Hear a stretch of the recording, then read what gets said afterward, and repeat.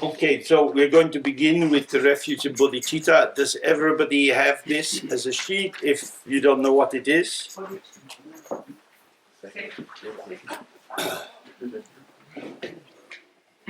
In the tradition, Tibetan Buddhist tradition, there are many, many forms of refuge of bodhicitta.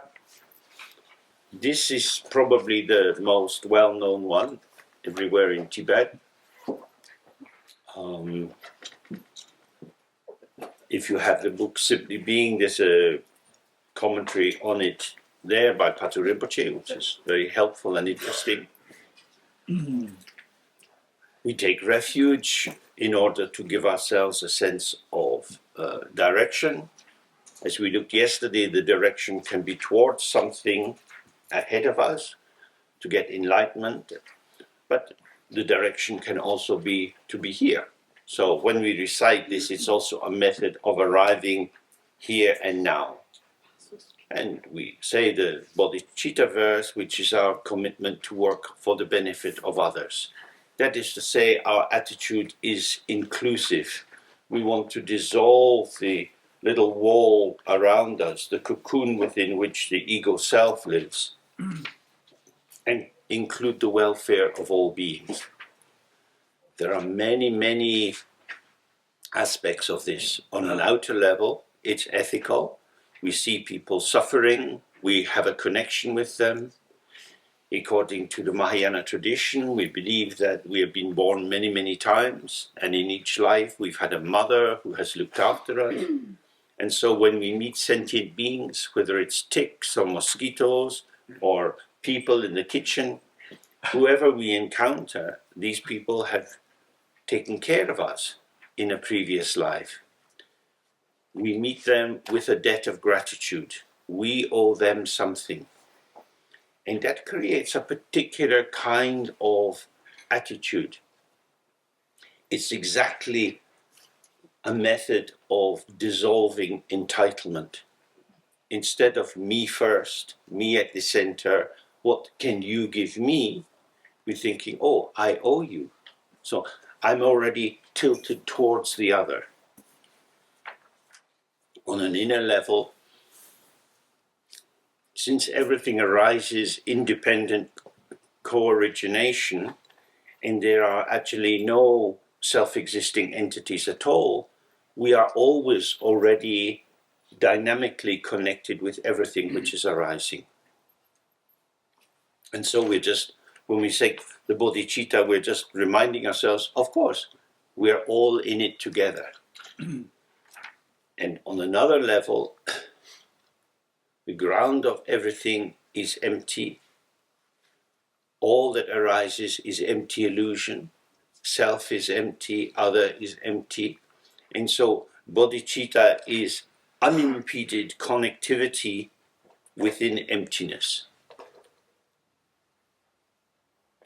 So that's very far away from our ordinary ego concern. It's useful to have a reminder.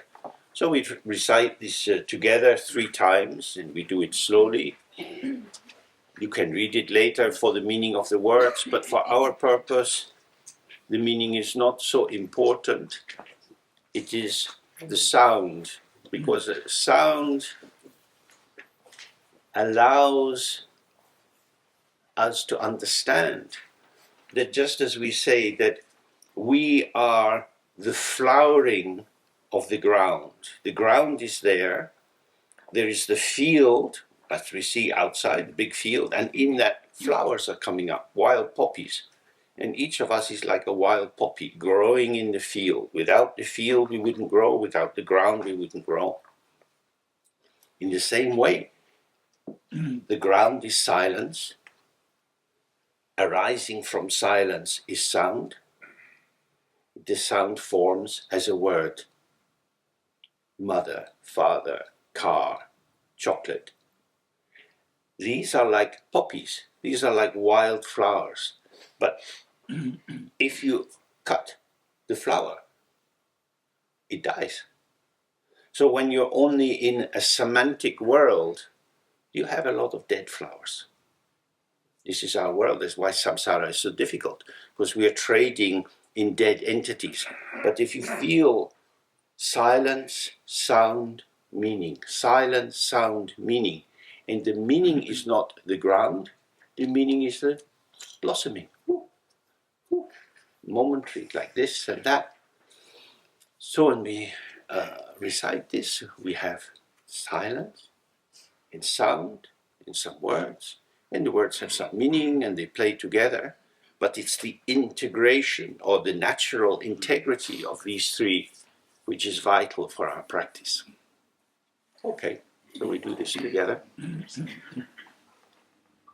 And you can visualize, if you like, a Buddha Shakyamuni in front of you, or Padmasambhava, or you can just do it with the space.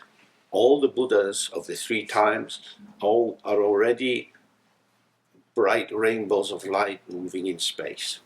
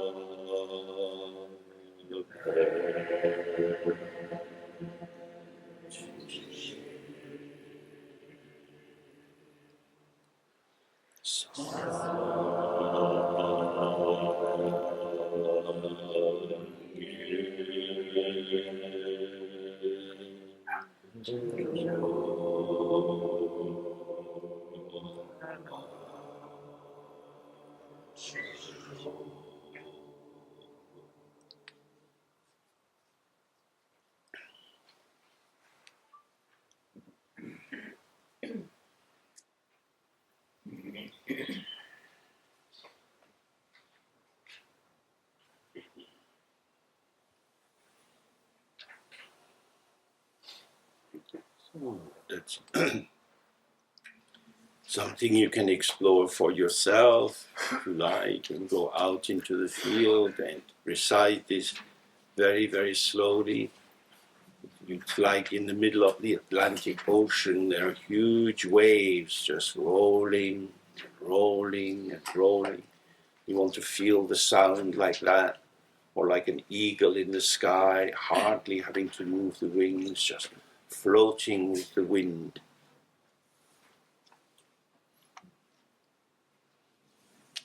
Sound is very important. We hear sounds all the time. The question for us is always, what is the status of the sound? What shall we do with the sound? Do we need to do anything with the sound?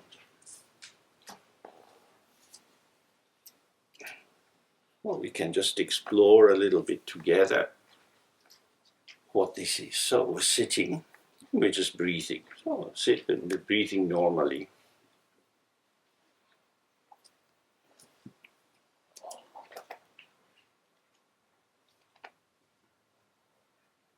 Breath is going in and out. Not much sound. So gradually, in your own time, you can start to bring a little bit more breath into it, aspirate it.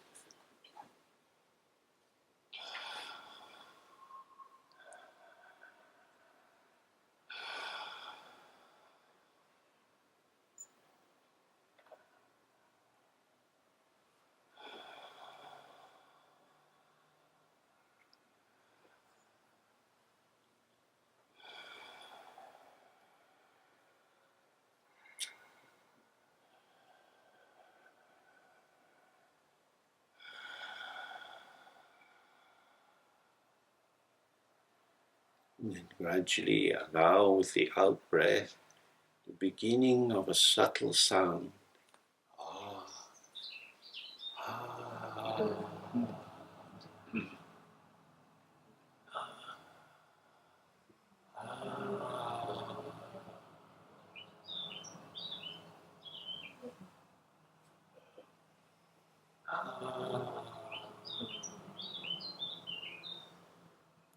Put a little bit more shaping into it.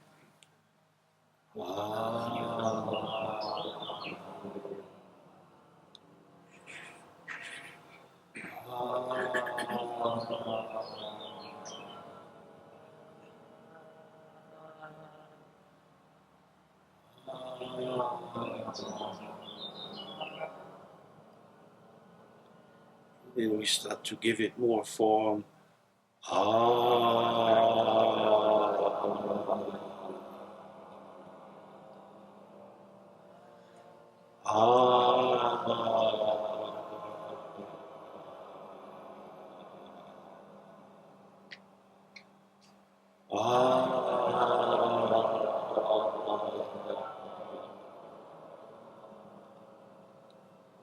And then adding more shape from the shape of the mouth.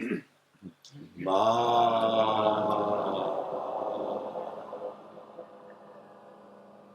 Ma.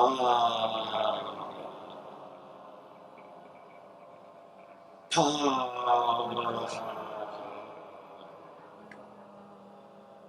Mama.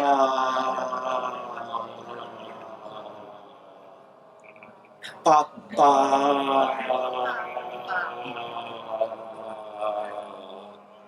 Kaka.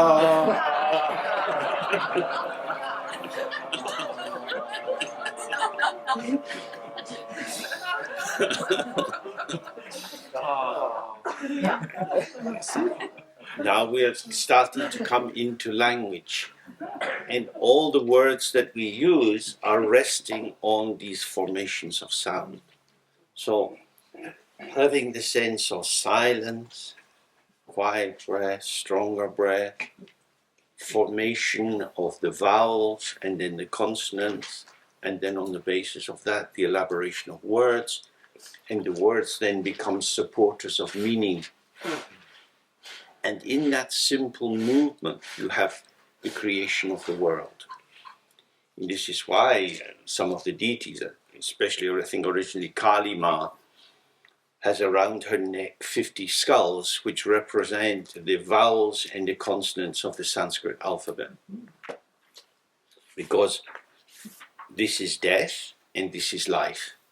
All sound goes into silence, but out of silence comes these sounds which give rise to the conceptual world. The conceptual world is an illusion, but without these sounds, it would be very difficult to support the ideas and the creativity. So what you can see when you go from this quiet breath into ah, and then something stronger, something more resonant and condensed, because you can start to feel it in your throat. This vibration is thickening. This is exactly what it means when we look at these 4 levels of ignorance, how space slightly thickens, like the wispy clouds that were in the sky this morning, and then there's a condensation. The cloud is just tiny, tiny little droplets of water, hardly even could say water, just like kind of steam. And as it thickens, then it becomes like a roaring ocean, and now we're speaking and the words are coming and you get moved around by the emotions. So the thickening of transparent thought, of clarity, of the inseparability of thought and emptiness, when the emptiness seems to become obliterated by this semantic involvement, I know what I'm talking about, that I feel the meaning of what I'm saying, and invested in the meaning, there is that density.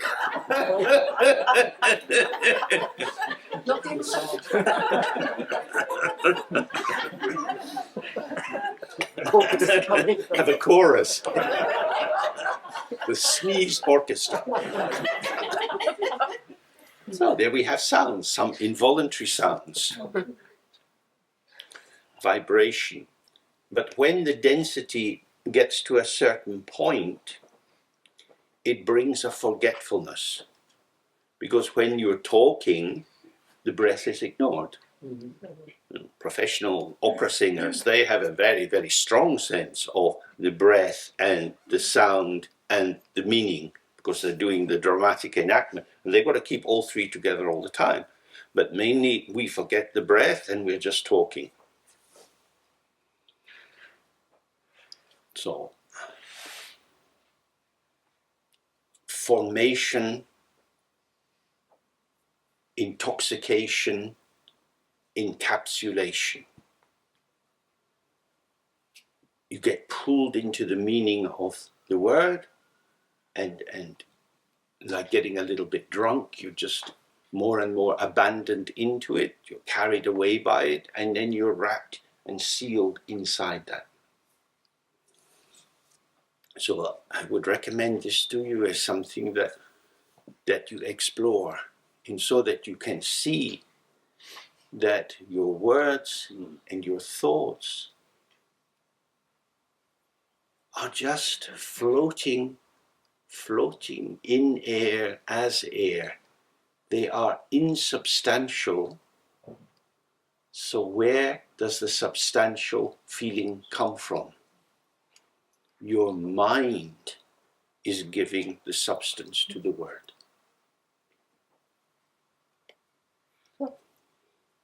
That's why I love being in Germany. You guys blather away talking this and that. Haven't a clue. I have no desire to learn any German at all, because I am already burdened by English and I don't want to add German onto that on top. So when you're talking, what you're doing is you are like Buddhas pointing out, James, conventional truth. Conventional truth.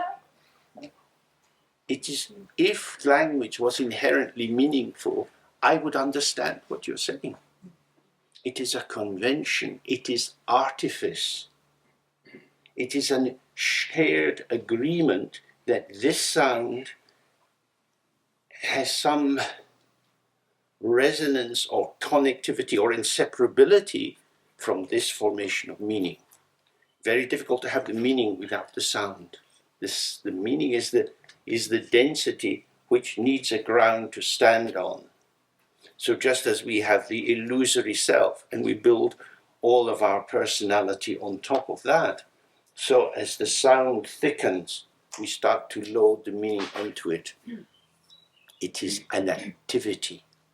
It is not inherent, but when you speak a language, it seems obvious and intrinsic and just a given.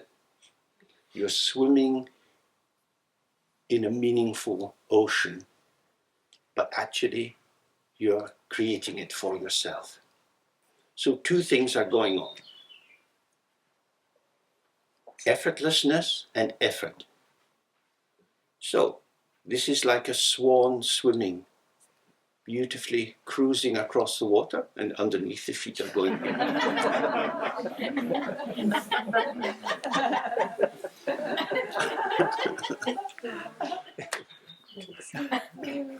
So now we're going to go in the other direction. We do the Guru Yoga of the white R, which many of you know. So in this practice, we imagine in front of us a white letter R, capital A, or the Tibetan letter R.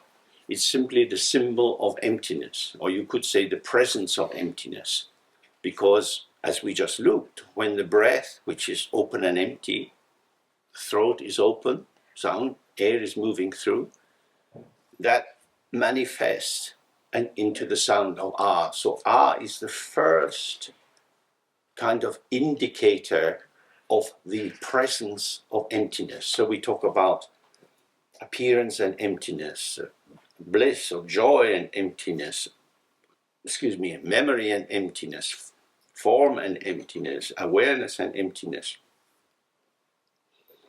So R is the point where emptiness and form in its most subtle form starts to arise. And around this is the rays of this five-colored light: white, red, blue, yellow, and green.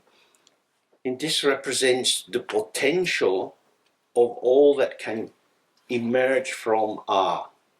So you have the potential of the five poisons, which we've talked quite a lot about already, and also the five wisdoms. So awareness and unawareness, clarity and obscuration are aspects of emptiness. Let me look. The ground is open, one ground, or rather the same ground, which gives rise to these two paths. If you see, if you are present in and as the open ground, then you have the five wisdoms. If you see the emptiness as kind of the enemy and you go to formulate something, what you arrive at is the five poisons. So the R is the potential for all of samsara and nirvana. So this, we imagine this in the open space, maybe 2 arms lengths in front of us. And together we make the sound of R, just slow and open sound, allowing it to dissolve. Then we do it again and again. And with the last sound of the R, as it goes into silence, this visualized R and the rainbow-colored light dissolves in space, and we're just sitting in space. So as we're reciting the R, all the echoes and tensions and preformations, the readiness to come into a particular formation, our tendencies, all of these vibrations we release into the sound of R. So just as we did R, Mama, so now we're doing Mama into R. All the formations of the world dissolving into the R, and then the R into silence. And then we sit in that open space, the unborn ground of everything. And this is called the Guru Yoga, because the Guru is the true nature of your own mind. Whatever you see is your mind. Whatever teacher you encounter is your own mind. They're not somebody else. There are no somebody else's, and there's no somebody you. Self and other are illusory forms within emptiness. So the true guru is the mind itself, which is the non-dual space within which the play of the binaries dance forever and ever. So now we did the practice.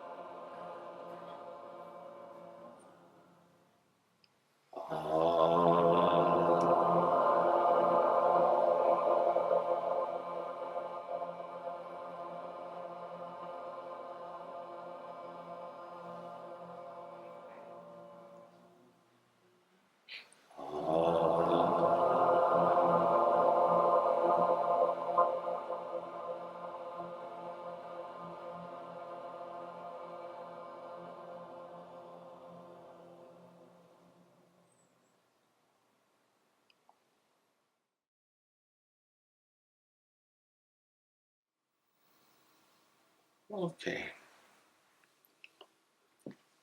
So if you're new to this practice, it's good to do it for 2 minutes, then bring it up to 5 minutes, do it a bit longer. But even very experienced meditators don't do it for too long. Because, as we see with the breath, breathe in, breathe out, breathe in, breathe out. So we have self-arising, self-liberating, self-arising, self-liberating. And we make the sound of ah into the sound, and then the sound goes into emptiness, just like a wave. And when you have the sense of spaciousness, then you start to notice that the thoughts and feelings and sensations that arise all have the same basic nature. They appear and they disappear. They appear and they disappear. And that when your mind is relaxed into space, you are the host. And these formations are the guest. And so we say, welcome, goodbye. Welcome, goodbye. They don't stay. What remains is space, Richtung, awareness and emptiness. Into this emerges all kinds of experiences. Some seem to be outside, some seem to be inside. You stay with that, and then you see, oh, what I take to be inside, a sensation in the body, some thought that seems to be me, and a sound outside, a bird, car, same nature, arising and passing, arising and passing. If I don't grasp it, it's gone. So when we looked briefly at these 4 stages of unawareness, we have the first seeming formation of something. Something is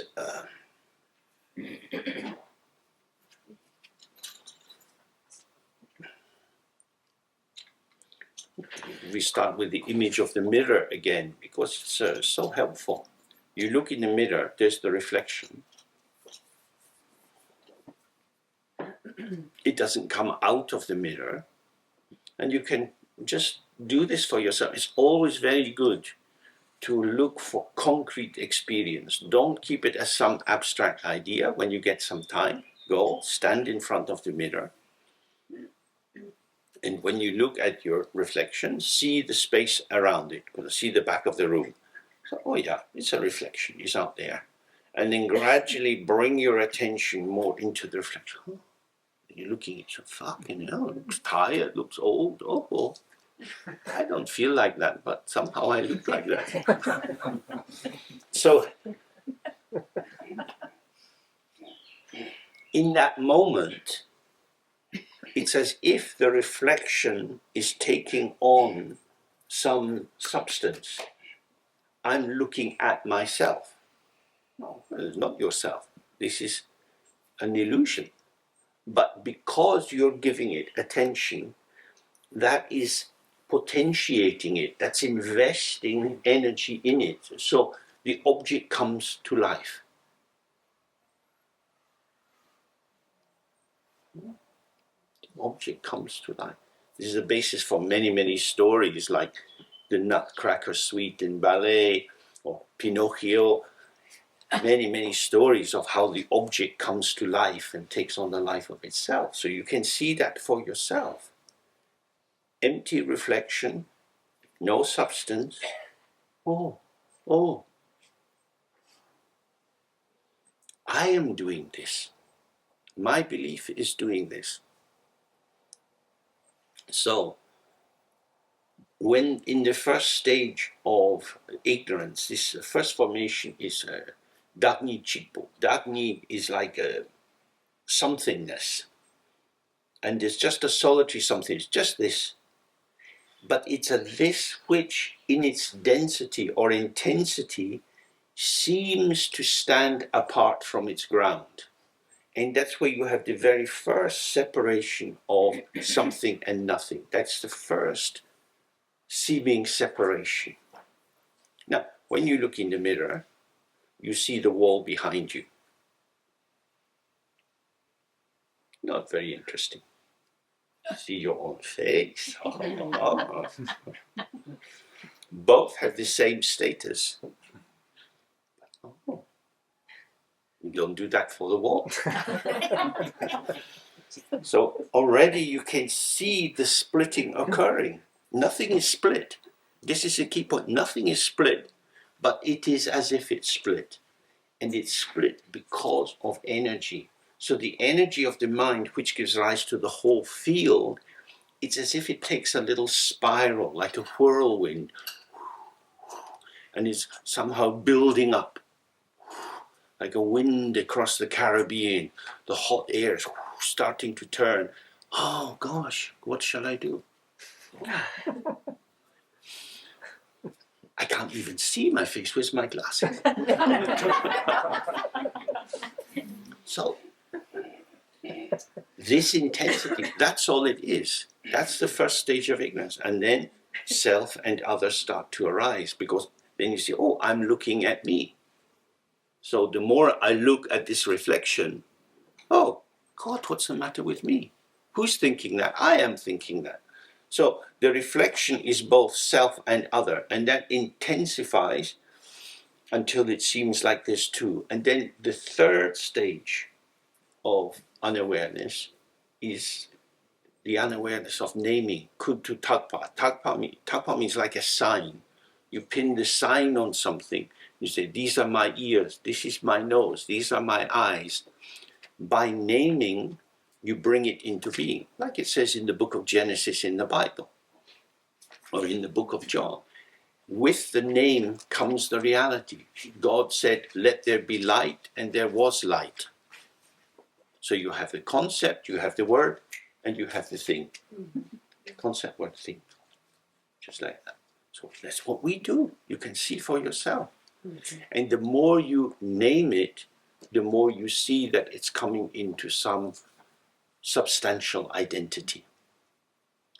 And then you get lost in the world of signifiers.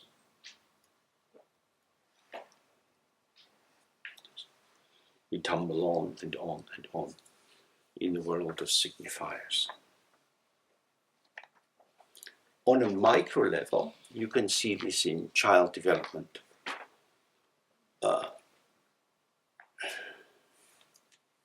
There's a very interesting and brilliant psychoanalyst and psychology researcher called Daniel Stern, who wrote a very interesting book, The Interpersonal World of the Child. And he describes 4 stages of development for the baby becoming an infant. And in the first stage, already starting in the womb, there is a sense just of an emergent self. That is to say, there's this and this and this. So the baby is completely in the moment of whatever's coming, but there's no formulation of the moment. It's just this experience, just this experience. It's emerging, emerging, emerging. And that's why it's quite easy to distract small babies if they're not too disturbed, because they just come into, they flow easily into it. After birth, from about 3 months on, depends on the baby, starts to be some sense of their presence. And that can be affected by how they sleep, whether they eat easily, and so on.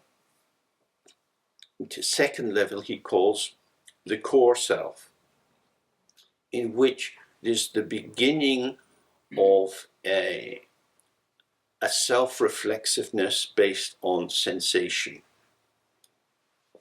So you see with probably a bit later, maybe 6 months, often there's pulling of fingers, pulling ears, and so on.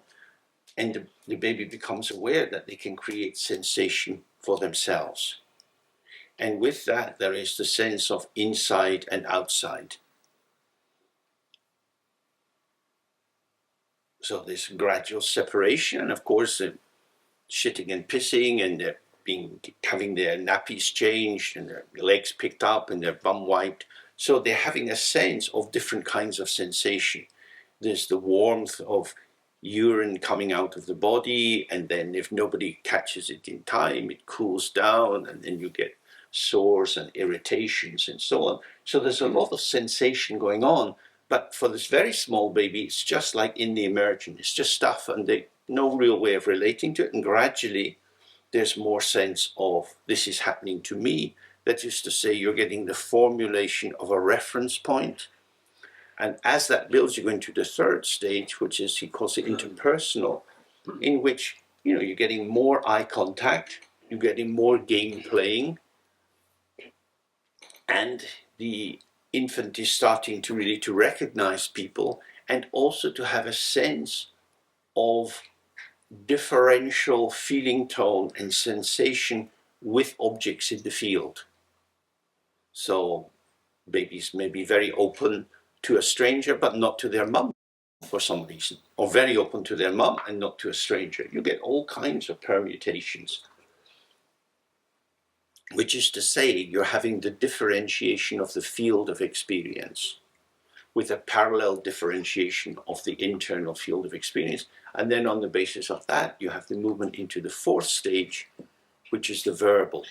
And gradually the child is coming into language. And of course, with language, you start as an object first. People talk at babies.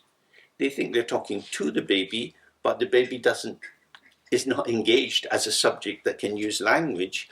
So when you look at the baby, oh, and so you're so pretty, and oh, you have lovely curls. What's the baby going to do with that? It gets the feeling tone, but as it's being wrapped in language and wrapped in language. So the objectification of the baby through language. You are a thing. You have these qualities. You look just like granny or granddad or whoever it would be. You are being taken out of this infinite emergent into being placed and located in the social world, the linguistic world, and so on. So when you come into language, you're already preformed to have the sense of things. And when you correctly identify something, is this your bowl? Yes, mate. Oh, yeah, that's your bowl. Affirmation, affirmation, affirmation, so that the concept and the object get merged. Do you want something? What do you want? No, you have to ask. No, don't point. Ask. Tell me, what do you want? Parents go through this again and again. Start with the concept. The concept tells you what the object is. So what you're doing is you're making a very profound link between phenomena and concept. In Dharma we go, backwards. Get away from that one. Because if it becomes too strong, then it all becomes merged in this sort of facticity of the solid, the substantial. Very, very useful way of, if you hang out with babies, you really see that. It's very, very profound. And of course, we don't really know any way to allow babies to avoid the thickening.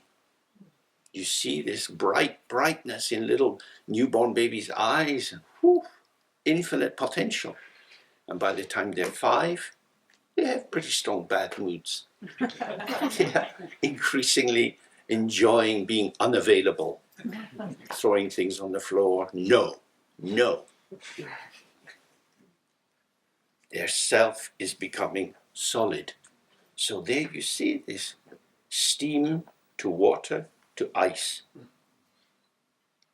Steam, water, and ice have the same nature, but when the water element manifests as ice, functionally, impactfully, it's very different from steam. So this is what we see in our lives. And we start as ice creatures. We are fragmented. We are into shards. If you break a block of ice, some of the edges are sharp. You can cut your hand. We all have sharp edges. We like, we don't like. So, seeing life as a process, seeing that the seeming givenness is not a given, it is arising in this formation due to causes and circumstances. And if the circumstances change, it will not be like that.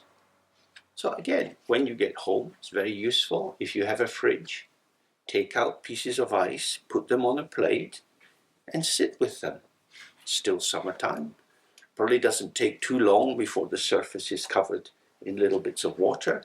And after 15 minutes, it's really dissolving due to causes and circumstances. Due to being in the freezer or the fridge, we have ice. It is ice because of causes and conditions.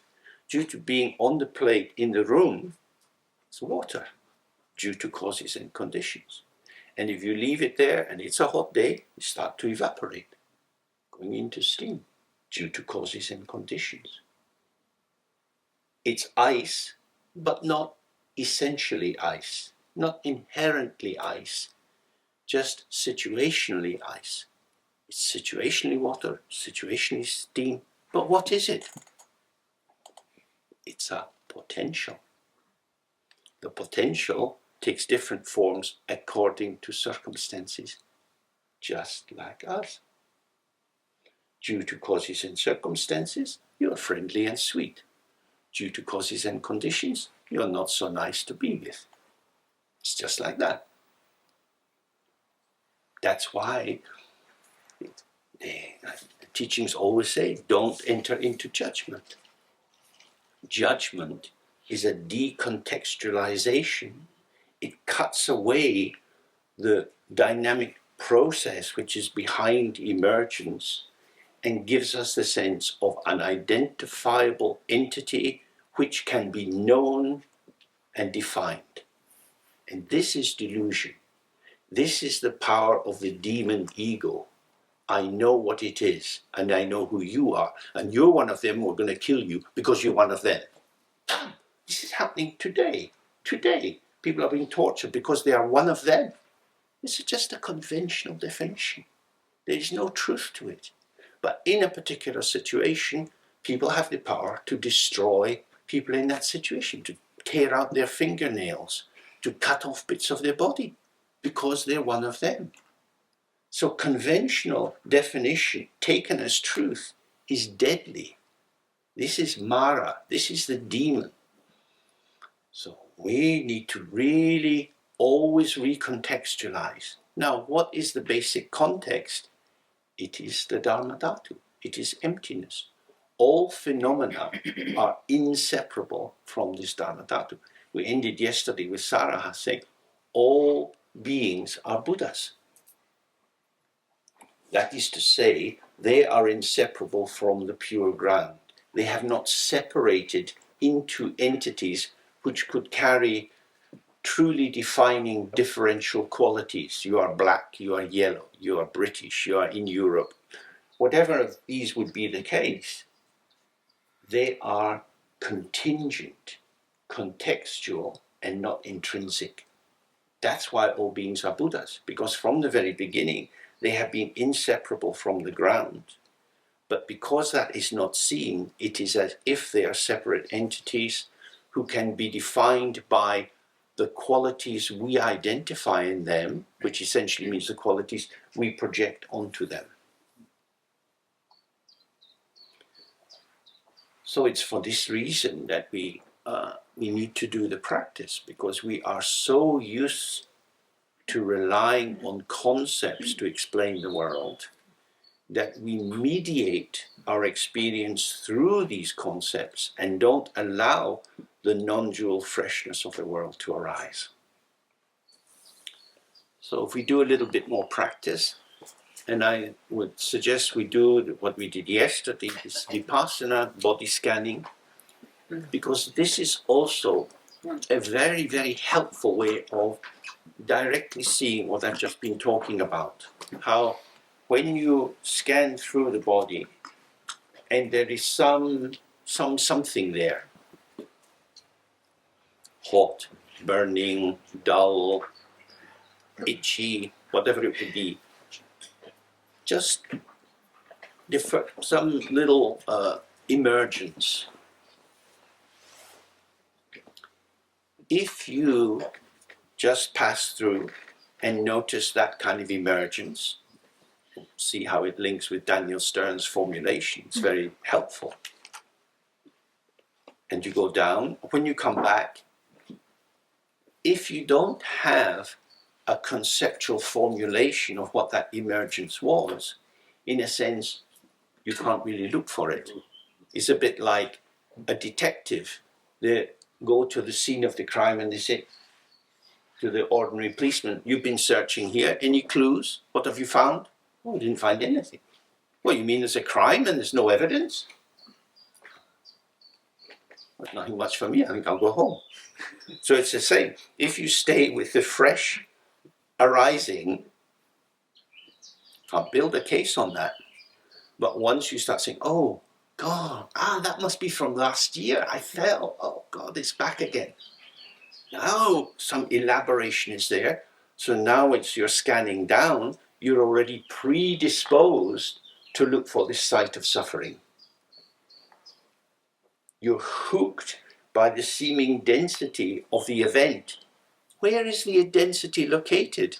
Not in the poor little emergence, but in your projection. Like the parent telling the baby, "Oh, sweetheart, you've got such lovely eyes. Oh, oh, oh." This is the mind solidifying and enriching the emergent.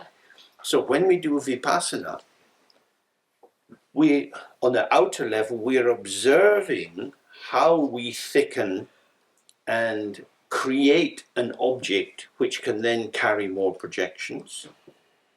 And the more we can release ourselves from this tendency, we just see this emergent field. All kind of little micro sensations are arising. Some seem to be kind of internal proprioceptions, some seem to be on the skin. Up and down. Oh. This is a dynamic system which sends out lots of little signals. They're not signals to me, they're just, this is the life of the body, tightening and loosening and so on. Up and down, up and down. Is it significant? If you signify it as significant, it will be significant. The meaning comes from the mind, not from the emergence. That's why we do the Vipassana. If I don't thicken it, it's not thick. So even if you get a very strong pain, what does it signify? Don't think about it. Go to your local doctor. Let them think about it. They've spent years training. They will formulate it with expertise you don't have. Worry is a waste of time. Our life is short.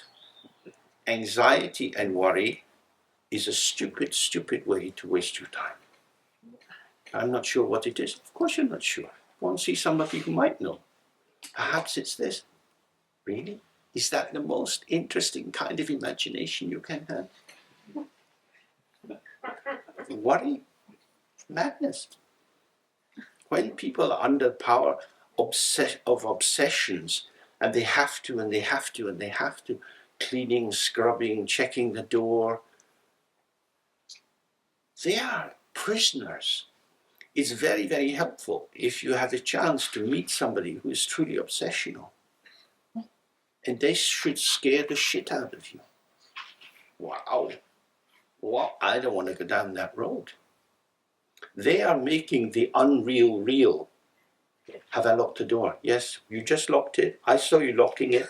We talked together, you've locked the door. No, I need to check. Why do you need to check? I just need to check. Now, what's happening there is the arising, over-invested, anxious thought is displacing the integrated memory of I turned the key, the door is locked. There's a hiatus or a tear which occurs in which the felt embodied memory of having walked to the door, put in the key, turned it, locked it, that happened, the anxiety arises, oh, I need to check. So it's a disruption of the containing continuity of the formulation of I know what has occurred. So that's a terrible, terrible state to be in. So what they're doing is they're adding a thought to something that doesn't need to be thought about. Job done. So that's a very rough outer form, but on a more subtle form, when we do the Vipassana, and something's there, when you add thought, this is just a subtle form of the same kind of obsessionality.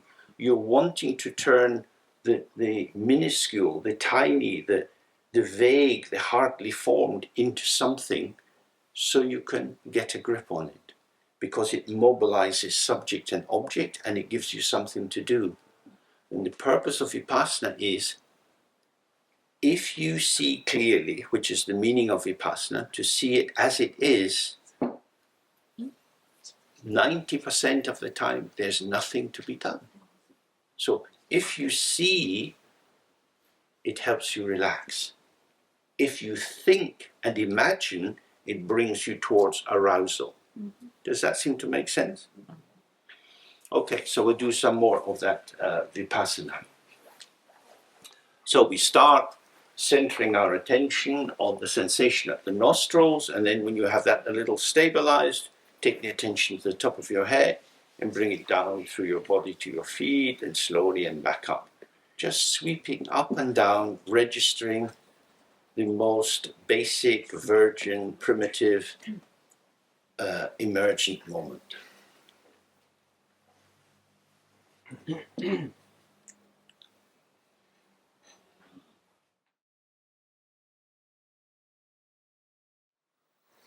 Okay.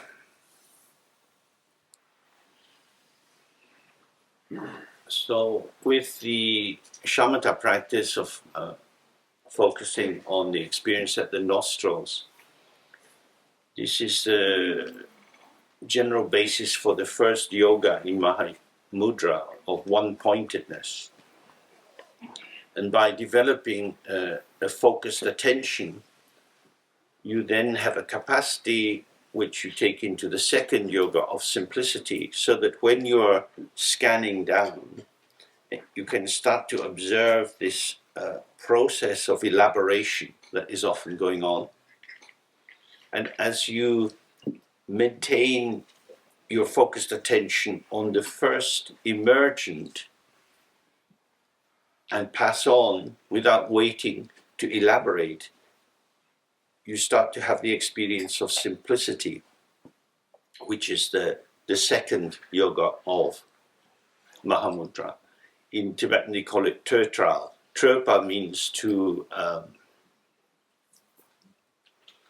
elaborate across a spectrum of duality. So, for example, there is only one thing or many different things. So you can reduce everything to one thing. You can say everything is made by God, or everything is emptiness, or you can get into the details. If you say everything is emptiness, it's a bit extreme, because then you can't account for what's going on. Because if it's just empty, there's no movement, but there is movement. And if you say, oh my goodness, there's all this and that, and it's so complicated, you have another polarity. So elaboration arises by setting up either or points that we touched on yesterday, the polarities, the binary oppositions, which seem to be mutually exclusive, but actually which stay unified. High, low, good, bad, right, wrong. They're just like twins. They can't escape each other, and yet they somehow reject each other. So it's a dynamic pulsation. And when you stay with the simplicity and you just think this, nothing to do.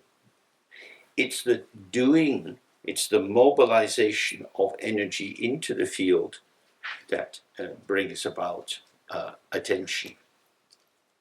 So if we link that back to what we touched on with the account of the creation of karma, the foundation is duality. I'm here, you're here. I have the second level, which is an intention towards you. And on the basis of that intention, I go into an action. I steal from you, or I give you some lovely flowers. And then the fourth stage is I'm happy that that occurred, and that gives the kind of validation to it. The second one, the intention, is dependent on attention. So here we are, seemingly in our body as ourselves, moving around, and our attention is caught by something. And very often that gives rise to an intention. We see something. So when I went into the room where the food served, there was a little spoon on the floor, and I picked it up and put it on the shelf, and someone else took it somewhere else. So I just, as soon as I saw it, I did something. I didn't have to do it, but somehow there's a quick mobilization. It is as if I should do something, because that spoon shouldn't be on the floor. It should be available for use, and maybe now it's dirty. When you see yourself in that situation, even if you're being helpful or kind, you're somehow under the power of necessity or obligation, and the wheels are turning. So with this vipassana, we're trying to have attention without intention. Mm-hmm. The intention goes into complexity, because the intention is always a linking. I should put this spoon where it should be. So that object and me have an energetic connection, either approval or disapproval. Oh, we just noticed it's there.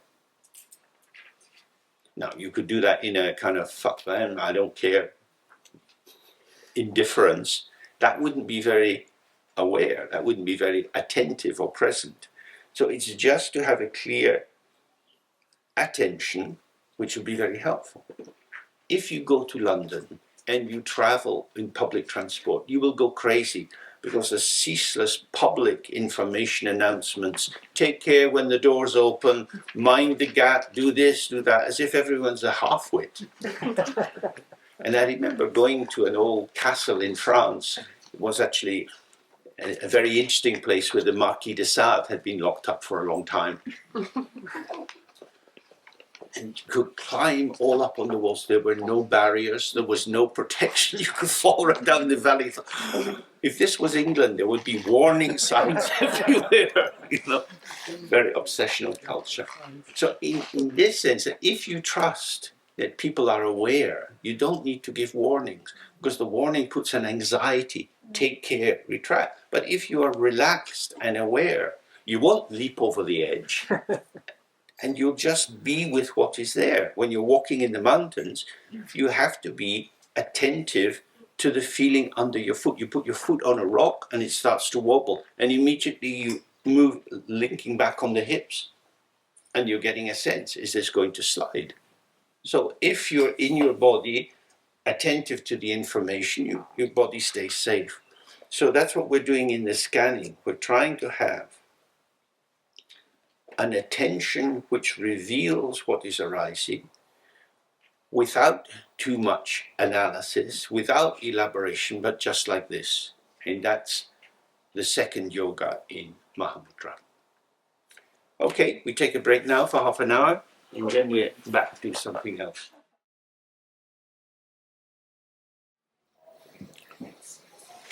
Oh, one way to think about this first stage of unawareness is that it's a kind of trauma situation. Something happens, then it's gone, especially it's gone into oblivion, but it seems to leave a trace. And we see the mental process begins with trying to make sense of what has happened. So that's a movement into the past to try to establish a reason for the present experience, how I'm feeling now, which then becomes potentially protective if I can move that into the future to try to make sure it doesn't happen again. And a lot of anxious preoccupation operates it that way. Two main choices then occur, that one should be anxious and a little bit hyper-vigilant, which is problematic in itself. One's over-prepared, over-aroused, or one becomes complacent. One becomes, oh yeah, this is how life is. So, for example, when we read the descriptions of life in the God realm, particularly in the sensuous God realm, the God realm of desire, you have a lovely body, there's music, there's all kinds of pleasure available, and it lasts a very, very long time. So, this is me, this is my world. But they say 7 days before your karma of being there is fully exhausted, the flower garlands around your neck start to rot, your body starts to smell very bad, and people start looking at you, whoa, stay away. And so you're shocked, you're afraid, and you become very, very lonely. And they say that in that 7 days, there's so much pain and confusion and suffering. It's like 1,000 years as a human being. And then you plunge into another realm, but you're falling from a state of confusion. So complacency is very tempting, because we want to predict that tomorrow will be like this, today will be like this, I know how it's going to be. And when there's some kind of tear or interruption or blockage, instead of it simply being a diversion, that I thought I was going that way, but now I'm going this way, it is as if the block is something you bang into and you get a reverberation. So on the Saturday morning when I went to the airport, and I put my piece of paper with the code for going through, and the red cross came up. And then the red cross came up. So I went to the lady and she said, oh, let's try here. So she tried again. She said, oh, you have to go over there. What the fuck? Da, da, da, da, da, da. And then they said, oh, the flight has been cancelled. You have to go to that office there and they rebook you. So then I had a long wait there. And there's a kind of disruption. It's like, why is this happening? This shouldn't be happening. What is this going on? And then I'm standing in the queue and I'm looking, and all these passengers are walking by. people in paradise, unobstructed in their lives. And I'm in this queue with these sullen, angry, sad people. Everyone's looking at the ground. Nobody wants to talk. And we're there for 4 hours waiting. It was a very slow queue. One person and dealing with all of us. So you go from ease, please come this way, to absolute fucking contempt, you know. In 1 second. Untermensch, lower class person, Fakowski, go and die in a corner. Yeah, and it's really like that. Suddenly you're somebody else. And this, of course, happened with the Ukrainians. They're there in their lives. This is how I am. And whoop, they're in another world. And so the middle way is not to be fearfully agitated, trying to work out what will happen, but also not being too stupidly relaxed, too at ease. Oh, this is how it is. If you awake to time as here and now, this is how it is, yeah, this is how it is. Now, but once you think this is how it is and it spreads out, then you become stupid because you don't see the waves coming. Yesterday, some of us were talking about the messages that had been coming from Mr. Putin. He had been saying for years and years, I'm going to change things. He announced his intention very strongly. And then he acted with the invasion into the eastern Donbass and into Crimea. And still people think, oh, it'll be okay. It'll be okay. It's a kind of elective blindness and stupidity. And so when we think about the 5 poisons, this sort of stupidity is an aspect of the first, opacity. Or when something is opaque, you can't see through it. Or you don't even allow it to come through to you. So there's a lot of evidence about situations, but we disregard them. This is why in the Buddhist texts they always say, you're going to die, you're going to die. Because we don't want to know we're going to die. You're a human being. You don't have a set lifespan. You don't know when you're going to die. Now, that's not designed to make you anxious, but to, in a sense, awaken from this erroneous, deluding prediction that tomorrow will be like today, and I got plenty of time, and it's going to be easy, because it may not be easy.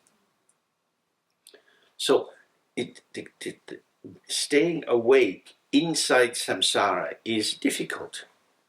If you open your eyes too wide, you see too much and you get afraid and then you go unconscious, or you don't open your eyes enough and you imagine it'll be okay and maybe it won't be. So there are signs.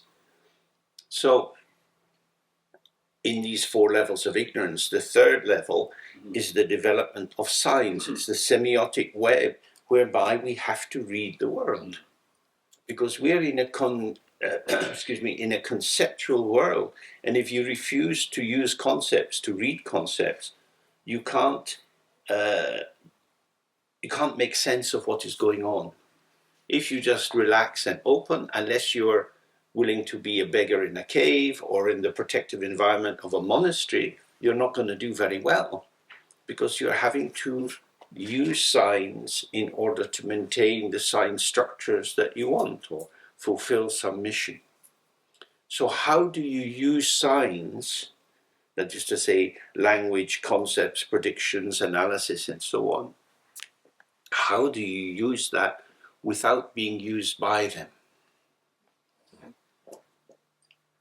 That's quite difficult. One of the big ideas that was around in deconstruction in the 1980s was the idea we don't speak language, language speaks us. That the structures of grammar move through us. This was an idea arising from the work of Chomsky. Language is structuring our world. Or Lacan would say the unconscious is structured like a language. Its own rules manifest. So every speech act is the flowering of a deep structure, and you're not in touch with your deep structure. And if you don't see that cause and effect wave, you just have the result, And because it doesn't seem to have a cause, it seems to be self-existent. Oh, this is how it is. So when we see that I am speaking now, and I am speaking according to the laws of English, I'm not just doing any old order of words because I'm not consciously structuring it. The deep structure of language is embedded in the psyche in its early formulation. So, especially with the mother tongue, you get predisposed to particular structuring. You say a small child can learn any kind of language, but once you're into your mother tongue, that structure becomes a kind of template against which other languages develop, and they become second order languages. They're slightly more conscious. This is important for us to think, okay,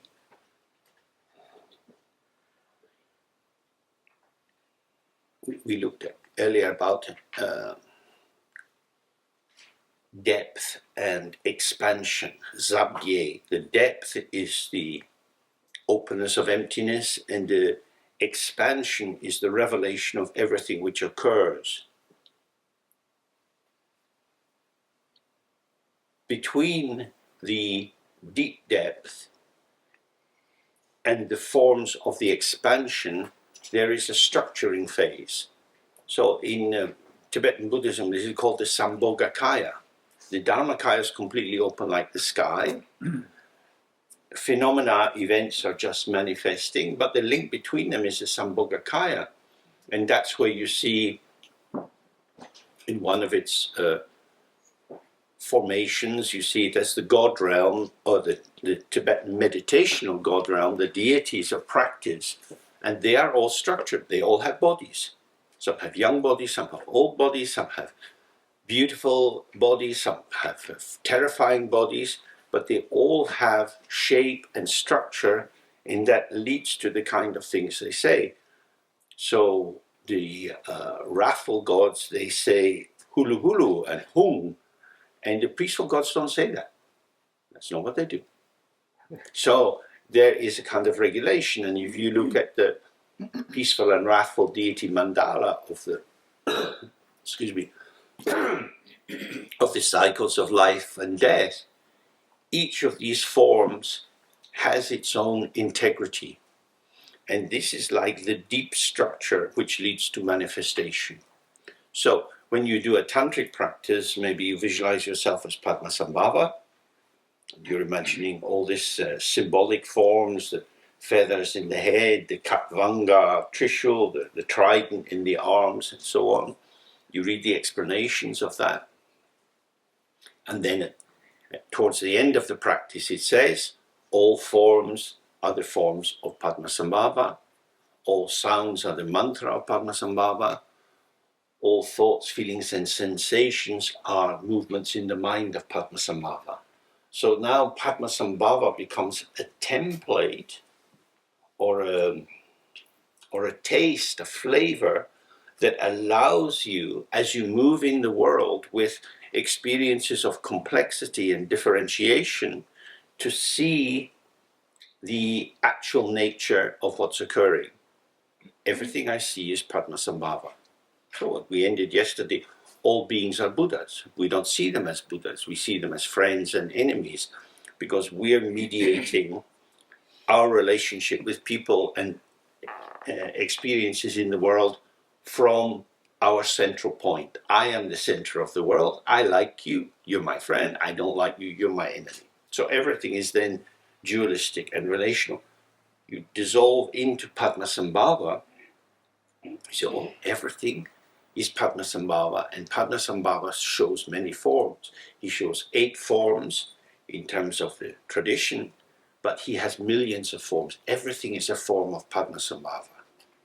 So as your mind goes into some kind of lock-on, some kind of knotting around your reaction to something, maybe you have difficulties in your relationship or at work, and you find yourself constrained and tied in knots and ill at ease, Oh.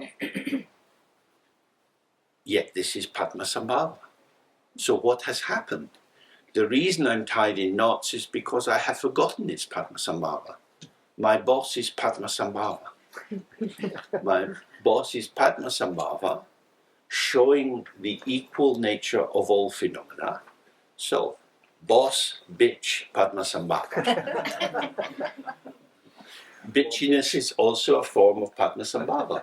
Nastiness, cruelty, jealousy, exploitation is also a form of Padmasambhava. The torturers in the Ukraine are Padmasambhava. The murderers and rapists in the Ukraine are Padmasambhava. Now, that's hard. That's hard because there's a bit of us that says, no, this is not right. They shouldn't do that. That is cruel and unkind. Unkindness is part of Padmasambhava. We go back to Kuntuzampo.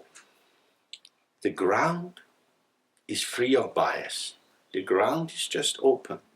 Arising in the manner of a dream are these two pathways, seeing the ground or not seeing the ground. When you don't see the ground, you start to imagine. Your imagination then moves in the direction of self and other, friend and enemy, good and bad. And this is mental construction. Everything is empty. This is not to say that people should torture, people should rape or murder. That would not be good. But it happens. What is its status? And this is very important in terms of, in terms of trauma. Things happen in life. Horrible things happen in life. Horrible things have happened to some of us. I have had all kinds of difficulties. The difficult situation is an event. It could last a short time or a longer time. If it lasts a longer time, it's usually pulsations of impact, not continuous. Something is happening. What is happening? This happening to me. And then gone. And then gone. But it doesn't go because why did that happen to me? That shouldn't have happened to me. And you take up a position with regard to what has happened, feeling it shouldn't have happened and how dare they have done that, and that is outrageous. Which may well be true, but it doesn't stop it happening. So what has happened, the relation of subject and object, or self and environment, has shifted and tilted.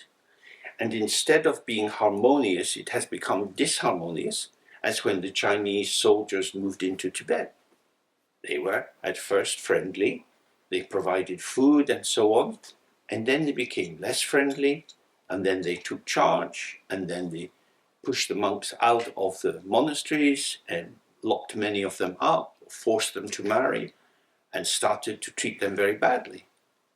They were reforming that culture. And then they had all this in the Cultural Revolution, these public trials and people having to confess to crimes and to indicate that they had been enemies of the people.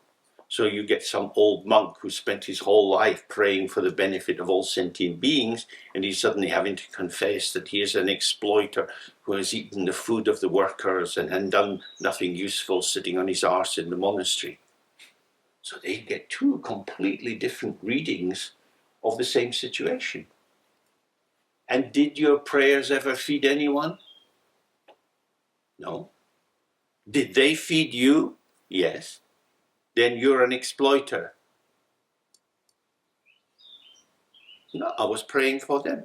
Did your prayers feed them? No. But you ate their food? Yes. Then you're an exploiter. That's a hell of a shock.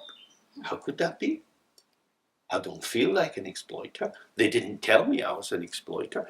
But now, yes, I am putting the light into your eyes. Oh, and that happened a lot. People would challenge again and again and again. And of course that was terrible. But what you see there is the crash between ideological positions, between views. And if you don't know that your view is an illusion, even if it's a beautiful view, then you've lost contact with the Dharma. It is Nang Tong, it's appearance and emptiness, idea and emptiness. So traumas tend to occur when we have fallen asleep in the seeming truth and validity of our situation and forget that it's caused by cause and effect structures.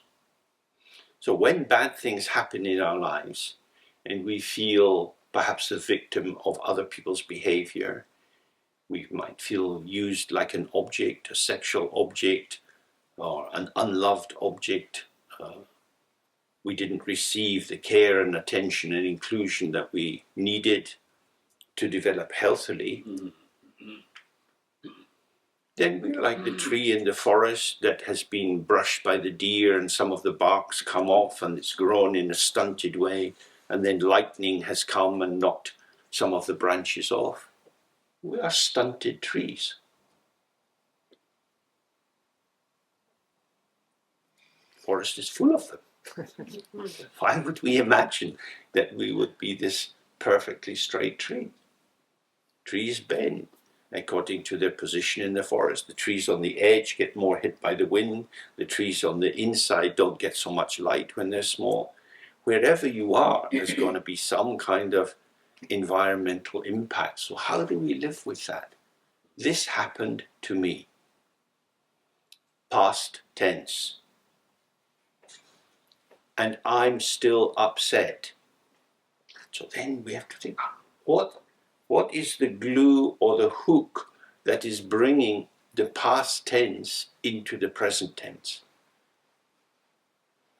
Am I stupid to feel outraged that this happened to me?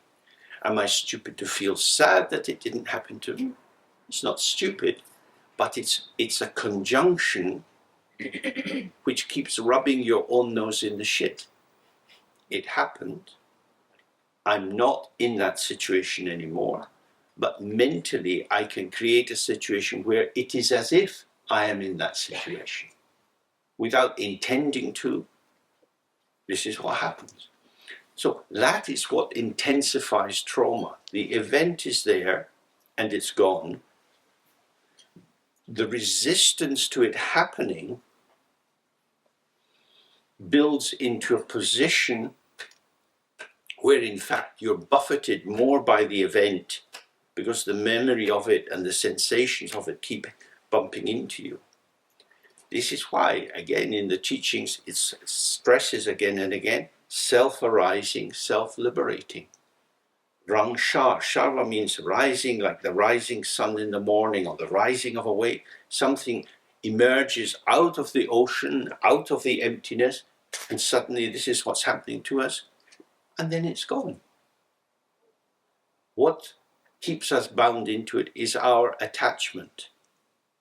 Our sense that this world should be rational and meaningful, and good people should be rewarded, and bad people should be punished.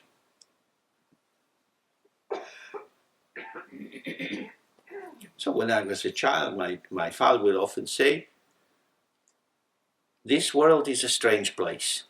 And he said, the ancient Greeks, they used to say, those whom the gods love die young. Interesting idea. They don't reward you with a long life and, plenty of nice food. They take you up. You're good, we'll have you. Irrational. We don't have the game plan. There is no game plan. It's this unbelievably complex matrix of karma. Horrible, horrible people, dictators from Africa who've stolen half the money of the country are living in the south of France. France has an enormous history of protecting dictators. Why? Because when they come, they bring their money with them. Yeah, Britain's good at that. We bring all these Russian oligarchs, come to London, come, buy a big house. Come. You're shit and we love your shit. Because as Freud said, shit and money going in the same direction. It's like that. So, why can't I let go? Is memory in the body? Some people say it is. Is memory in our speech? How we run memories, verbal memories in our mind? Is it in the mind? What is trauma? Because if we go back to how I began this little section, if we imagine that the development of unawareness is itself a kind of trauma, the mind is open and there is the sudden emergence of a somethingness, a someoneness.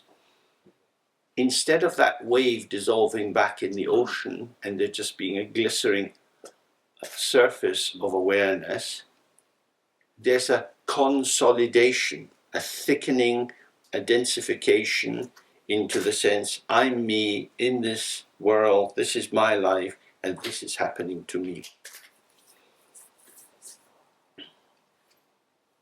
We can't release.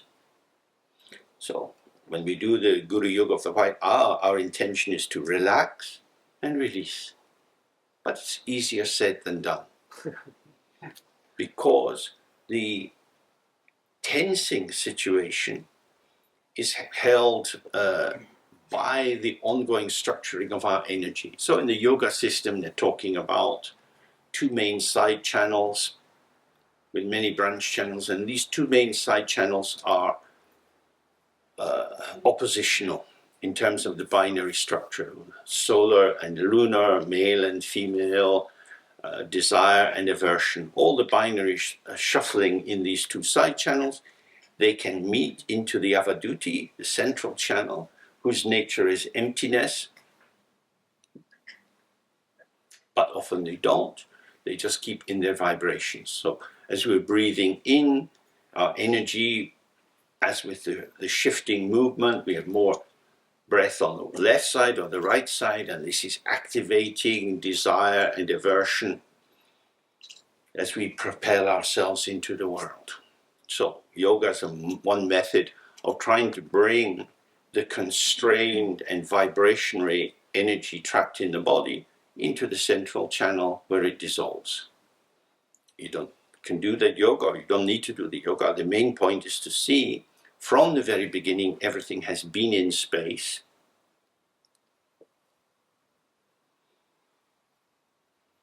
Movement in space. Movement of space, in space, as space. Movement of space, in space, as space. It is always empty. It is always empty. But we become attached. Attachment arises from unawareness of emptiness. If you, like the text say, if you cut the root, everything is free. If you pluck the leaves off a tree, it may or may not die. If it's a big tree with a lot of leaves, it takes you a long time to pluck off all the leaves. Or you trim the branches, but next spring things are growing. Even you cut it down to the stump, like at the front of the house, something is cut right down to a little stump, and now little new shoots are coming up. You have to cut the main root, the taproot, cut the root, take the root out, extirpate, and then it's not growing. What is the root? The root is ignorance and duality. I am planted in this, but the ground is emptiness. Emptiness doesn't support anything substantial. So it is the delusion of substantiality which is the basis of all trauma resonance. So we have to return to emptiness again and again. Because there's so many forms of therapy now for dealing with trauma. But they're not enormously effective, because what is the root? The root is clinging to I and me. This has happened to me. What has happened? Illusion has happened to me. When you believe in illusion, it becomes delusion. Now, of course, you can't say that to most people because they feel upset. They say, it wasn't my fault, I didn't ask for it to happen, they did that to me, it's not fair. There is this famous Theravadan text called the Dhammapada. And I translated it from Tibetan with Sia Lama for an edition in India. And it has a verse where it says, "He beat me, he hurt me. With words and thoughts like this, anger never ends." Now, you may feel that you're giving an honest account of what happened. He beat me, they did that. Every time you say it, every time you think it, you're tightening, it's not fair, bastard. Either you go into depression and collapse, or angry arousal that doesn't change anything. So, Buddha is saying, because these are the collected words of the Buddha, Buddha is saying, it's gone. It's gone. Who beat you? Ignorance beat you. Anger beat you. In the mind, from ignorance or unawareness, there arises dullness through which somebody sees you as the enemy, then they feel anger towards you, then they beat you. The mind beat you. Whether you say it's your mind or someone else's mind, the movement of the mind brought that event, which is now over. Look to your own mind. This is why I say, don't blame people, don't blame yourself, don't judge people, don't judge yourself. If you open to the unborn ground, that is the profound healing. That is the great medicine.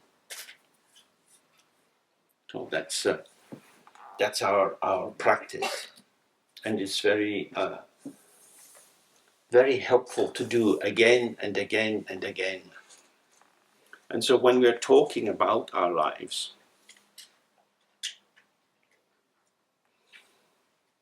especially if something difficult has gone on, you can talk as if you're looking through a microscope and you go into the details, and it becomes a lot. Or you can talk as if you're looking through a telescope, far away. So we could say, this happened to me, coming towards the microscope. Tell me more. How was it? How did you feel then? That must have been very difficult.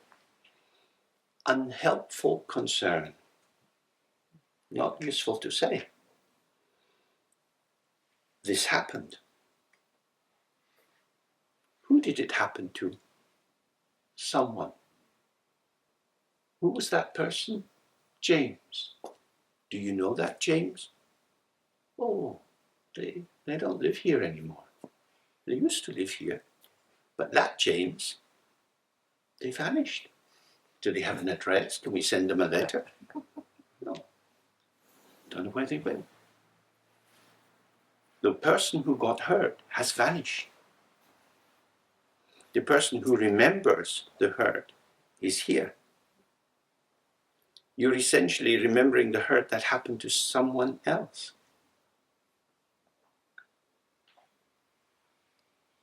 A mental structure, an invention, an imagining. Now, it doesn't sound like this, and if you're in touch with a lot of trauma, I mean, no way insulting your situation. What we're trying to say is, it is the fusion and the attachment into that situation, the identification that pulls it into the present. And it's actually in the past. It's in the past. We can pull the past into the present, but it's not really in the present. It's an illusion in the present. I can remember going to the movies and seeing films, and I could tell you a bit about the film, and it would be as if the film was happening now, but it's not happening now. That is as if. As is the actual fresh moment. Here, gone, here, gone, here, gone.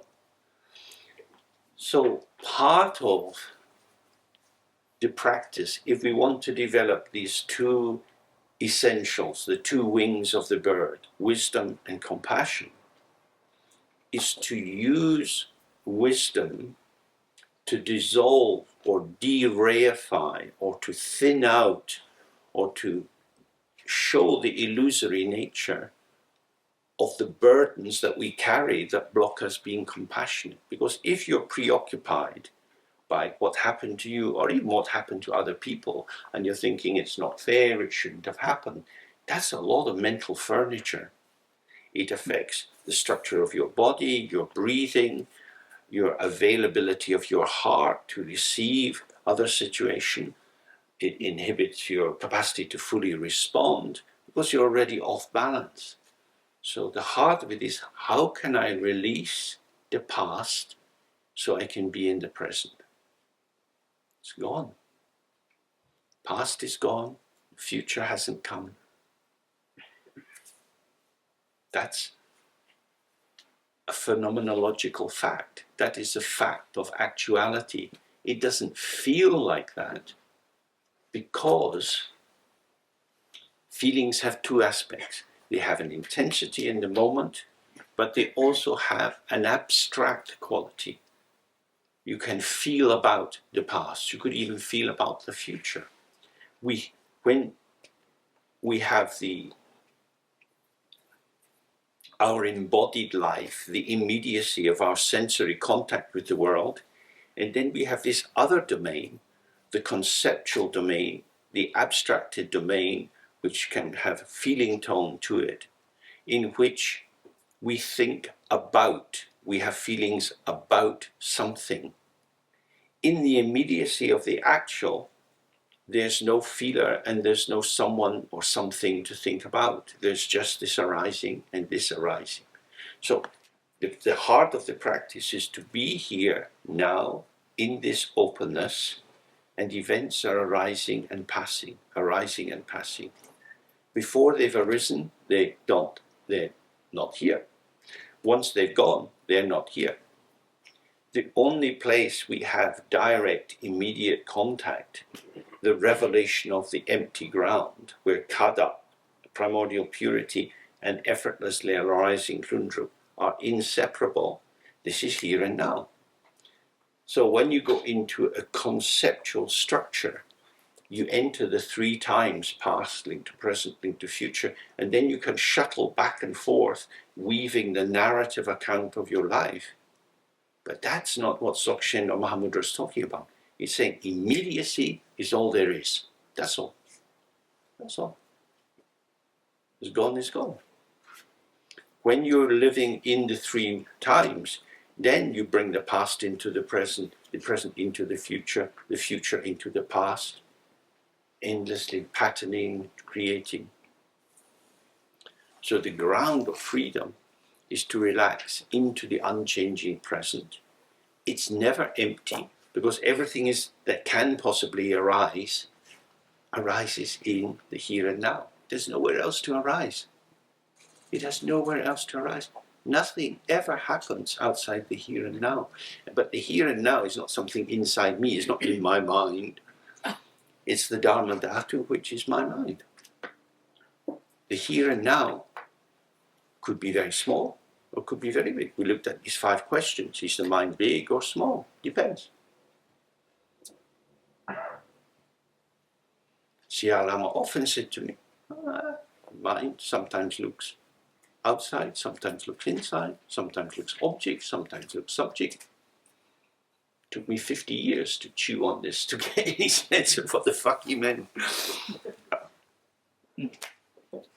But that's what we have to do. We have to chew on it. Go back to these Dharma teachings again and again and again. And gradually we see, everything I see is my mind. That's what he said.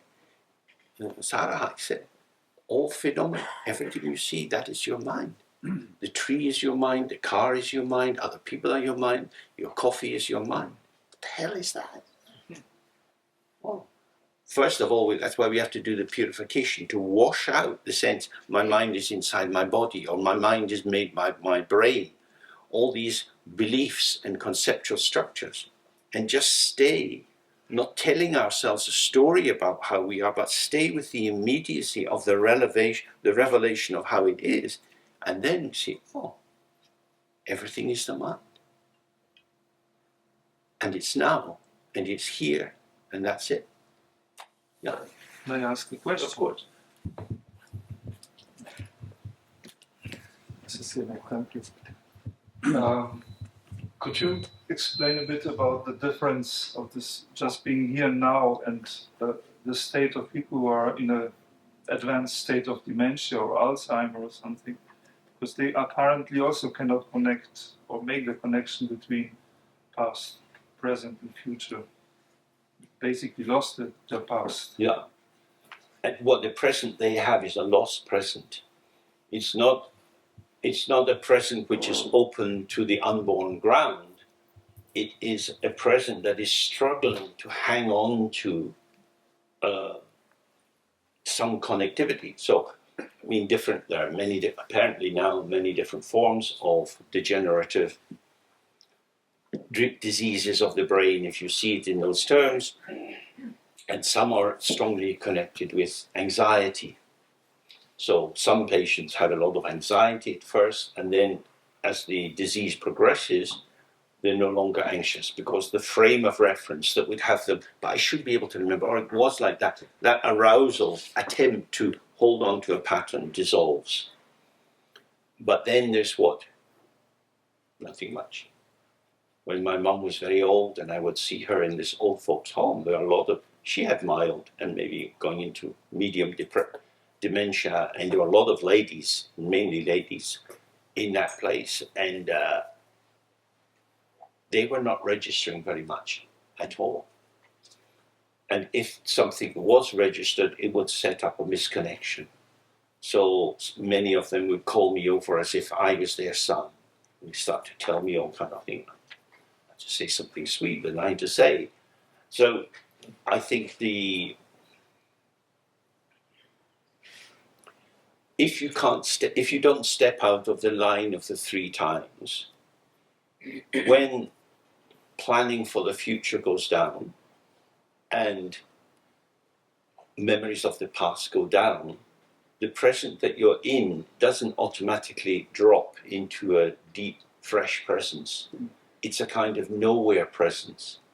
So you might be being fed and somebody's putting the spoon in your mouth, and you might react to it with pleasure or displeasure. And the nurses who do that have to be very gentle and careful, because the person is not able to process what's happening.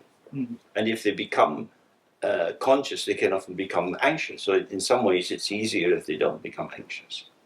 They don't become conscious.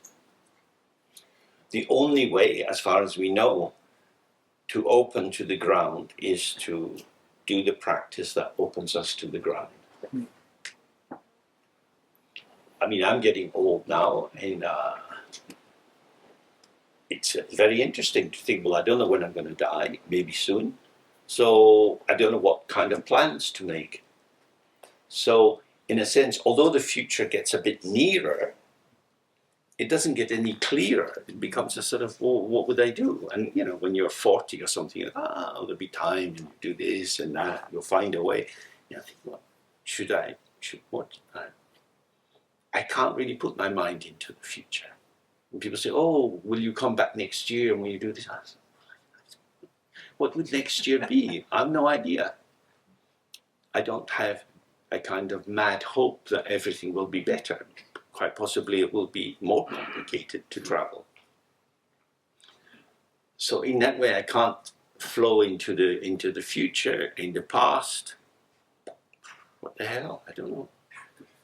Maybe I should have done other things in my life. I have some sadness, some regrets. Start swimming in that stagnant pond. It's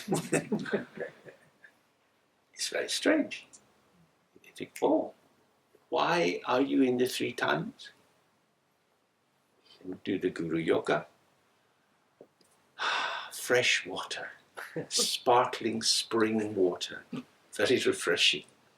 And then you fall into the 3 times, the international sewage system. They are very, very different domains.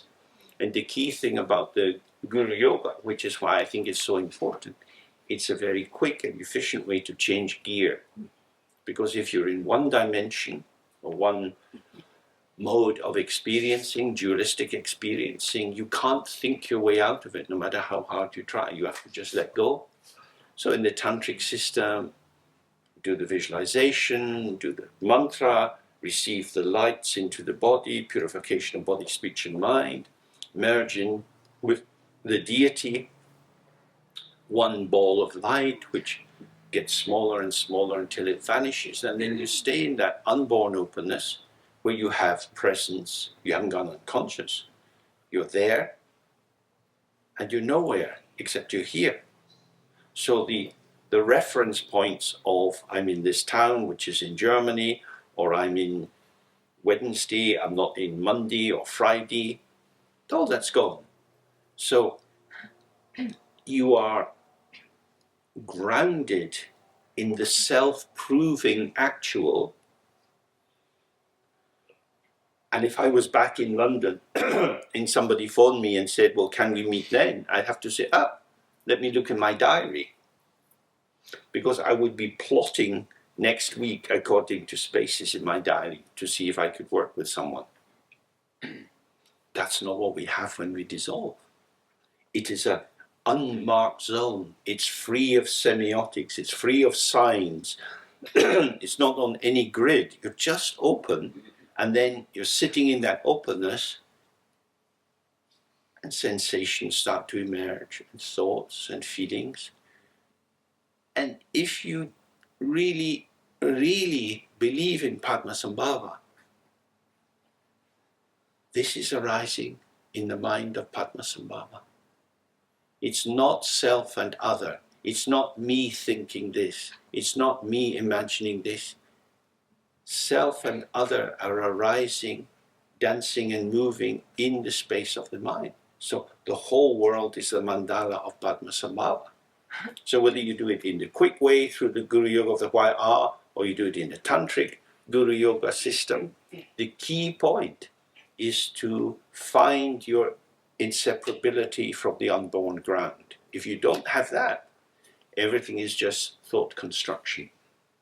So that's why we do that again and again. In fact, let's do some Guru Yoga now. Mm-hmm.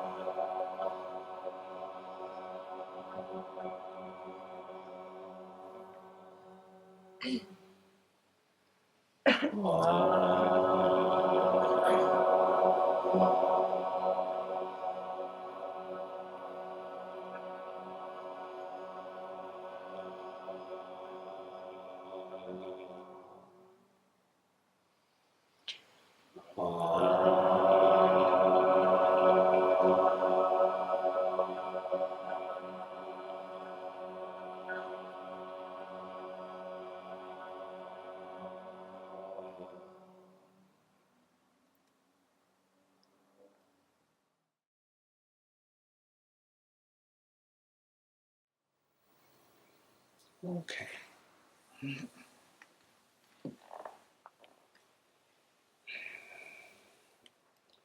We just go back to the text.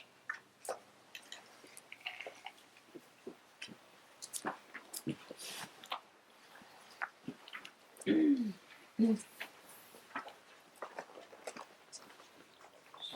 the English version, we're at the bottom of page 12, the last 3 lines. The line before, where we had ended, said, all sentient beings are Buddhas. Then he says, from the beginning, all composition, that means all seeming manifestation of real separate entities and karmic activity is the Dharma Dhatu. The Dharma Dhatu is the space of the appearance of phenomena. It's within that. So, this means that it's like going on an all-inclusive holiday. Your room is paid, maybe your flight is paid, the bus from the airport to the hotel is paid, you get lunch and dinner, and in some of these things you get as much wine as you want to drink. Wow. All-inclusive. So the Dharma Dhatu is all-inclusive, but you can't get out. Because there's nothing else. That's why it's inclusive. It's not either or, it's only this, just this, being here, this. So, karmic activity, doing good things, doing bad things, where does it happen in the Dharma Dhatu? How is that possible? Because there are two paths.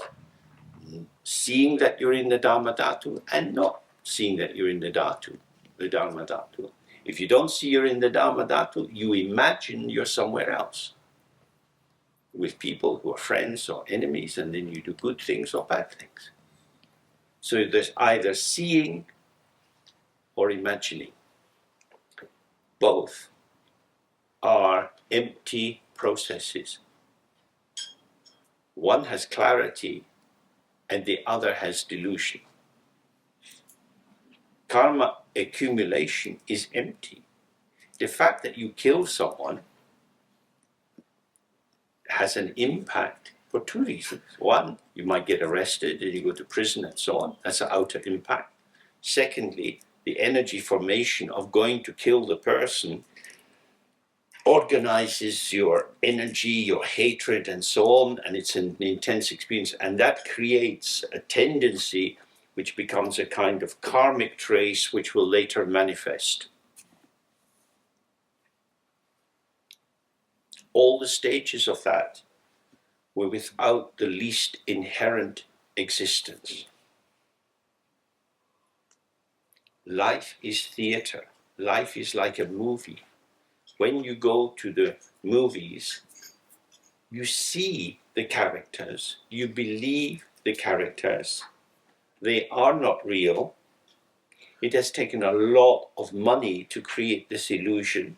The people who do it are professional illusion developers, and you believe in the illusion. Have you ever been to the cinema?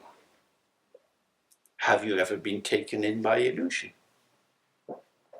It's just that simple. These young boys who come from Russia and they're told that the Ukrainians are like this and that, get pulled into this illusion. You're serving your motherland. You're protecting Mother Russia by killing these people who are scum and dogs and Nazis. They believe that. People who were carrying out the Holocaust believed in the truth of that proposition. Afterwards, how could they believe that? They believe that the way we believe in drama. It's just like that. You're taken in.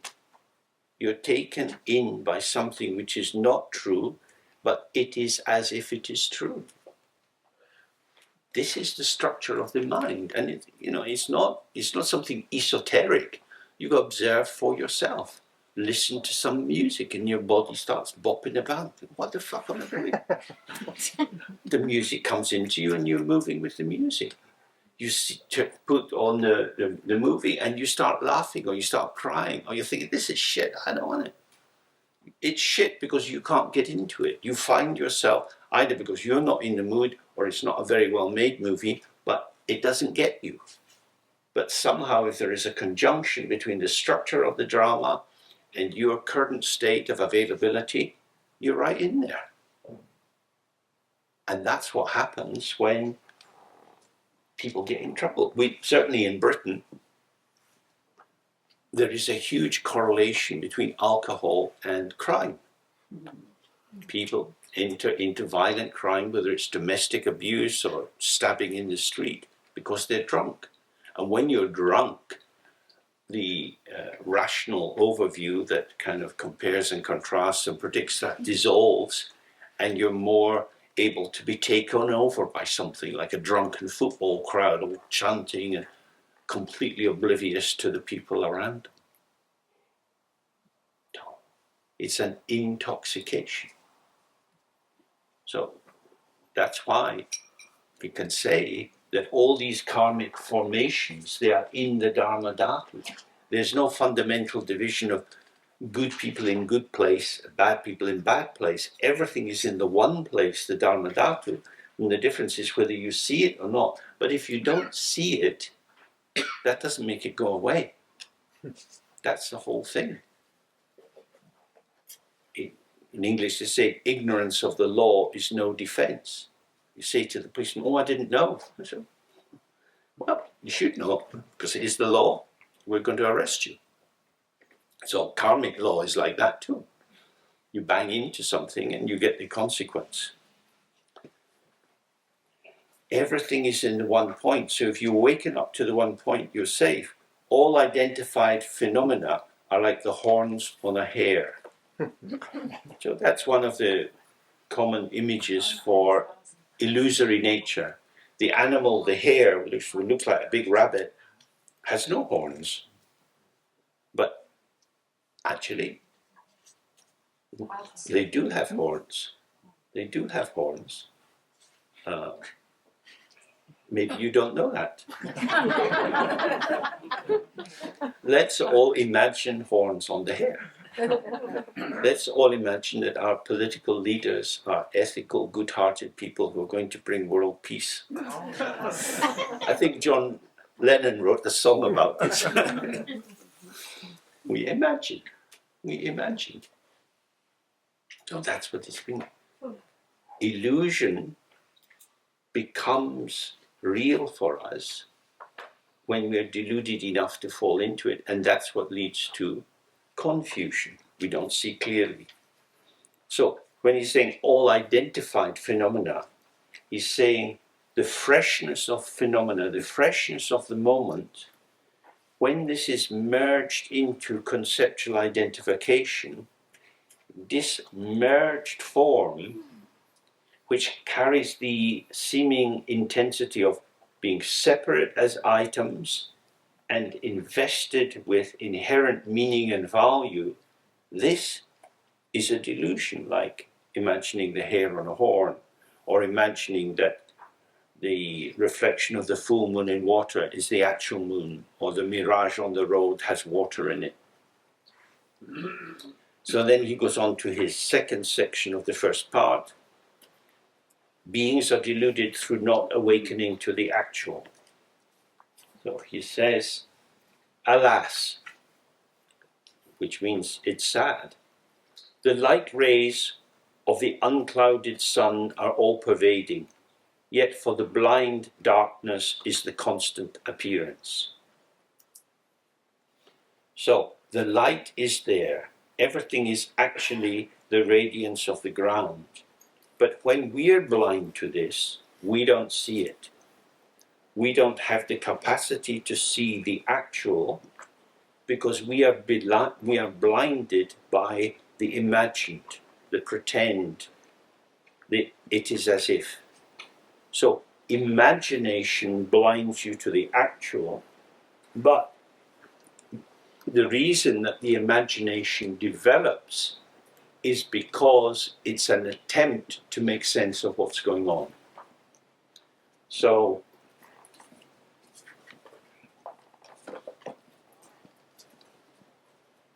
there's a concentration or a condensation, you're getting a bit lost. Instead of relaxing and releasing, you press forward. So if you're out walking in the hills and you're suddenly thinking, hang on, this can't be right, I'm lost. It probably makes sense, if you can, to retrace your steps, go back the way you came. Because when you started, you weren't lost. You got lost along the way. Oh, but I'm sure if we go this way, it'll be all right. That's imagination. So that's what he's saying. The light is shining. You came this path from the clarity into the unclarity. Go back the way you came. So in the wheel of life, In the middle, we've got the three animals representing the three root poisons. The pig, the snake, and the cockerel. And around them we have the 12 nidanas, or the 12 steps of dependent origination, which move from ignorance round to rebirth.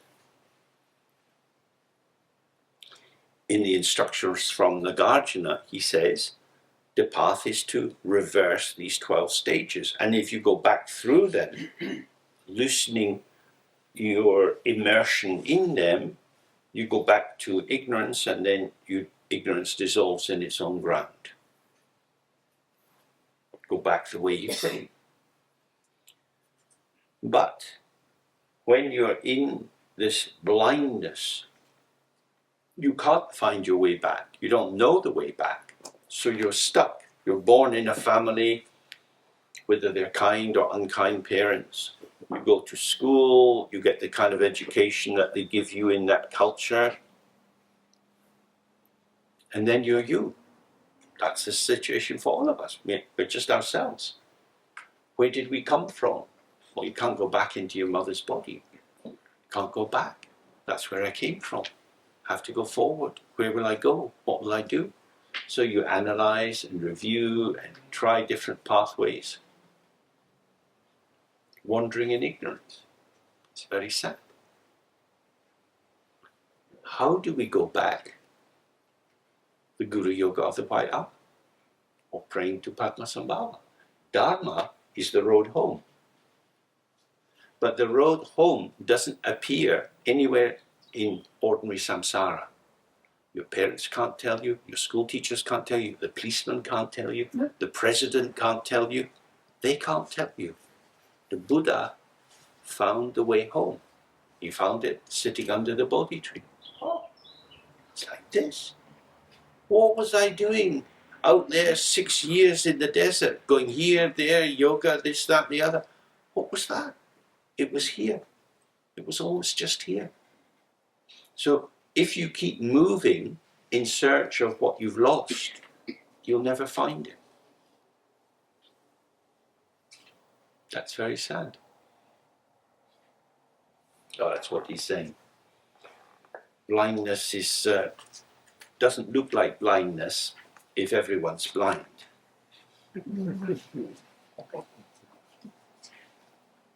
The innate pervades everything. The innate, the what is born into it, the unborn born, as it were, is emptiness. The innate pervades everything. Yet for the stupefied, thusness is far away. Thusness means the awakening experience of seeing the inseparability of emptiness and phenomena. So, it's like this, just this. But although emptiness pervades everything, if you're stupefied, if you believe in the true separate existence of everything you see, peoples, dogs, lunch, and everything, all of these things then block you being in the immediacy of the co-emergence of subject and object, the energy which is ceaselessly patterning experience within the theatre of emptiness. Belief in the real makes you stupid. Nothing is real. In fact, I believe the Beatles said that a long time ago. Thank you. Nothing is real. Now, in a culture, everybody's talking about reality all the time. Reality is imagined. The illusory is offered so that you see that reality is imagined. If you don't imagine, what do you see? You see the non-duality of appearance and emptiness, clarity and emptiness, awareness and emptiness. The real is a delusion. Now, in the West, we are confused because we have a binary opposition of reality and fantasy. So we go to the movies, we enjoy the movie, and we come out and think, oh, that was quite good. Oh, back in the street, do you want to go for a drink? Okay, that's real. That was unreal. I paid my money, I have a momentary holiday and unreality, but I have to get home, I've got work tomorrow, I've got to pay the rent, got to pay my taxes and so on. That's real. Life is hard. Life is serious. Don't lose the plot. That's real.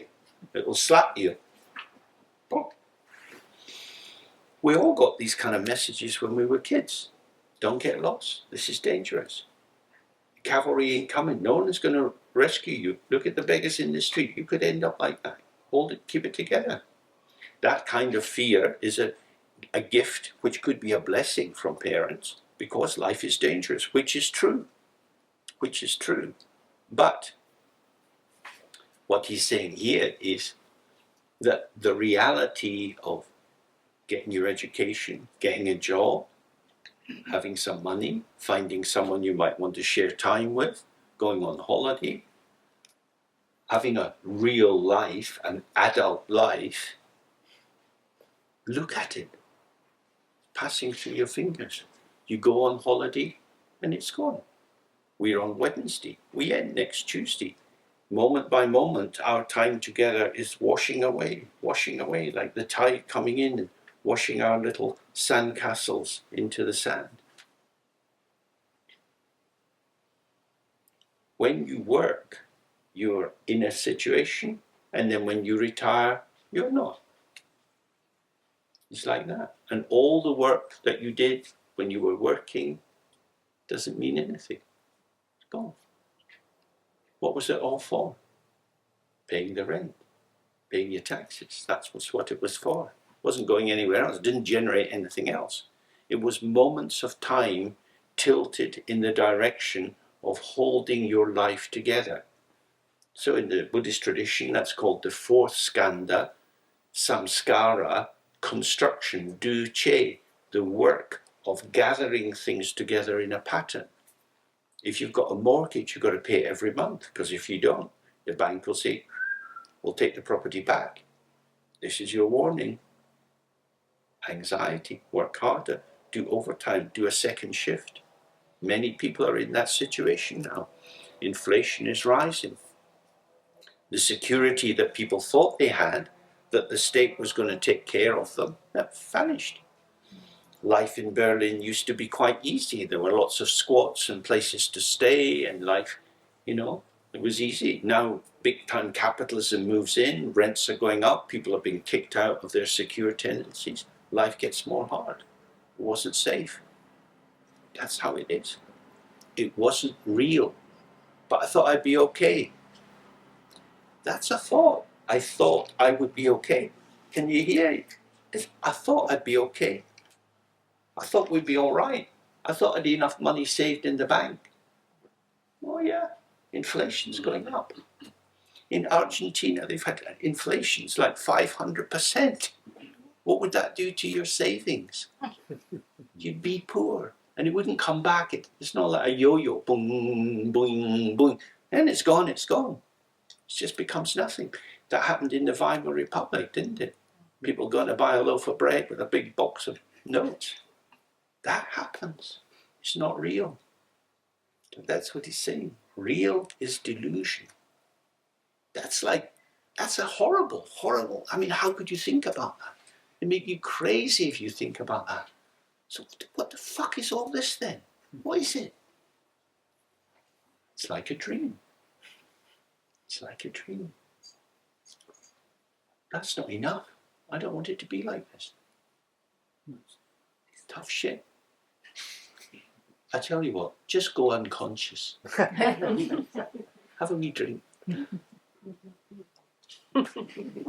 Lots of people do that. Oh, I know what, you're a nice person. You've got a nice German house. Do the garden. When was the last time you painted the outside wall of your house? Last year? Oh, that's terrible.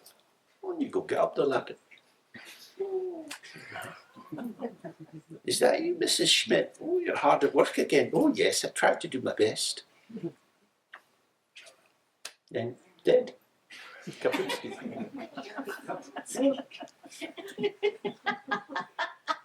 It's just like that, That's why the Buddha's weeping. Avalokiteshvara's weeping and weeping. Wake up. You're going to die.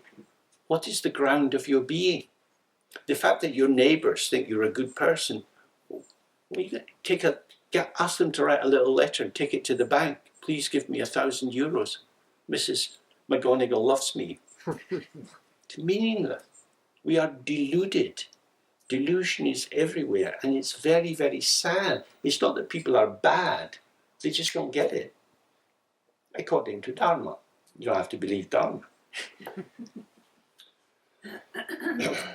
So that's why I say, yet for the stupefied, those who have been made stupid, not who are intrinsically stupid, they are intrinsically Buddhas, but who have been stupefied by losing the moment of awareness to the open ground.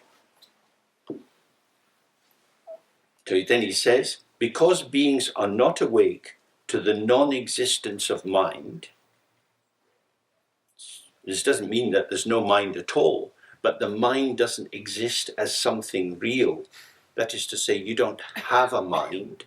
We all talk about my mind. We talk about the contents of our mind as if it were our mind. But the mind is non-existence. That is to say, what you're talking about doesn't exist. That's imaginal. That's like a movie of delusion. The mind itself is, but it isn't something. It is unestablished in the kind of Galupa way of talking about it. Mind, because beings are not awake to this, mind itself is strongly bound by their discriminating minds. Now, intrinsic awareness, Rigpa or Yeshe, cannot be bound by anything. It is forever unbound. But the mind binds itself by imagining that the mind is a thing.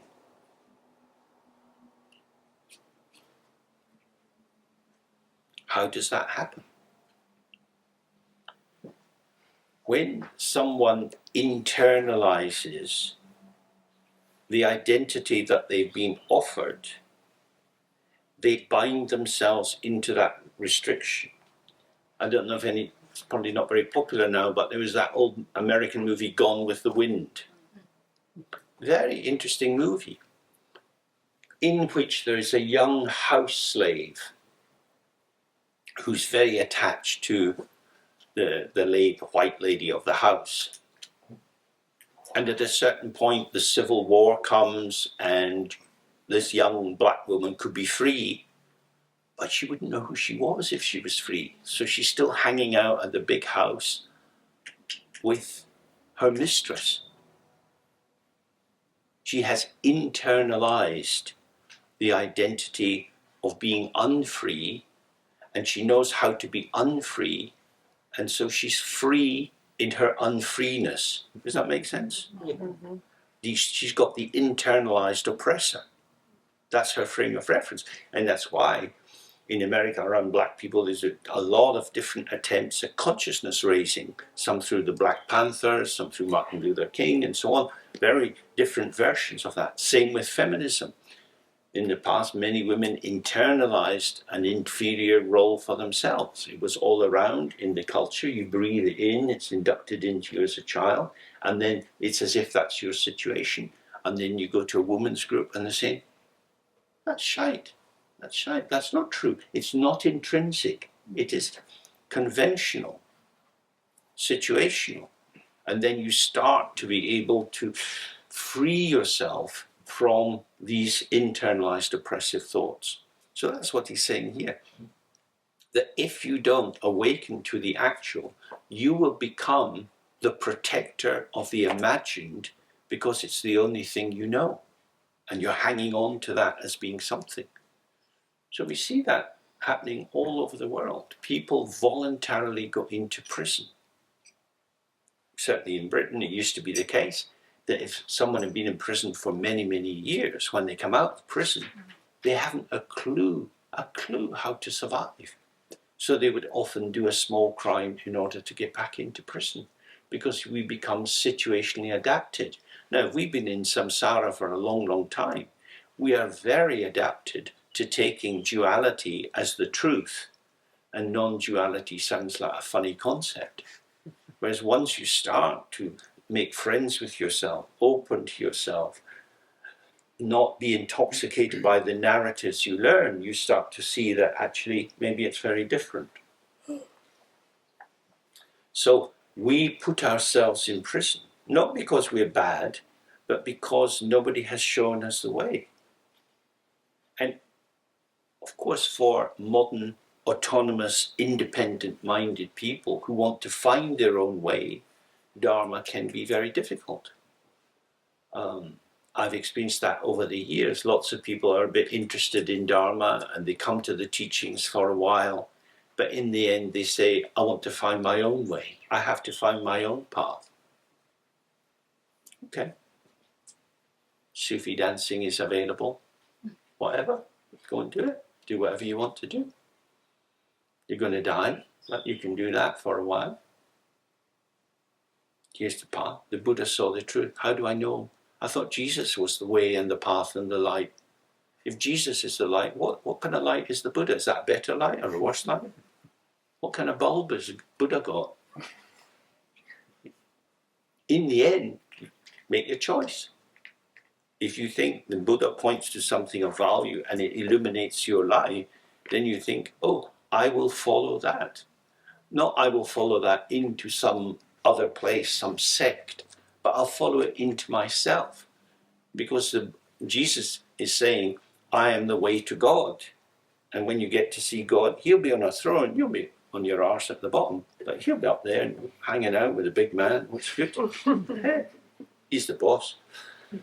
Buddha's not quite saying that. He's saying you can find yourself. You can waken up to yourself as you are. But you can't do it by yourself. Why is that? Because you are in duality. And it's like a homeopathic treatment. You need duality to remedy duality. So you get the teachings, you apply them to yourself, and that frees you from duality. But if you try to invent your own path, you just create more and more conceptual confusion. So you can observe for yourself how you bind yourself. Quite possibly, a few people here have been in unhappy, unfulfilling relationships in their life and have done the best to make it work. And did it work? Maybe not. Though you tried hard.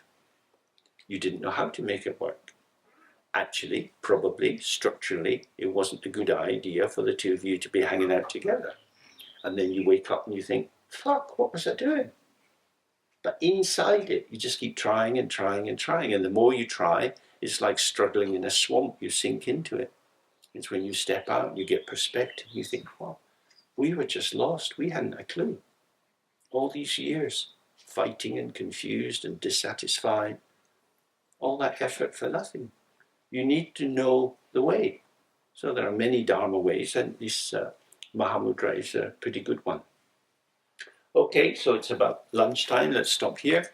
When we meet again. Oh, but we need to say that in the afternoon, we have three options. We've got the movement, and I would strongly advise. We're not doing movement. Okay, no movement. So we have the pots continuing.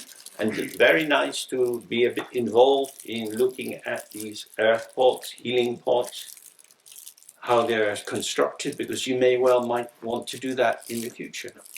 We receive a lot, we are impacted a lot, we're impressed a lot, and it's very good to have expression, Dharma activity.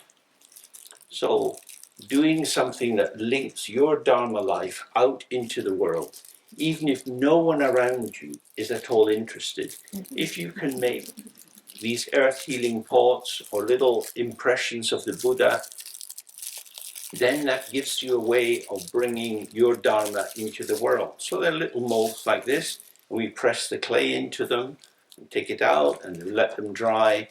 You can paint them, or we just bless them, and then we put them out in nature. You can make a pilgrimage path for yourself. in a place near you. You can invite other people to go on that and do some offerings with you. It's very simple. So that will be available this afternoon. Whereabouts? Where's it going to go? Here. In here. Okay, very good. Right, the end.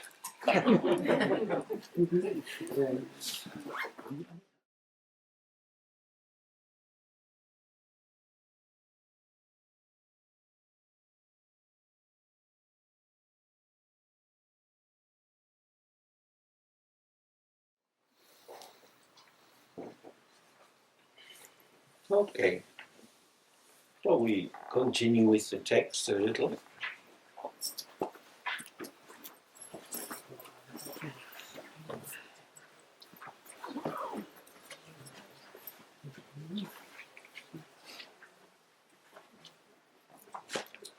So he was saying that although all beings are inseparable from the Buddha,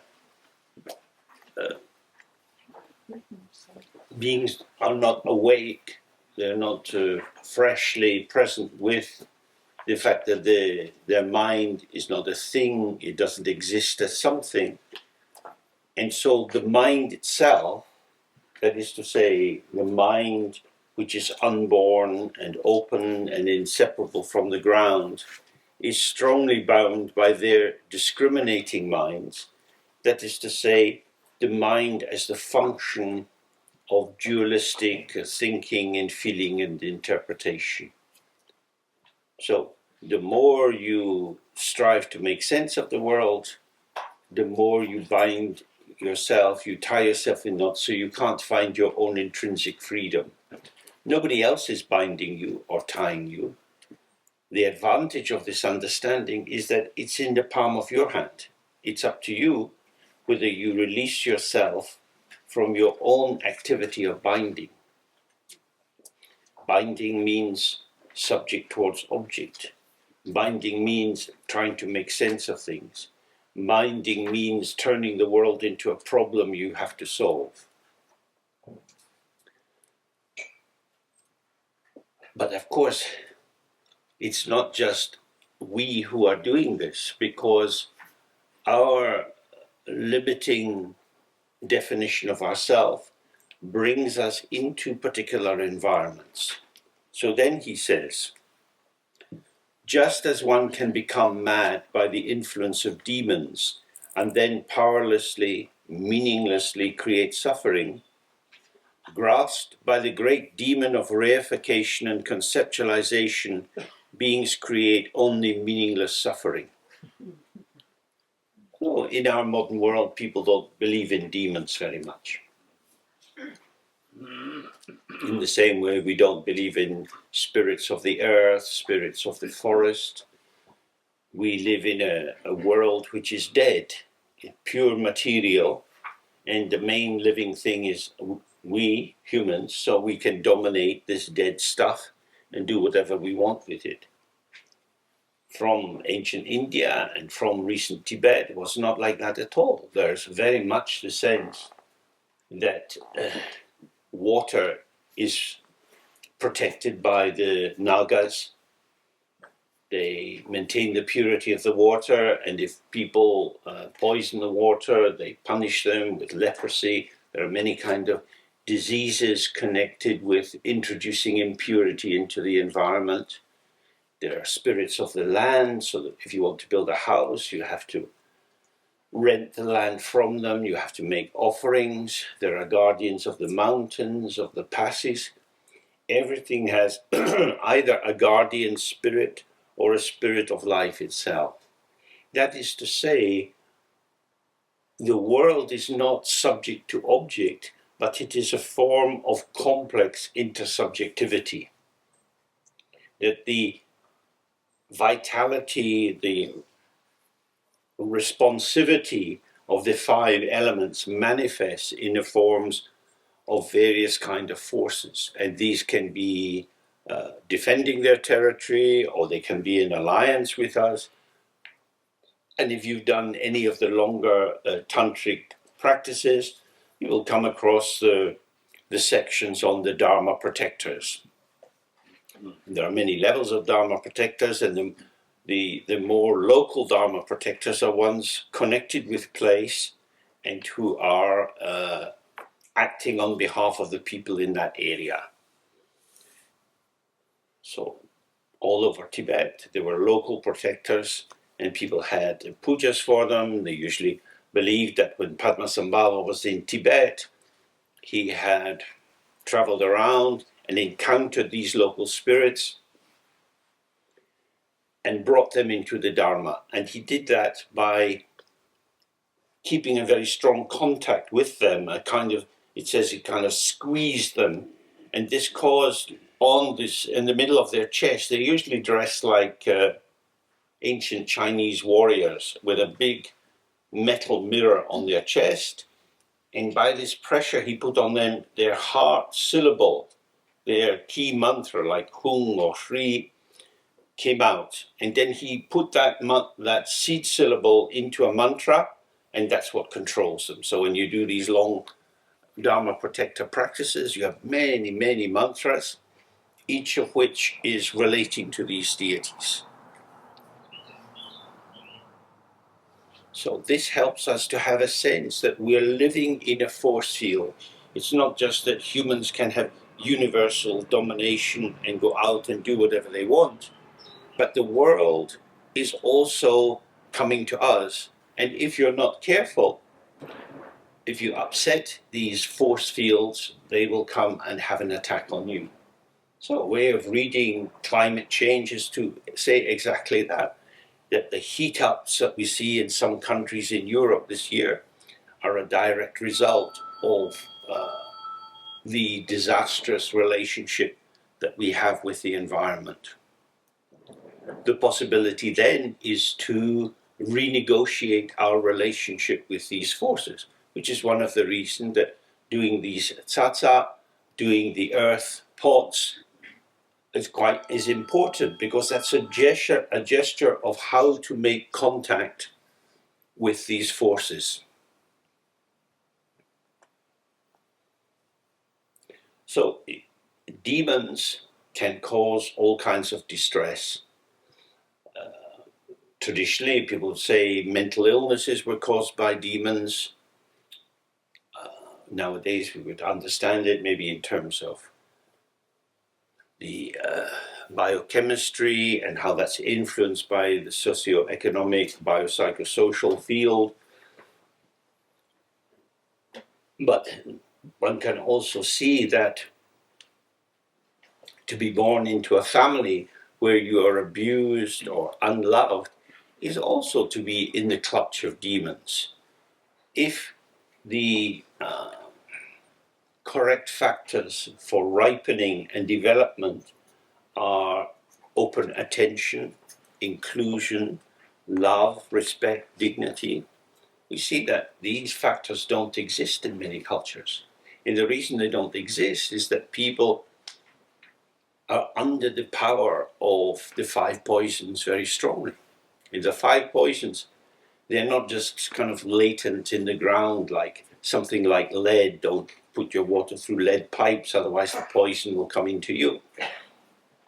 These are field factors, they are energy factors. The five poisons are like twists or turns or torques of your energy. If you get really angry with someone, you know what it's like. Your breathing changes, skin tension changes, muscular tension changes, and you become, as it were, someone else. You've gone under the power of anger. And some very angry people, it is truly as if they are possessed by demons. So demon is a way of thinking that stops or prevents you getting too lost in the Unitarian position of psychology. Oh, it's just your mind. It's your family background. It's what happened to you, and you can change it because it's yours. Actually, we are dialogic creatures. We are in constant conversation with the world through our breath, through eating and drinking and pissing and shitting. We are tubes where things come in and go out of us. We are constantly moving with the patterns of the world. And therefore, the formation of the world around us is impactful on us, not just in a passive sense, but in an active sense. And that is what's meant by a demon. A demon is when, due to duality, the integrity of the whole seems to be split into this binary opposition of self and other impinges on self. Self also impinges on other. But the force field of what can impinge on you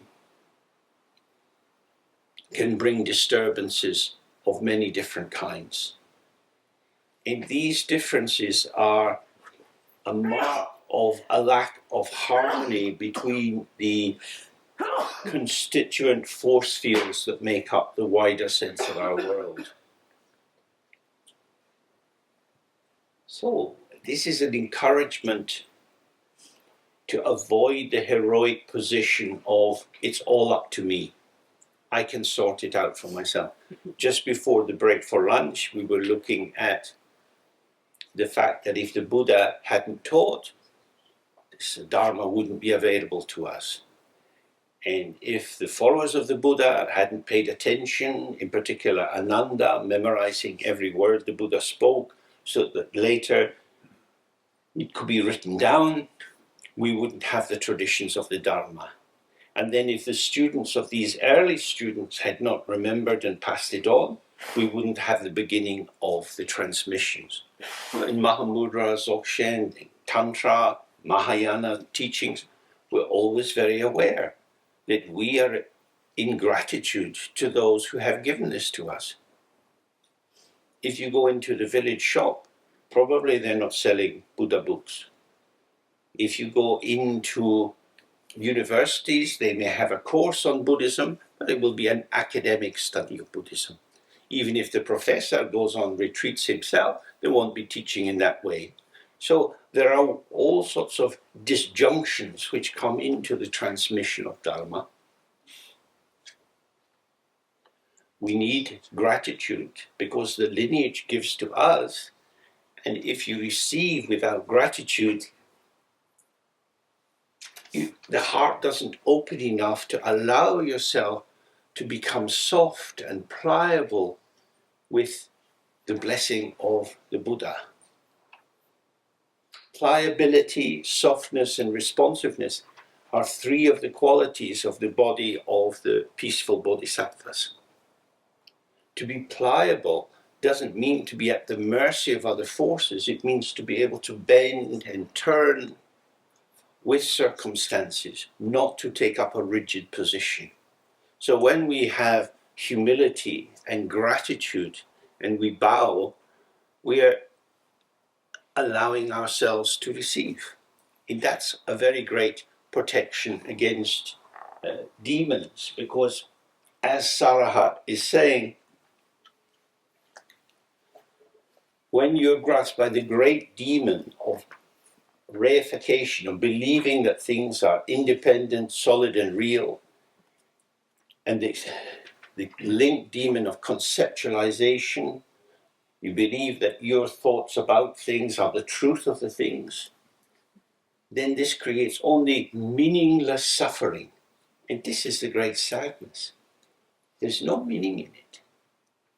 Sometimes people undergo some suffering for the sake of someone else. For example, in families or places where the bodies are harmonious, someone might kindly offer a kidney to a relative or somebody who is in need of a kidney. The operation is quite a big one. There'll be some pain resulting from it, some compromises to their health and so on. But from that act of love, it's a meaningful suffering because it maintains someone else's life. But meaningless suffering is to go walking in the country and see that there are lots of wasps buzzing around and think, oh, maybe they're living in that tree. And you take your stick and you poke into the hole in the tree. and then suddenly many wasps are coming out to say hello. That is meaningless suffering. There is no reason to do that. Or driving when you're drunk, or provoking your boss. When you're off balance and harmony is not what you seek. So we need to be very aware of what happens with disharmony. All this terrible trouble in Ukraine is meaningless suffering. Because it's not just the people in Ukraine, as we know, they're not exporting the wheat. In Egypt, the cost of bread is going up. In India also they have problems.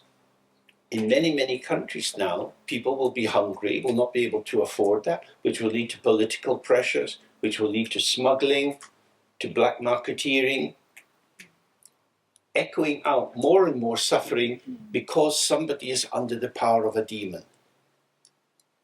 So that's how one might think of Mr. Putin. It's not that he in himself is mad, but the environment in which you feel we were robbed, we were cheated, we used to be so great, look what's happened to us now, that creates a kind of porosity, because your anger is spreading out and the facts of history flowed into you, so you have more and more tidal arousal until at a certain point, like a spring tide, the hostile energy flows out and you go to war.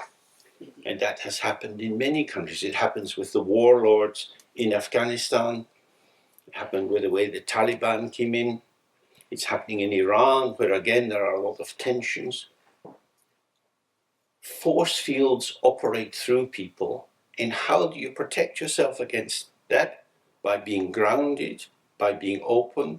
The wind blows through space. Doesn't do any damage to space. When the wind roars down from the mountain, it can take the roof off a house.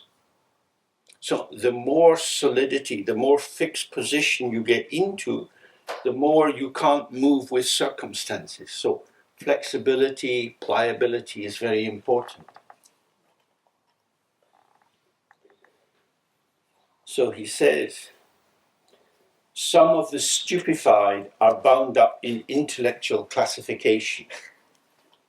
Well, Saraha was also a very well-educated person and a scholar, but he's saying, beware of dry scholarship, where you get angry at somebody holding a position that's different from you.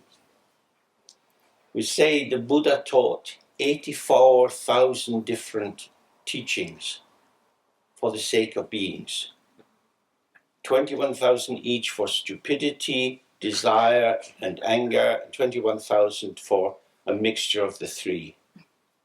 He didn't say there is one truth. He didn't say here is the Buddhist Bible, follow this one book. He said life is very complicated. You guys are way out there. You're wild and you're crazy. So you need to have some freedom. If you catch a wild horse and you put it in a small field, it's going to be kicking and kicking. If you catch a wild horse and you put it in a very big field, maybe 10 hectares, it can run up and down and down. It's really angry, it's snorting, and then it gets tired. Then it starts wandering around, eats a bit of grass, then it gets angry again, then it comes up, and the wild horse becomes self-calming. So that's what the Buddha did. He said, oh, you want Dharma? Of course, so much Dharma. And he didn't stop talking, and the words kept coming, and the books kept growing. So drown yourself in Dharma, the ocean of Dharma. Swim about, find what suits you. Some people love to do nundro. Some people have done 5 nundros, more. Some people try it and think, whoa, not for me. Are they good or are they bad? Who knows? But they may have a teacher that says you must do your nundro. If you don't do your nundro, you won't get the yidam. Why would they say that? Why would they say that? they will attract people who are subservient and obedient. There are subservient and obedient people, and they need a teacher who will insist that they follow orders. There are other people who are not subservient and obedient. Some of them may be in this room.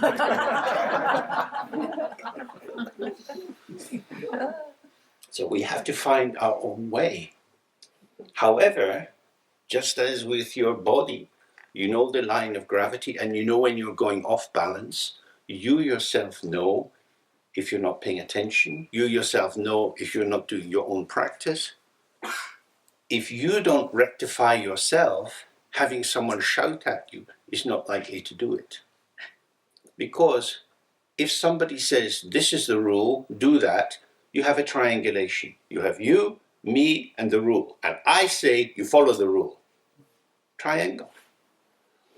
If you pay attention to yourself and you say, this is when I'm aligned, this is when I'm most centered in myself, and when I deviate from that, I get trouble, I can come back to the center. Or I may decide I'm one mad fucker, I want to get trouble, so I will just spend my whole life getting off balance. Many people do. They do. You can find them everywhere. But if you find your central line, you settle in that, then you will find in a subtle way when you're off balance. And if you're looking at someone, if you work with dancers, dancers know very, very quickly when they're losing their line. They will know before someone observing them knows they lose their line. So this is the same thing. If someone is looking at you from outside, they won't spot it, but you can feel it. Oh, I'm getting a bit too manic, or I'm getting dispersed. And that's where you make the subtle realignment. So when you get pulled into fighting over the right way to interpret a text or what is the truth of it, this is very, very unhelpful. When I was with Siya Lama, he told me that he would never ever teach me any logic. He says, logic, this is in the family of Manjushri, and Manjushri has a sword. And the sword is sharp on two sides. One side comes down and slices confusion in the world, and the other slices you in half. So in order to protect you cutting yourself in half, I'm not teaching you that. And many in Tibet, this tradition of debating can make people quite hostile and hot, because it's a kind of vigilance. You're listening for problems, you're listening for confusion. But if you're practicing meditation, generally speaking, this kind of logic is not helpful. So that's what he's saying. That is to say, a correct expression of concepts is simply a line of signs, of signifiers. The teaching should touch you. You should be able to absorb it. It should allow you to feel able to move in yourself. It's not about being correct, it's about being alive. So then he says about those addicted to intellectual classification, they leave the master at home and seek him elsewhere. The master is your unborn awareness, is the natural luminosity of your mind, that your mind is bright with the revelation of non-dual experience. And if you don't attend to that and you seek him elsewhere, means you look out into the world for facts, for data, for information, in order to build up a correct conceptual understanding. But you can't live in a concept. You can function in a concept, but it lacks life because it is other than you. A concept is like a medieval warrior's suit of armor. It gives you a carapace, a protective covering, so you end up like a lobster. But if you want to respond to the details of the world, you have to be grounded and flexible Receiving, responding, receiving, responding. So if you look for the truth outside yourself, you will have abandoned yourself. And the self can wake up to its own truth, which is empty awareness. But knowledge about something can't wake up to anything. So very important, he said, study yourself. Be aware of how you are. Some take reflections to be real. So the reflections, as we've looked, the mirror in this case is the open awareness of the mind, and the reflections are your stories of your past, your plans for the future, what you like, what you don't like, all the different furniture or momentary patternings of the mind. If you think that is real, that's because you don't know the mirror. You look in the mirror, you see things. Looks like things. These are reflections. What is the status of the reflection? It's empty. It's appearance and emptiness. But if you've no idea of the mirror, you think, oh, that's real. And then you get lost. So people tell you things. Say, oh, communism is an analysis which brings out universal happiness by providing each person with what they need. That's an idea. Quite a few million people have died for that idea. Till now, we never found one healthy, functioning communist country in the world. Why?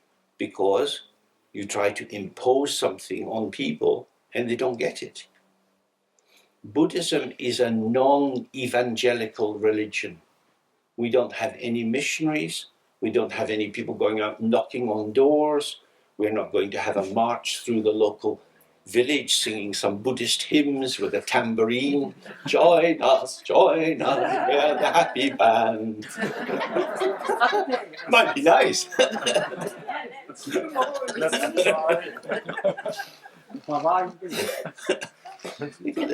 We are all from very different backgrounds, different pathways, bring us into some kind of interest here. And if you don't have the interest, then there's no way forward. We are curious. Why do I get in trouble? Why do I get lost? What am I up to? Why do I deceive myself? How do I cheat myself? These are the interesting questions.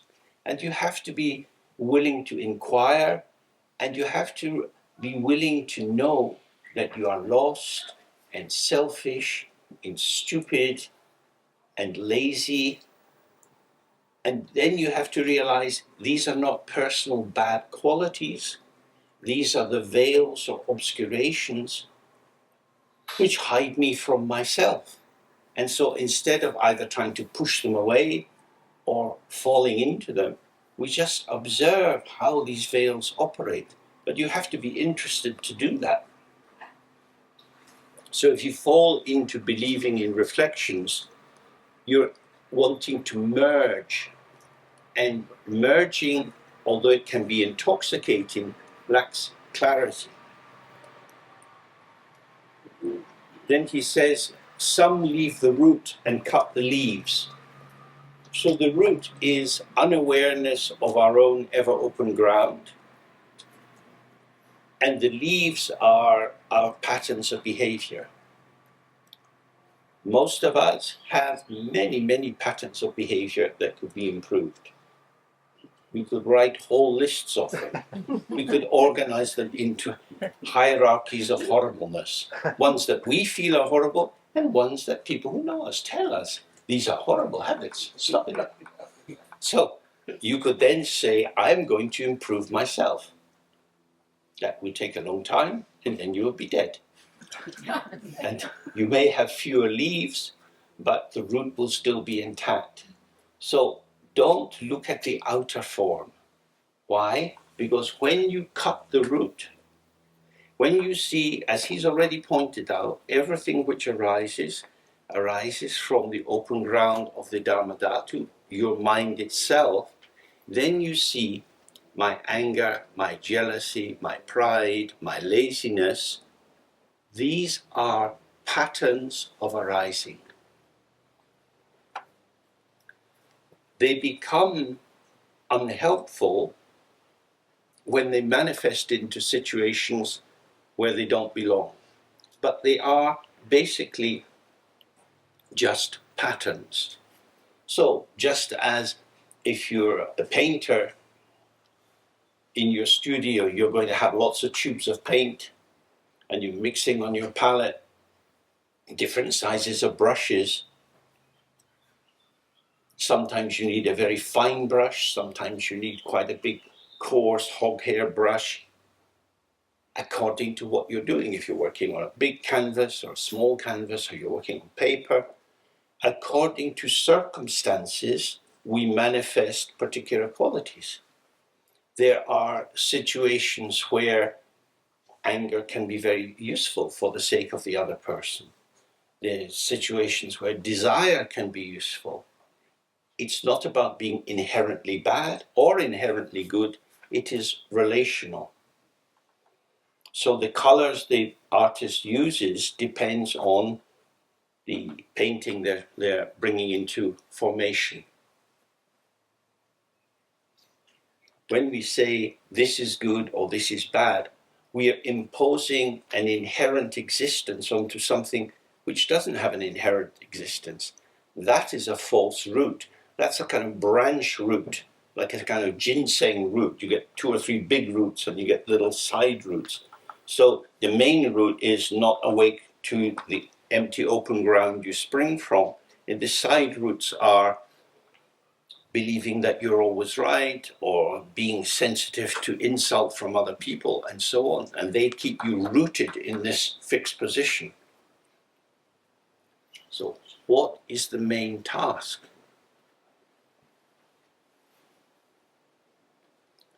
Who am I?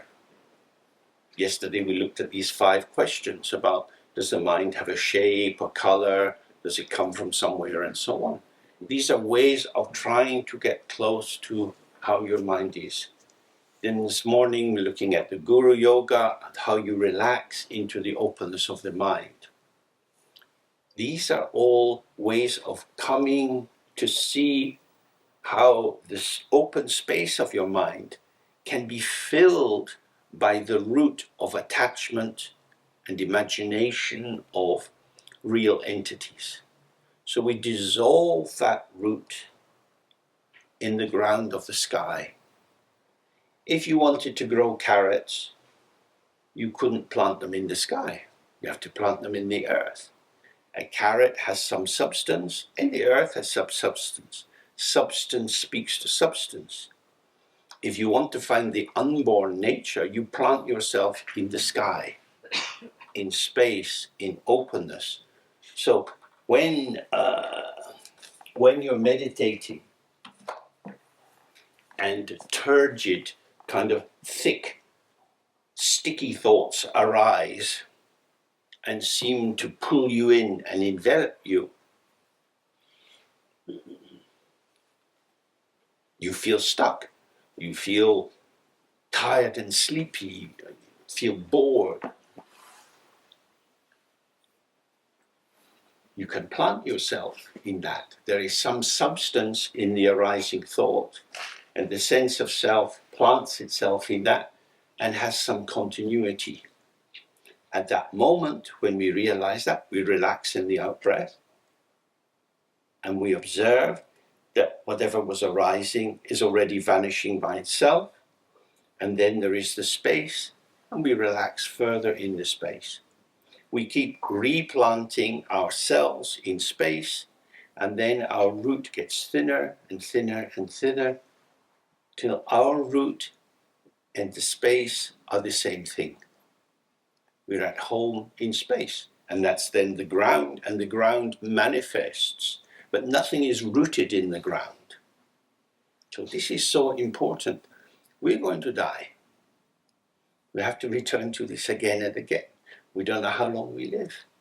We have many thick demands on us. Some of us have to earn money, you might have children, you might be in a training course, you've got work to do. So many demands. How much time is there for practice? This is why Mahamudra is so helpful, because Mahamudra is non-dual with everything. If you have to write essays for a course, you can write them in Mahamudra. If you have to go to a work that you don't enjoy, you can have your boredom and distaste in Mahamudra. Emptiness and boredom, very, very friendly. A bored, dull feeling, I can't go on. I'm working in a fucking factory. I can't bear it. Everybody's just talking about football. I hate football. Emotion is arising, sensation is arising. Where is it arising from? It is empty. If you see that the reflection is a reflection, then you're not a prisoner. If you take the reflection as real, then you have a problem.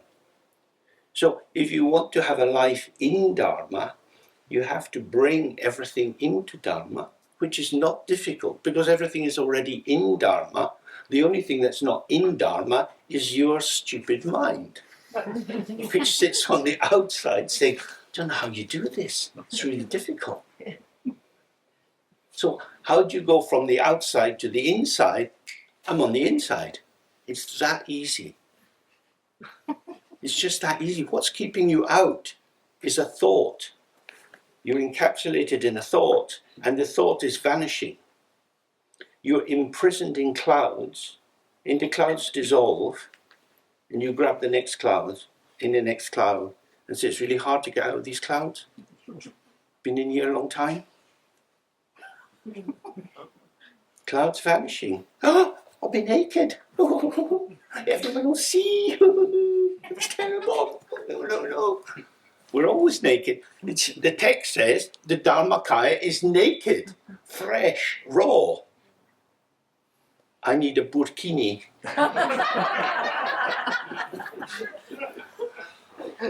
Yeah.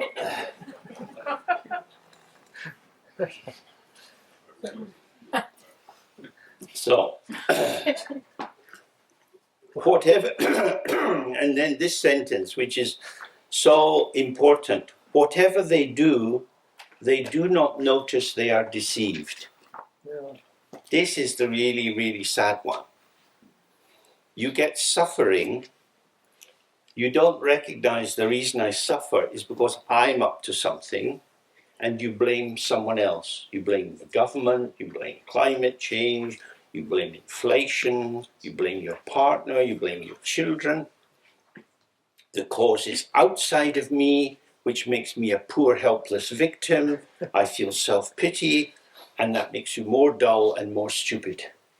So, firstly, I'm deceived. Why am I deceived? Because I allow myself to be deceived. I deceive myself. I believe that illusion is real. So, when a thought arises in the mind, and you feel its power, and you just sit, the thought vanishes. That thought has real power, and yet it's vanished.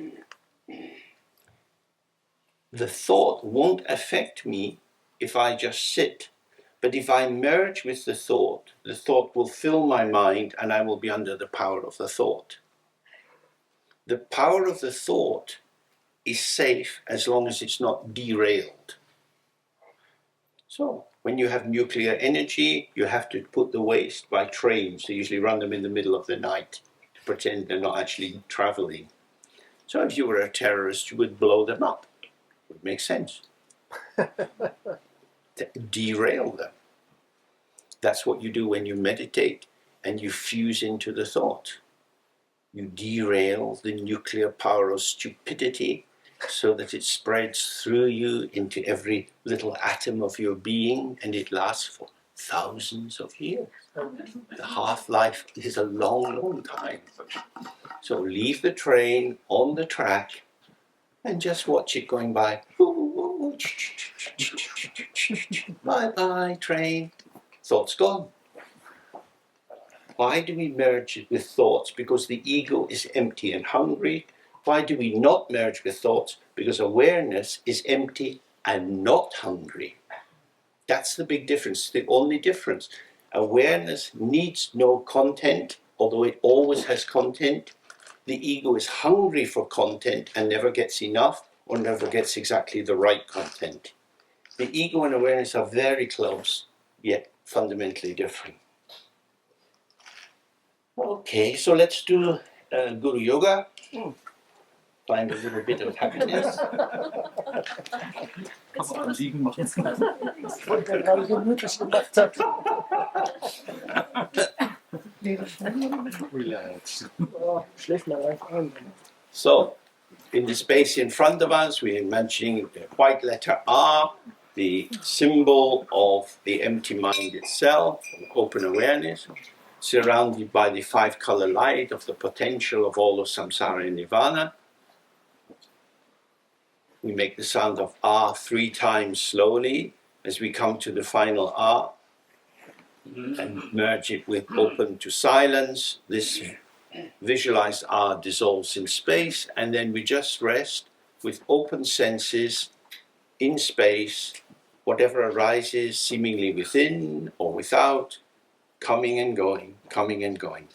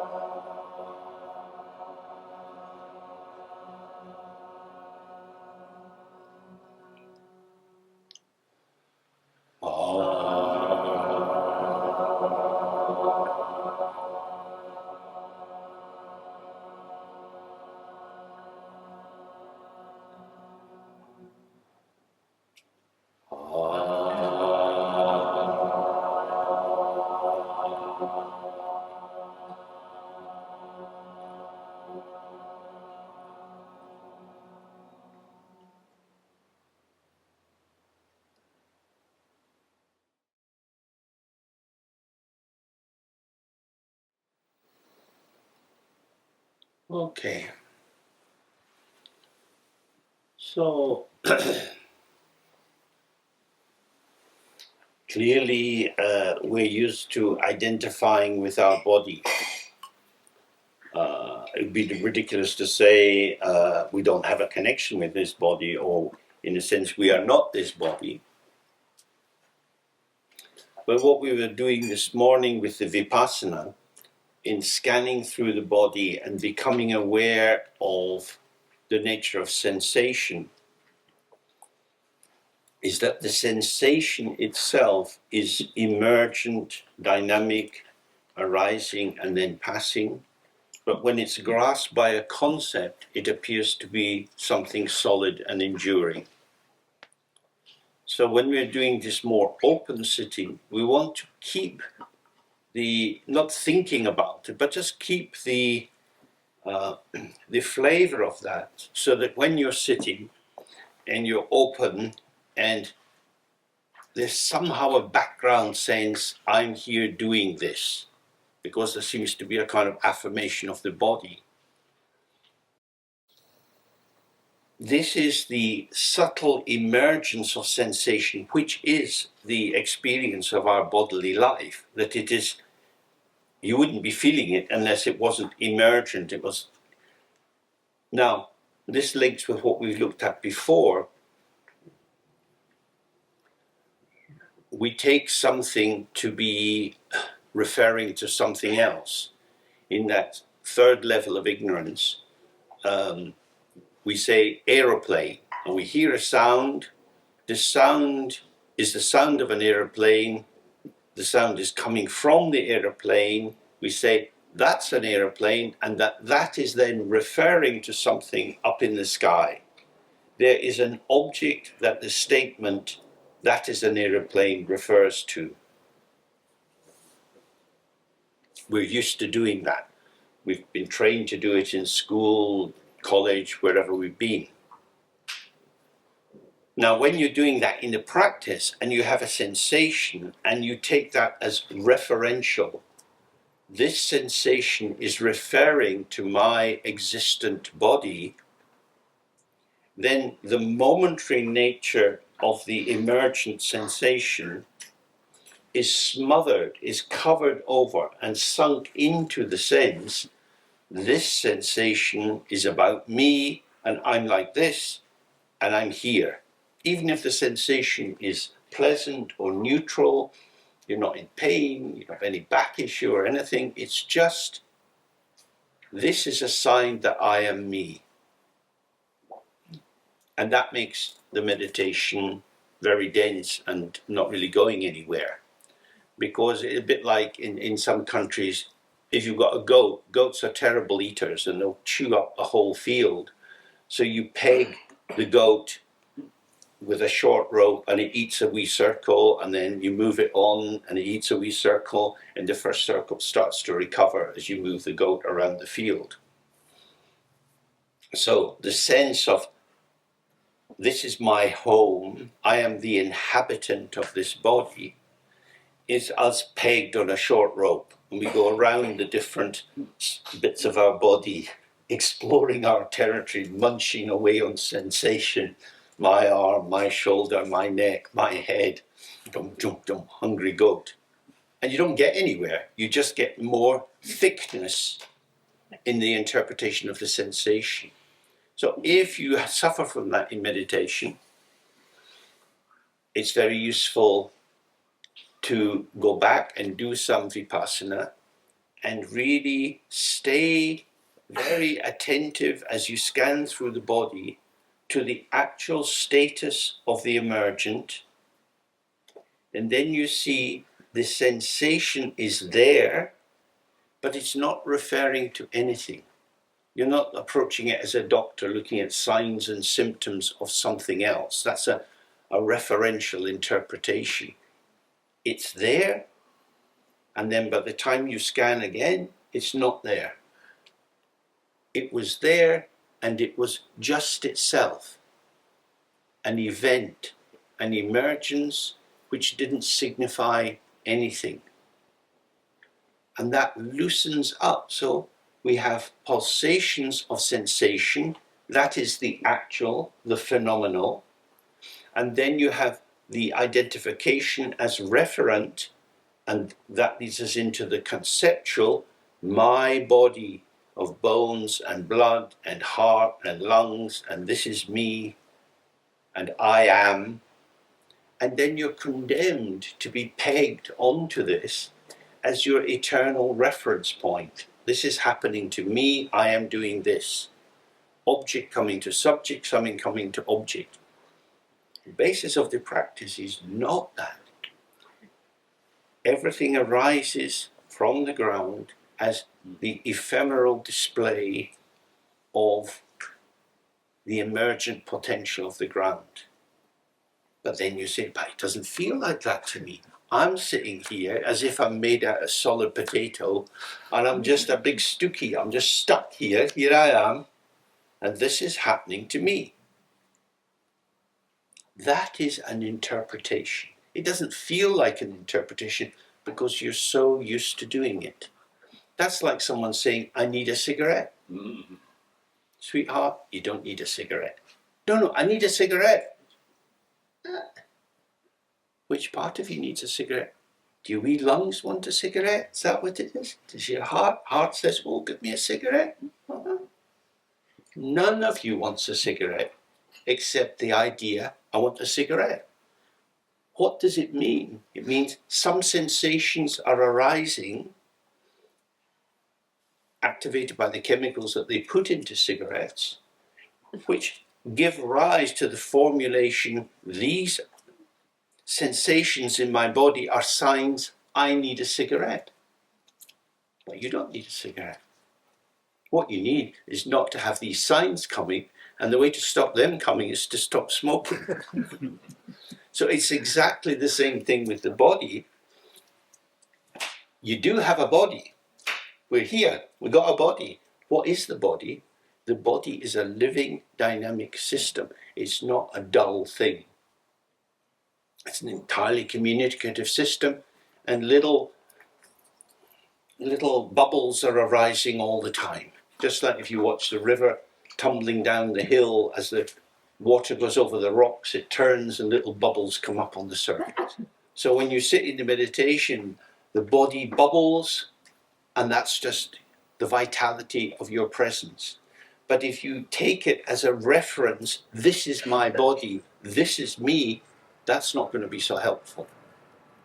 So the Vipassana helps, but you can also use the syllable pet. So if you find yourself immersed in the seeming solidity of the body, just relax so that your body is free and easy, and then out from the depth of your bowels, up through and out the top of your head, you allow this sound to emerge. You want it completely powerful and focused and intense and sudden. And you shocked open. And with that shock, there's some space. And that is a disruptive movement that frees you from this piling up of sensation into a composite picture. Here I am. Lots and lots, all the Semzins, there's so many methods you can use, but the key thing that makes it simple to do is if you really see my mind is empty, my body is an experience. If the mind is empty and without substance, how do you put the heavy, solid, stupid body into the mind? How do you get it in? The mind has no top or bottom. You know, to get here, you had to pack a bag. You open the bag, you put things in, some shirts, some socks, whatever you're bringing. The bag has a shape. Your mind has no shape. How are you going to get your right leg in, then your left leg in, then your 2 ears? How'd you get them in your mind? Mind is open. The body is not a thing. The body is a flow of experience in the mind. This is not what you learn in school. It's not what your doctor will tell you. Doctors deal with medical bodies. That is a conceptualized body, and we're very glad that doctors spend many years in medical college, many years of experience, learning the intricacies of the medical body as revealed to them in their specialization. That's a particular formation of interpretation around the identifiable factors of the body-mind complex. But it's not the only possible interpretation. This is a different way of looking, which is non-interpretive. Does that make sense? Any questions or thoughts about that? Because it's central. If the body remains a thing, then you're going to have your mind as a thing in the body.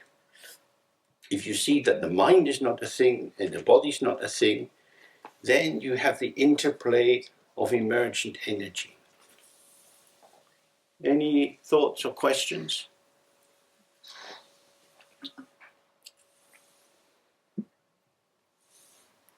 Good. Nice for me. So we go on with the wonderful Saraha. So this is section C of the first part, how this hermit awakes. That sounds better than alas, which we had last time. Although the childlike are unaware of thusness, I am aware that they have never strayed from the state of thusness. So this is important.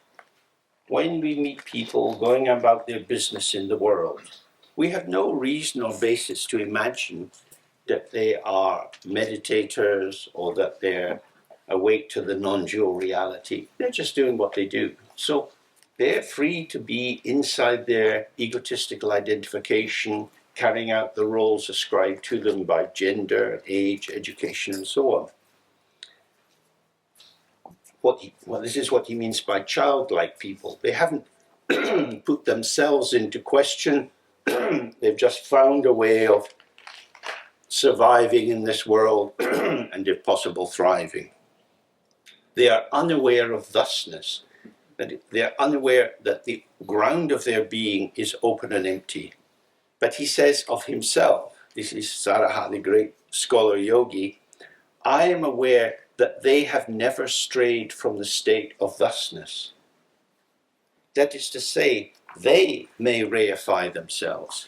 They may wrap themselves in the prison of a solidified sense of self, but I don't. I see these are all the radiance of the mind. These are all Buddhas. They don't see who they are, I see who they are. How could they be other? How could they be other? Moving, turning, working in a shop, working in a factory, driving a bus, responding to the environment. They are non-dual with the play of interactive factors. If you're in a factory, there's all kind of machinery, there's noise, you have to take care. If you're driving a bus, there's other vehicles on the road. Everybody's life is a movement in a field of movement. That's the movement of the mind. All these beings, their embodiment, their speech, and the flow of their mental experience is within the arising clarity of the ground. Because in order to see them as a person, you would need to conceptualize them as an independent entity having its own inherent existence. Why would you do that? That would be a violence. They may be used to violence. They might even masochistically welcome that violence. Why don't you take me seriously? Don't you love me anymore? You never look at me. You're not interested in what I have to say. Take me seriously. Really? You may as well punch them on the nose. Take me seriously. You don't want me. What would I want you for? You're not a bicycle. What would I do with you? Do with yourself. People want to be things. They want to be things. It's tragic. If you loved me, you'd think about me. I might be with you, but why would I think about you? The person I think about is not you. So if you want me to be honorable with you, and if you don't want me to be jealous about you, don't ask me to think about you, because the one I'm thinking about when I'm thinking about you is not you. Well, now we've got a love triangle, which is quite complicated. I was thinking about you last night. I wasn't there last night. What are you thinking about it? Conceptualization is very, very tempting for us. It is normal and usual, but this is very thin, tricky territory. So, if we want to honor sentient beings, we see them as the movement of light, the movement of sound, unborn, following the middle way between existence and non-existence. Then he says, I have seen my beginning and my end. I have seen I, this I alone remains.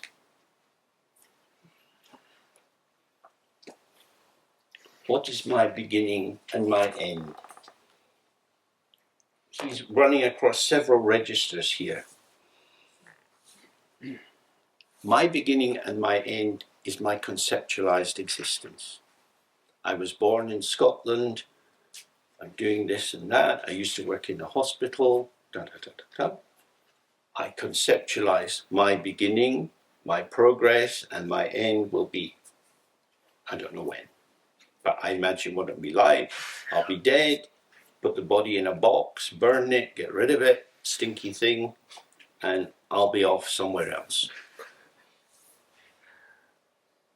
He says, I've seen that. Whatever I, if asaraha, whatever I am, it's not that.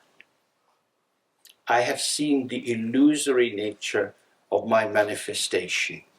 It arose from emptiness, it manifests as patterns interacting with the environment, and it will dissolve into emptiness, the emptiness it has never left and never been separated from. So that's his beginning and end. And he says, I have seen I. I can see my beginning and end because my beginning and end is the content of my experience. I have seen I have seen awareness naked in itself. I have seen my mind, the Dharmakaya. The Dharmakaya and the content of the mind are not the same and they're not different. So then he says, this I alone remains. So in our lives, we've been happy, we've been sad, we've been children, we've been struggling, we've been in love, we've been unhappy in love, we've been weeping in sadness, we've had good days and bad days, we've felt expansive, we've contracted, we've been with friends, we've been without friends. All of this is the patterning of our experience. He says, this I alone remains. I here is the mirror. All these patternings of I, all these I formations are like reflections in the mirror. Or the I is like the sky, and all the patterns of your experience are like different clouds, rainbows, birds flying across the sky, all kinds of experiences coming and going. This I alone remains. The sky is without beginning or end. The mirror has no beginning in itself or end. It is just this available space.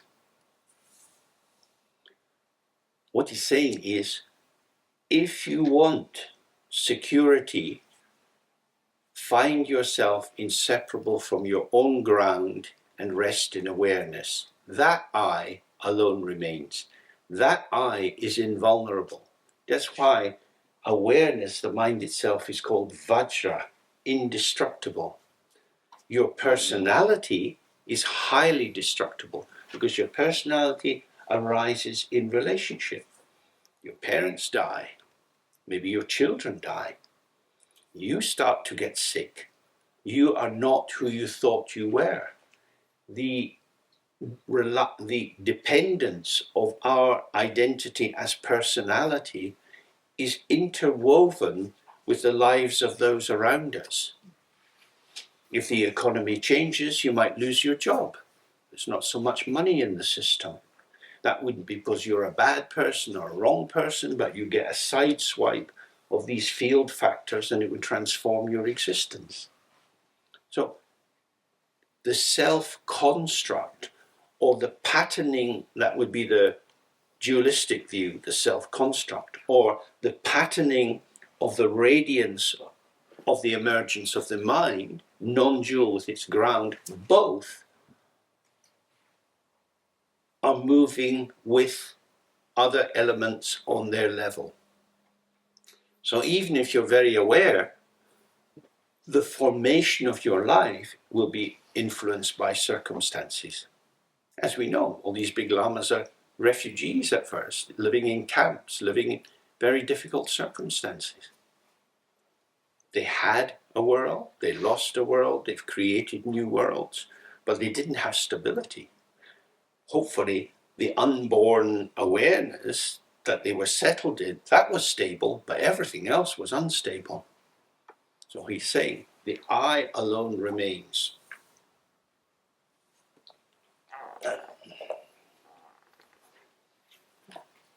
Not everyone would agree with this in the Buddhist teachings. There's quite a few people who would have some difficulty. They call it Hinduism. So you find that in the Upanishads. He was a Brahmin. We don't need to worry about, what did he call them? He called him, some of the stupefied are bound up in intellectual classification. That's why we don't bother about that. Then he says, I looked at this alone itself, and this one is not to be seen. I looked at this alone. I am this alone. So although in the world we're connected, with not just other people, but with our body, our moods, our sensations, and so on. The mind itself, I, this pure awareness, is alone. It is not touched by anything. So in the Dzogchen tradition we say it's kadak, primordial purity, untouched by anything from the beginning of time. Awareness is not touched. The mirror is not touched by any reflection. It remains pure, open, available, naked, fresh. So when you look, your mind is alone. When you sit in awareness, what arises? Thoughts. Thoughts of self, thoughts of others. Feelings about self, feelings about others. Airplane in my mind. My mind is alone. The sound of the airplane goes through the openness of the mind. The sensation of my body arises and passes in my mind. My awareness is alone. The sound of the airplane vanishes. The arising sensation in the body vanishes. What remains? This alone, this I, this awareness. And this one is not to be seen. That is to say, it's not to be seen as an object. So, how do you find yourself if the alone cannot be found? Because if it's alone, who else is going to find it? If it is chikpo, if it is just singular, the mind itself is singular, like a circle. They're always talking about a circle or a ball. A ball has no corners or edge. It doesn't stand in relation to other things. It has no north or south. You roll the ball, what's the top of it? You wouldn't know. It's just wherever the bit comes up, we call that the top. Then you roll it again. Is it the same top? No, we don't know. We can't grasp it.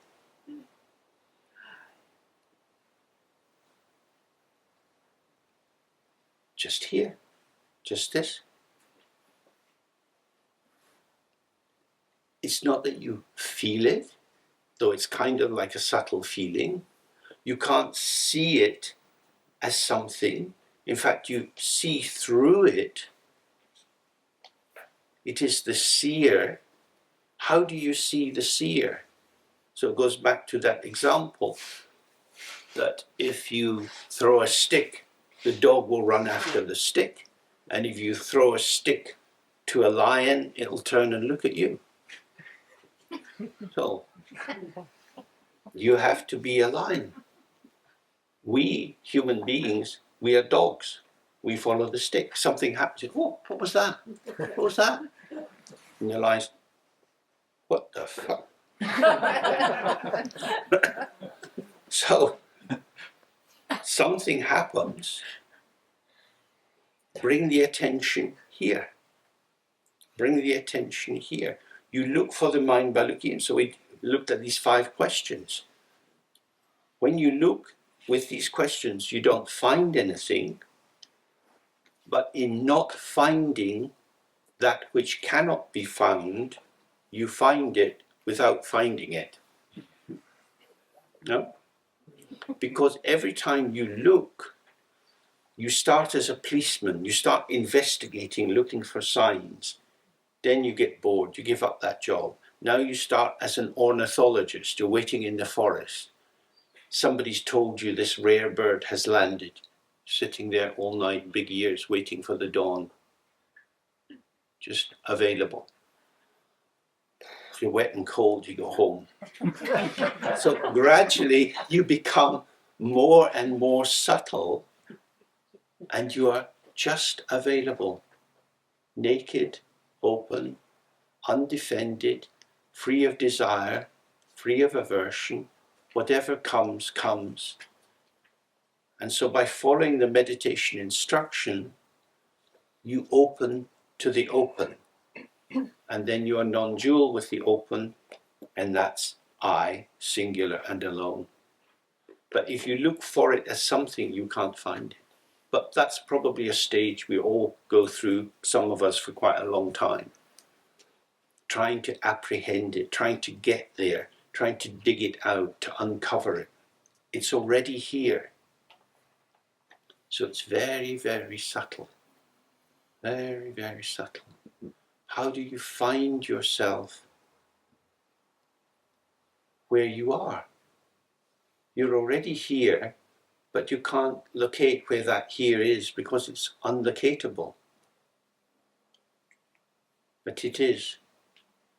And the more you sit quietly, gently, aware, the formulation which arises, the coming into formation that arises with identification with the passing thoughts, feelings and sensations, thins and thins and thins, like the light wispy clouds that were up in the sky early this morning. And then it's just space. The cloud dissolves in space. And then there's just space. And that's the Dharmakaya mind. And then it fills. And the key thing,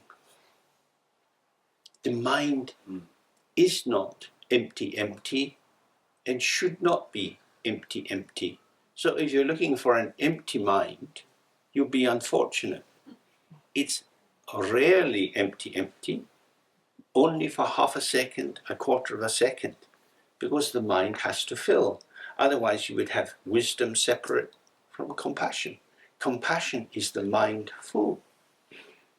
Not mindful, that would be unpleasant to be mindful, because you'd be examining yourself all the time.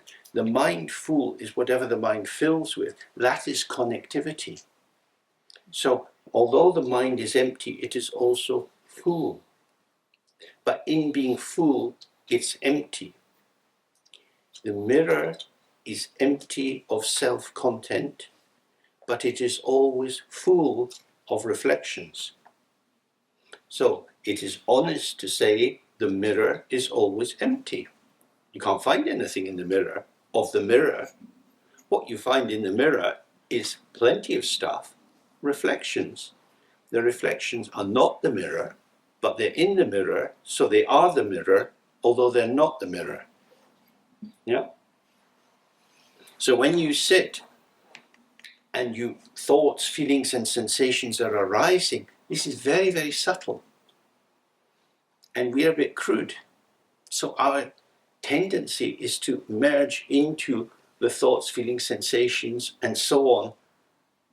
And we've got something that vanishes. It wasn't really something, but we're so intent on the somethingness that we leap from one to the other, like a frog going across a pond, leaping from one lily pad to the next. Splash, splash, splash, splash. This.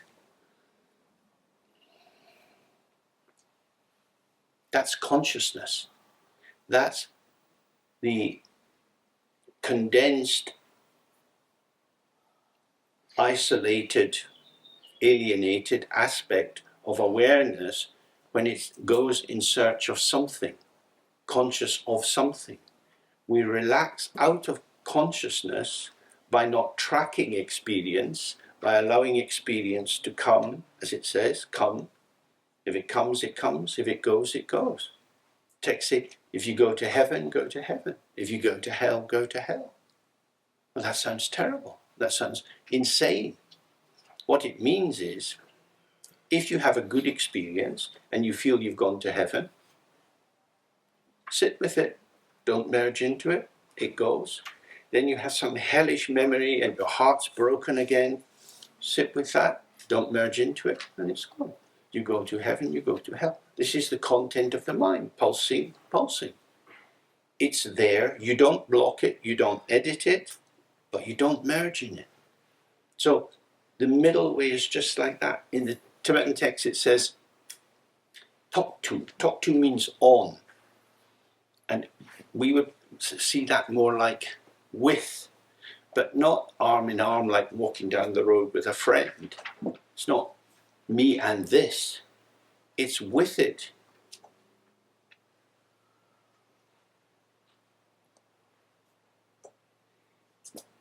It's as if there was you go out in the country and the wind's blowing through the pine trees and you get this wonderful soft sound. Just stop.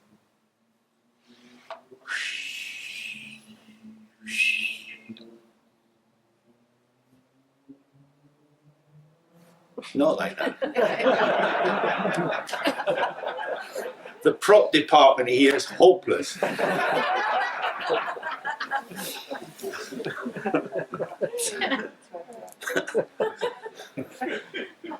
So when you hear this very subtle sound, you open to it. And in that opening, you're so open to it, it suffuses you, it comes right through you. The traditional example for this is putting a crystal ball on a red cloth and it looks red. You put it on a blue cloth and it looks blue. The crystal ball is not red or blue, but the contact or the witness of that moment allows a light coloration to pervade it. So when there's a thought or a feeling, we are not that thought or feeling, but to deny that it's there would be crazy. So we're not trying to keep it away, nor are we merging in it. We're allowing it to fill the space, just as the mirror's hospitality is undefended. The mirror shows whatever's in front of it. The reflection arises. So whether it's noises or people or difficulties or memories, don't be fearful of them. They are not you. They cannot define you. So if you have horrible thoughts, thoughts of killing yourself, hating yourself, whatever it would be, stay with the thought. Then you see the thought is a thought. A thought comes into the mind, a thought goes out of the mind. When you are in a dualistic interpretation, you think this is my thought and it is referential. It has a referent. The thought is telling me something about me. So now you're trapped. God, I used to be depressed. I thought I got over it. Now these sort of thoughts are coming back. I can't bear it. So it mushrooms out. The thought is not telling you about anything. It's just a thought. Thoughts become referential by offering them a referent, which is either identification of an external object or identification of an internal object. Thoughts, feelings and sensations arise and pass, and you are still here. I alone. I alone. And all the rest is not me, and because it's not me, I'm not afraid of it, because not me can't be me, because I am alone. And for that reason, these thoughts can come so close to me, so close to me. Imagine the mirror. It's completely filled with this reflection. Mirror just, it's okay, it's not me. People looking in the mirror think, "Wow, it's horrible." Yeah, maybe. I'm just here. I don't mind. Say what you like. Say what you like. It's not me. That's the key, and that's where freedom lies. Whatever arises in the mind is transient, is passing through. That's why it's called the Dharma Dhatu. It's the space within which dharmas or phenomena arise, but they're not yours. Dug in, grasping at something, which is the basic dynamic of the ego self, it merges with the object by saying, this is me, this is about me, I'm concerned about this, I don't like this, I do like this. And that's the turbulence of samsara that goes on and on and on. So, relax and release, relax and release. Whatever comes, comes. Whatever goes, goes. I'm here, uncontaminated, uncontaminatable, even though this arising has the most intimate proximity to me. It's actually not proximate to me because I'm not existent. The mind alone is not existent. It's neither existing nor non-existing. It's just open awareness, like a luminous sky, like a well-lit stage. in the dawn, before the sun comes up, the light spreads through the sky and it's diffuse. As the sun becomes higher, even although it hasn't come over the horizon yet, you start to see lines of light coming. So you get a sense of origin, that here's the source of the light. But at first it's just a kind of diffuse light. So that's the light of awareness. Okay, let's take a break.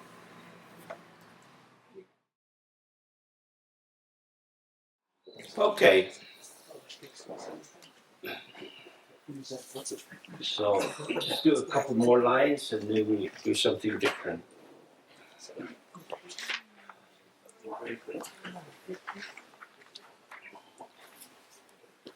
So he then says, without seer or seen, it is inexpressible.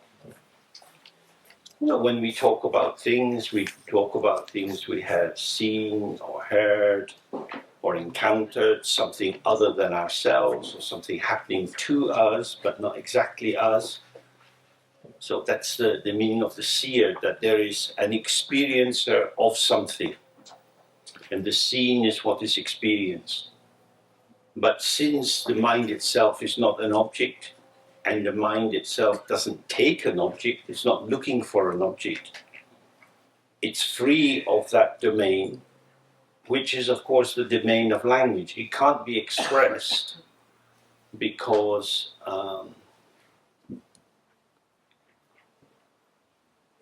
it cannot be formulated in language. Now, in the tradition, they have all kind of things. So here we have Dorje Chang with mala. We have Dorje Chang, and he has got his arms crossed with the Vajra and the bell, the union of wisdom and compassion. So he symbolizes that, and you know he symbolizes that because somebody has told you it symbolizes that, which involves language. So if he just did that, you couldn't ask, no one could say. So we are creatures in language. As soon as you define something or explain something or link something, there is an expressor and an expressed. But the mind, which is alone, is free of that. So it's what it means is that all the knowledge, all the skills that you have, all the understanding you have that helps you function in the world is useless here. And this is very similar to the descriptions of what happens at death. As the 5 elements start to dissolve, the body no longer becomes a stable support for consciousness, and consciousness collapses into the ground consciousness and leaves the body. Consciousness which takes an object, which supports functioning with language, cannot find an object because nothing's there. The mind is just open. And so you go unconscious. The tools that you have while alive in life, while making sense of your existence, while constructing and building up interpretations of what's going on, they are redundant. It's like if you go to India, maybe it's changed now, but before the rupee wasn't an international currency, and you were always advised don't take it out of India. And banks in foreign countries didn't want to change it. So you could have a lot of rupees, but didn't do you any good. It was not an international currency. So consciousness is our currency. We use it everywhere we go. We know how to use it. There's a hole in the wall in every person you meet. You just plug in and you get some purchase going. But when you die, you can't use it. So That's why when we meditate, we try not to rely on concepts. Concepts are limited in the arena they open up. Concepts are the currency of samsara. If you want to get into nirvana, you can't spend your concepts. You've got a whole stash of them, and you can't use them. How are you going to survive? Like that. Awareness is different.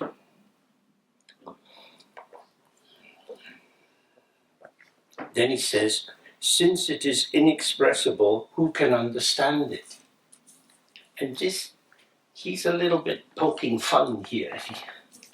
Because he's saying, oh, you smart people who understand so much, how are you going to understand this? You cannot pull awareness and the immediacy of presence into your matrix of interpretation. We understand things by locating them in relation to the pre-formations that we already have. We say, oh, this is like that. We use metaphor and simile to create these seeming alignments of purpose and meaning so that we can understand. But this is not operatable in that way. You cannot understand it. So what do? As I was indicating before, you have to find yourself in non-duality with it. You can't think your way there. So we have these many practices. We don't do too many of them because you can become very, very technical and you get into micro adjustments, which is not so helpful. But sometimes we do this syllable pet. So we could do this just now. It's one of the 21 semzin. Sem means mind and zin means to grasp, or in this case, to wake up to. 21 ways to help you wake up to your mind. And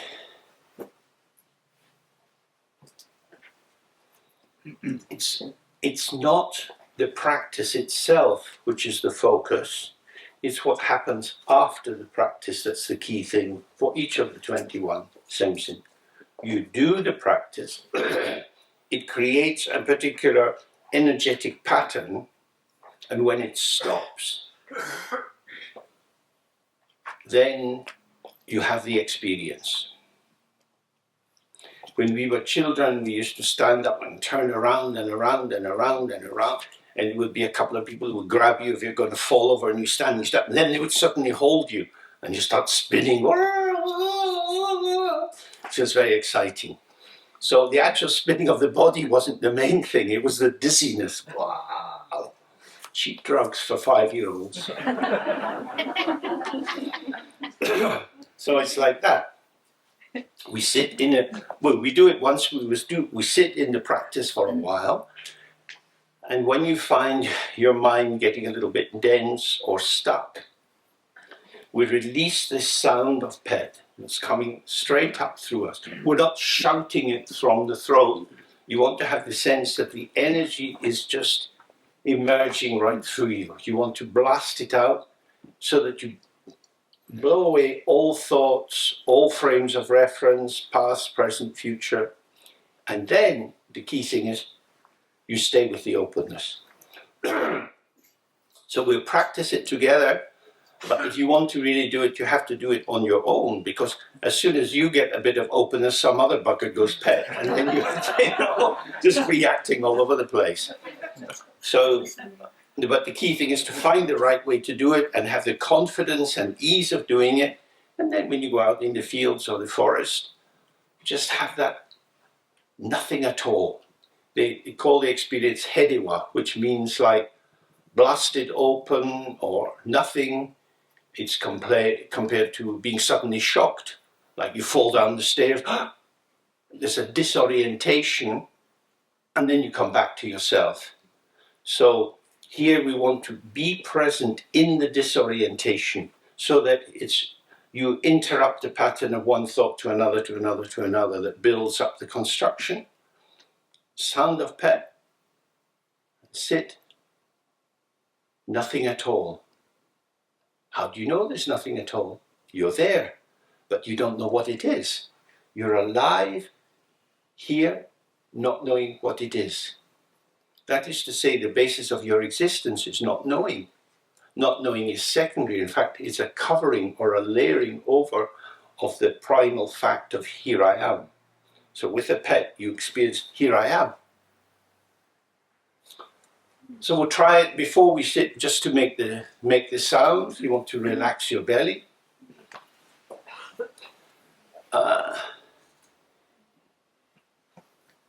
It's an uninhibited sound. It's a sound which is essentially cutting, or we use it in the practice of chud, for example, to cut free of entanglement. But here it's just, and with that kind of blasting, sometimes you see little balls of light spiraling around, just stay with that. Nobody's here and I'm here. I'm not here as me, but I'm here. And that's presence, that's awareness. Okay, so maybe at first you can try it with your eyes closed, it might be easier, just to allow the sound to come right out, strong and sharp and clear. James, could you make the mic a little bit from your mouth away?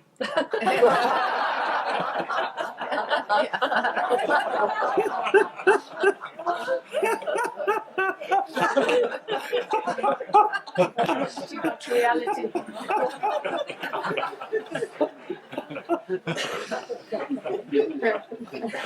Okay, I do as I'm told.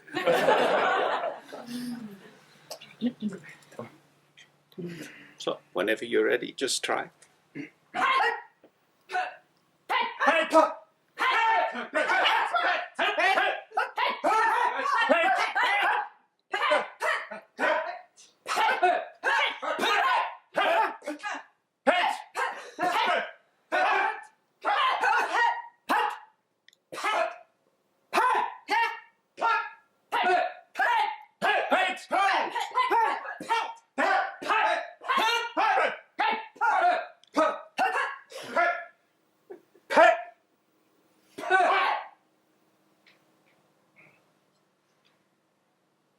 Okay. So there's a blockage. The blockage is The the microphone. Please turn on. oh. If you can understand. It's like a tiara. Maybe I'm a princess. James, I can turn the volume down when we make head again. Okay. So it's as if you've got a blocked pipe and the plumber comes and they can blast some air through it or use a plunger to push and free it. So you want to get free. So imagine one way of thinking about it is like in India, there are often dogs out on the street, and if you're walking at night, you don't want to get bitten. Many of the dogs have rabies, so you want to drive them away. And in North India, they say, because you want to be stronger than the dog. Like, don't fuck with me, you bastard. Just fucking don't try it. Because if you show that energy, I'll kill you. Dogs back down. Well, okay. So it's like that. I am relentless. I'm pushing through. So you have to have some sense that something is at stake. I have been wandering in samsara. I'm going to die. I'm trapped in this patterning of my own thoughts. I need to taste this. I need to get some living sense of it. I listen to all these bloody words about it, and I'm dying with all these concepts about dharma, and the mind and the mind. I need it direct. So that's what we're doing. So you need to have a kind of desperation in it that's going to break free. So if you allow that this is a critical stage. I could find freedom, or I can remain trapped. Something is at stake. So you want to bring that kind of energy into it. Okay, so we'll do the Guru Yoga, then we're sitting, and whenever it comes to you, just make the sound of pen.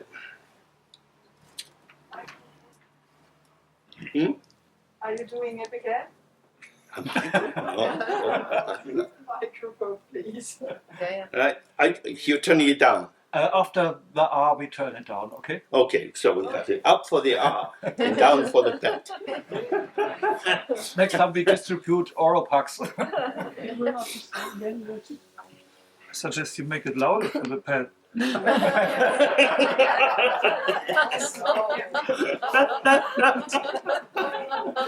Then I don't need to worry about myself. Okay.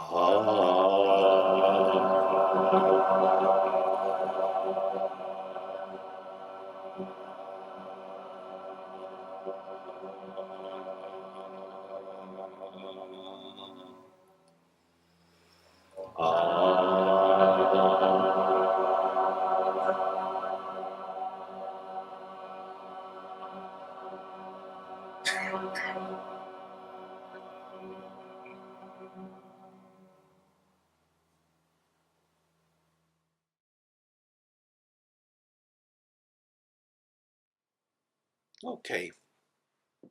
So it really is only going to help you if you do it on your own. And it's a disinhibited practice because we are all very inhibited.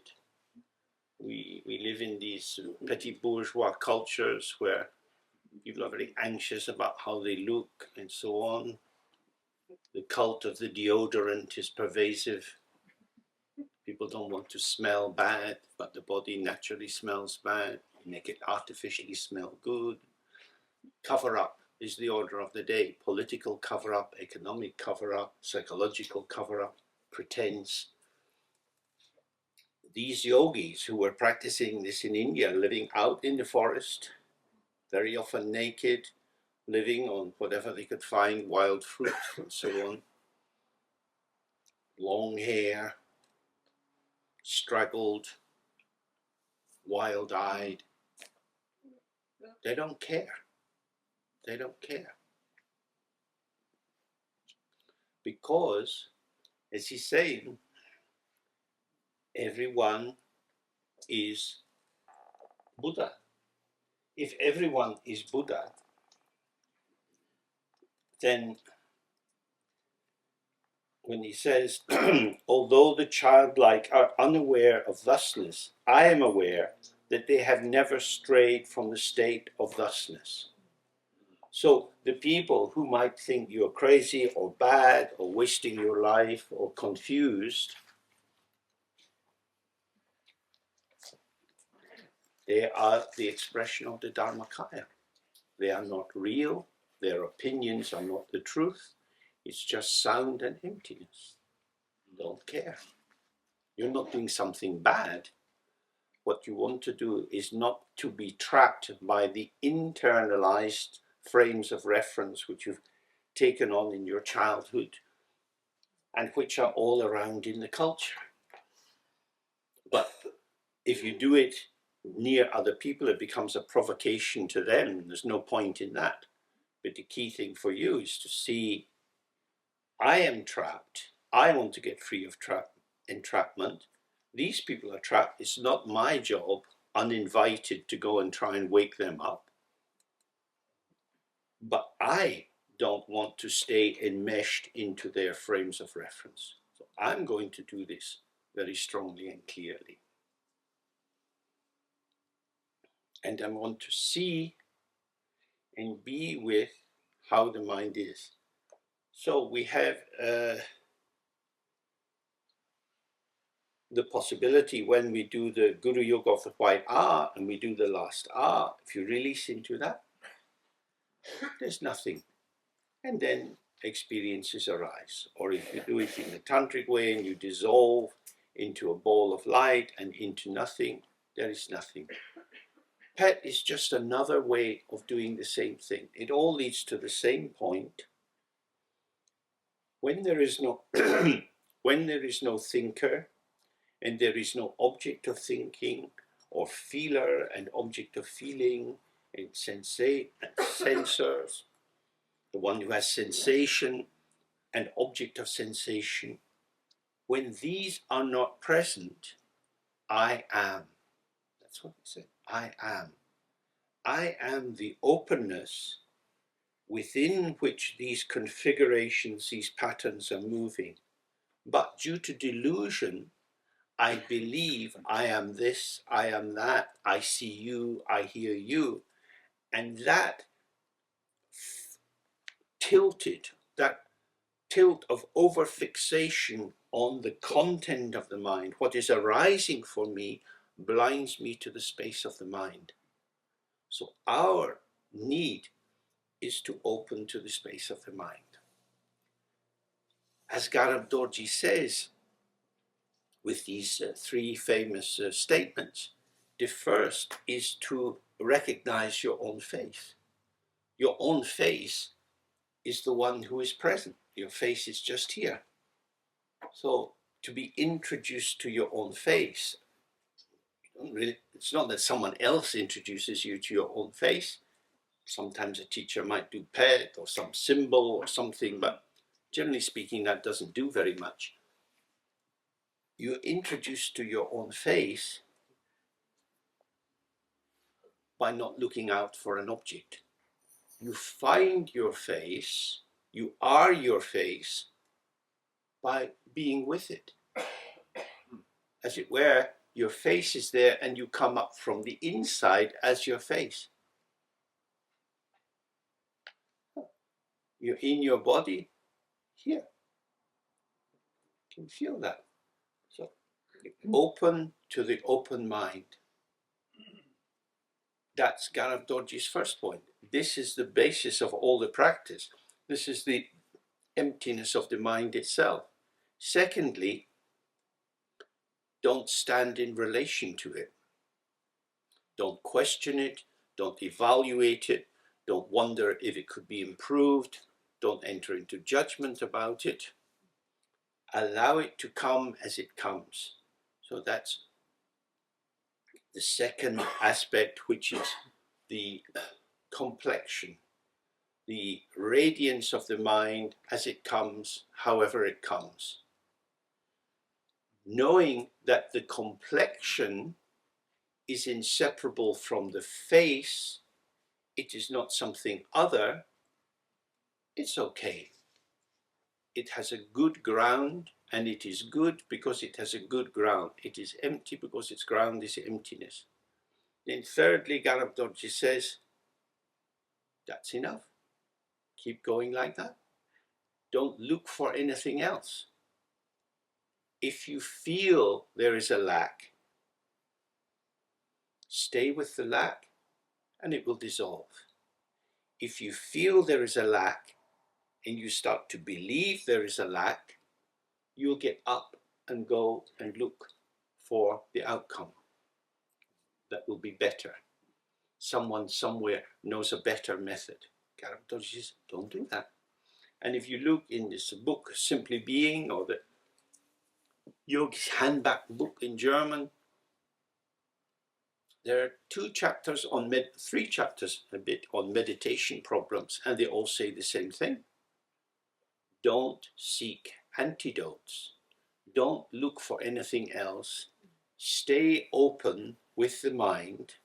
It's when you close that you get the problem. So always relax and open with the mind, however it is, and however the mind is, that is to say, whatever the current furniture in the mind is, it will dissolve and the openness will be there, but you won't find the openness as openness. So at the moment in this In my hand here is a glass and it's got water in it. If I pour out the water, then I see the empty glass. But the mind is not like that. This glass is empty while it's full of water. Yeah? The water is in the glass, but the glass is empty. That is to say, the glass is the space within which the water is. If the glass was full of glass, if somebody had sealed it over, you wouldn't put any water in it. So it's a kind of paradoxical truth. You look at it, you see, oh, the glass is full of water, but the glass itself is empty. That's why it's got water in it. Okay? That's a slight double move there. Your mind is empty and it's full. While it's full, it's empty. So if you get that, then you see, oh, it doesn't matter what happens, the openness of my mind is not affected. If I'm happy or sad, if life is going well or it's terrible, if I'm sick and I'm dying, if I'm in pain, or if I get a lot of money, it's just stuff in the mind and the mind remains empty. That's primordial purity. Events don't touch the mind. They fill the mind, but they don't touch it. The reflection fills the mirror, but doesn't touch it. The mirror remains untouched. So that's what Garabdochi is saying. Once you start evaluating the content of your mind, saying this is good, this is bad, I like this, I need more of that. Once you do that, you've lost the mind. You are a thought evaluating other thoughts. This is good is a thought. This is horrible is a thought. A thought arose. The second thought says of the first thought, that's horrible. The third thought arises, let's change it. The fourth thought arises, I know how to do it. And so you get a chain of signifiers. Meanwhile, these are moving in the empty mind. And the empty mind wasn't bothered by the first thought, or the second, or the third, or the fourth. So that's the encouragement. When we sit and we do the practice, don't judge what's occurring. If you're thinking about good meditation or bad meditation, one of the chapters in the book, Pater Rinpoche is saying, some people come weeping and crying, saying, I cannot meditate. My mind is so dull. I cannot do this. He says, don't worry. Simply stay with the one who can't meditate. Now, how do you do that? You're full of a feeling. You've been trying to do the practice for years. You feel you're not making any progress. I'm the one who's not making any progress. That's a conclusion. There's something kind of distilled or solidified with that. Sit with that feeling. Don't try to change it. Don't try to improve it. Don't be afraid of it. You're just sitting, dull and heavy and stupid. Sit with it. Always movement. The thought is not a thing, and you are not a thing. The thought is not in the mind the way water is in the glass. Thought is moving. The thought will change. But if you decide, I don't like this thought, I can't bear this thought, or this thought is always there because it is the truth of who I am, you're not being with the thought, you're thinking about the thought, you're thinking about the implications of the thought, and then you're at some distance removed from it, and the gap of subject and object increases. So with, that's what I was saying, this Tibetan term, talk to, which means on, staying with the thought, like the mirror open to the reflection, even if it's a humiliating thought, or a shameful thought, or a worrying thought, you're just there. If you don't move, the thought will move. If you move, the thought will move, but it will move in a sequence of thoughts, because your movement hooks more thoughts. Yeah. So it's a very simple principle, but it's difficult to do because we find ourselves reacting before we intend to. Because the mind is like the wind; these things just blow into our mind. So that's why we do the Guru Yoga of the 3R. We have as much space as possible, because when the wind is moving through space, it's not so disturbing. But if you start the practice as me, I'm going to sit and practice. I'm determined it's going to be different. I'm really going to try hard. When the wind blows, it knocks you over. You won't be able to do it. I'm going to make it happen. Unlikely. It's not like that. It is not an arena of duality. So that's the key. That's the key principle. So it says, when the original mind is fully available, it's always available. What it means here is when you can avail yourself of the original mind, which is always available, you will enter the hermit's awakening. So what's the obstacle between me and my mind? Sometimes it looks like the object side. I can't find my mind. I don't know what it's all about. It doesn't make any sense to me. Sometimes it feels on the subject side, I get dull and heavy and I can't stay relaxed. The obscuration is arising because you're not present in presence. You're present as a subject. So as soon as you feel it's like that, if you're doing this kind of practice, get up and look out the window, stretch a little bit, make a cup of tea, then sit down again. Struggling is no good. Mobilizing your energy and trying harder is no good for this. If you're doing prostrations, you have to push through. You have to keep going. If you're doing mandala offerings and they're very boring, you just have to keep going and going and going. But with this practice, it's not about willpower. It's about mood, being in the right mood. So, I don't know, you get a new recording of a piece of music you like, and you want to hear it, and you come home from work and you put it on, you're not available. You're caught up, it was a bad day at work, you're unhappy, things aren't good. You hear the piano start. You can't find the music. You're unavailable. Turn off the music. Do something else. When you relax, turn on the music. Oh, it's wonderful. So it's just like that. Don't become artificial. You see that again and again. It's text it. Don't become artificial. How will you find that which is intrinsic, innate, uncontrived, if you are full of contrivance? Many things can be contrived. If you want to have a garden, you decide this is a weed, this is a flower, you take out the weeds, you prune the roses, you do all of these tasks. You're making the garden according to your image of a garden. The mind is not a garden. It's like a wilderness. It's a jungle. And the jungle grows as it grows, but it grows from the ground. If you find the ground, the jungle's not a problem.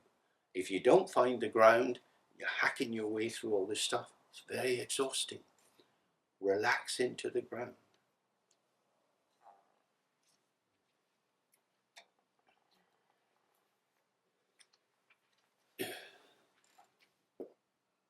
So, when you awaken to this original mind, when it's fully available for you, you will enter the hermit's awakening. He's saying, whatever I found, you will find, because that's all there is to find. And you don't find it as something. You awaken to how you actually are. a lioness's milk cannot be kept in an ordinary pot. That's a traditional Tibetan idea. It refers to the snow lion that is up on the top of the mountains. And the milk of the snow lion is very, very powerful. And so if you put it in a clay pot, it will just crack. You have to put it in a special pot, usually of copper, sometimes lined with silver. And you know, in Tibet, you often see women wearing these necklaces with little seed pearls. These little shiny, bright pearls. They say these are the drops of milk that have escaped from the little cub's mouth, and they fall into the river and turn into pearls. That's sweet.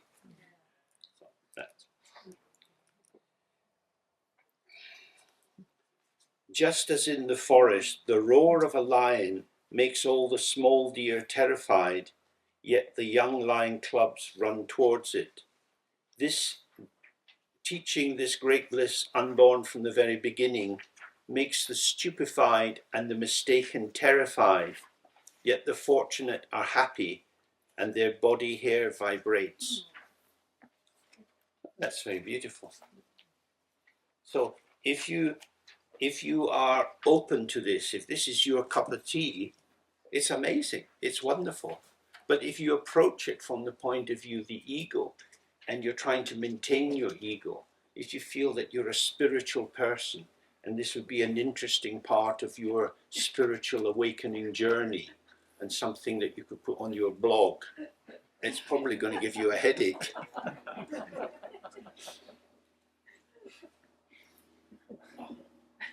So, section 2, the path of Mahamudra. This has 3 aspects, A, B, and C. A, the view, being certain through the view. This also has 3 aspects, which is quite nice, because if you ever look at Tibetan books, it just runs on and on and on and on. And if they don't put markers like this, it just becomes a great blur of information. They don't use typographical layout as a way of indicating different sections. So we're lucky when we look at this book, you can see just from the layout where the different parts are. But in the Peichan, the Tibetan book, they don't do it. So these markers are helpful. So this is the first part of the first section, showing the view as it is. So he says, with an unwavering mind, by yourself, look at yourself. So we know what a wavering mind is. When you look with a thought or through a concept, because the concepts pull towards other concepts to build up interpretive pictures, that's an unsettled mind. So when we did the shamatha, and we're just allowing a bare attention, an uninfused attention, like hot water. It's just clear and it's hot. Then you dip a tea bag into it and the color spreads out. Saying, don't have any coloration in this.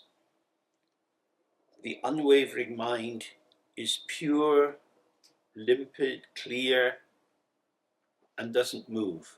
It's simply attention. You're attending to what's there. You're available. With this, look at yourself. How do you look at yourself? Not looking at an object, but being present with the emergence of yourself. If we use this dualistic language, the looker is unmoving and the looked at is moving, so that the looker sees the non-duality of both the unmoving and the moving. It's beyond language. It's too subtle. You can't grasp it. Whatever you say, you could make a contrary opinion. So in the Tibetan it says, look at yourself. You could say, look with yourself. But you are both the space of experience and the arising patterns of experience. The space of experience can't be seen. It just can't be seen. What is arising, in a sense, can be seen or felt or experienced. As experience is arising,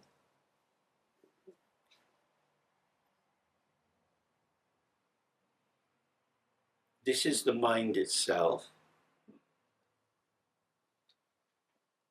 but you have to look without bias. Don't look towards experience, or that will pull you towards the object side. Don't look with a bias towards the looker, otherwise you move into separation and distance. You have to stay balanced with whatever is occurring, arising through you as you, but not you, and that's how you look at the mind. So something occurs. You might not ordinarily call it a pain in my back. I feel this sensation. And there's the thought, it's a pain in my back. Don't change it at all. You sit with it. That arises and passes. That is my mind. If you stay with the semantic content, no, it's my back, it's not my mind. But if you stay with it, the thought, it's my back, vanishes. It's just a thought. It is within my mind. And then you start to see all sensation, feeling, memory, plan is moving in the mind as the mind. It is the mind without being the mind. So that's what we do again and again and again.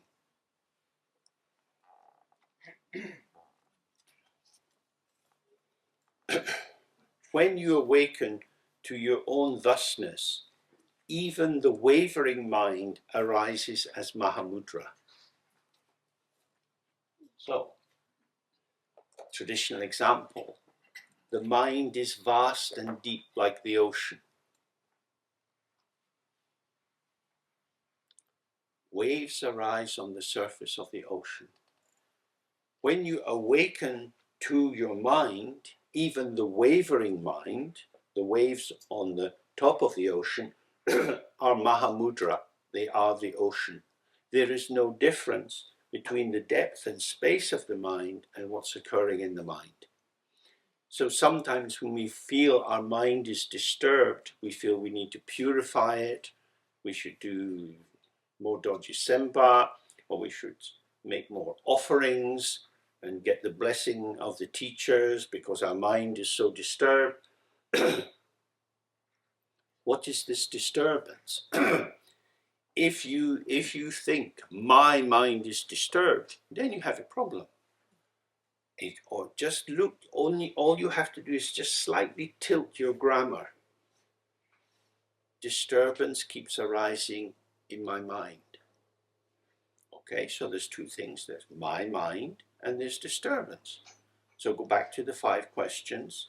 Is my mind mine? Mind has no shape and form, no color, doesn't come from anywhere, it's not resting anywhere, it's not going anywhere. You're not the owner. So, confusing or turbulent thoughts are arising in the mind. Stay with that. Confusing, turbulent, disturbing thoughts are arising in the mind and vanishing into the space of the mind. Like a wave comes out of the ocean and goes back into the ocean. Out of the ocean and back into the ocean. What did you want to correct? What was wrong? What was wrong was you start to feel this primary unawareness. Why am I always grasping at things? Why do I think it's my mind? Why am I so disturbed by this stuff? I'm greedily grasping, involving myself, upset, disturbed. I don't want to be like this. Just passing through. I'm being disturbed by the wind. There's a big party coming. I'm 25 years old. You don't believe it, but I'm 25 years old. I'm rather gorgeous. I've got a new dress and I've been to the hairdresser. My hair's up. Gorgeous. It's down. And I'm going out, and the fucking wind's blowing. Like, ruined. I don't want to go now. I'm crying. The mascara's running.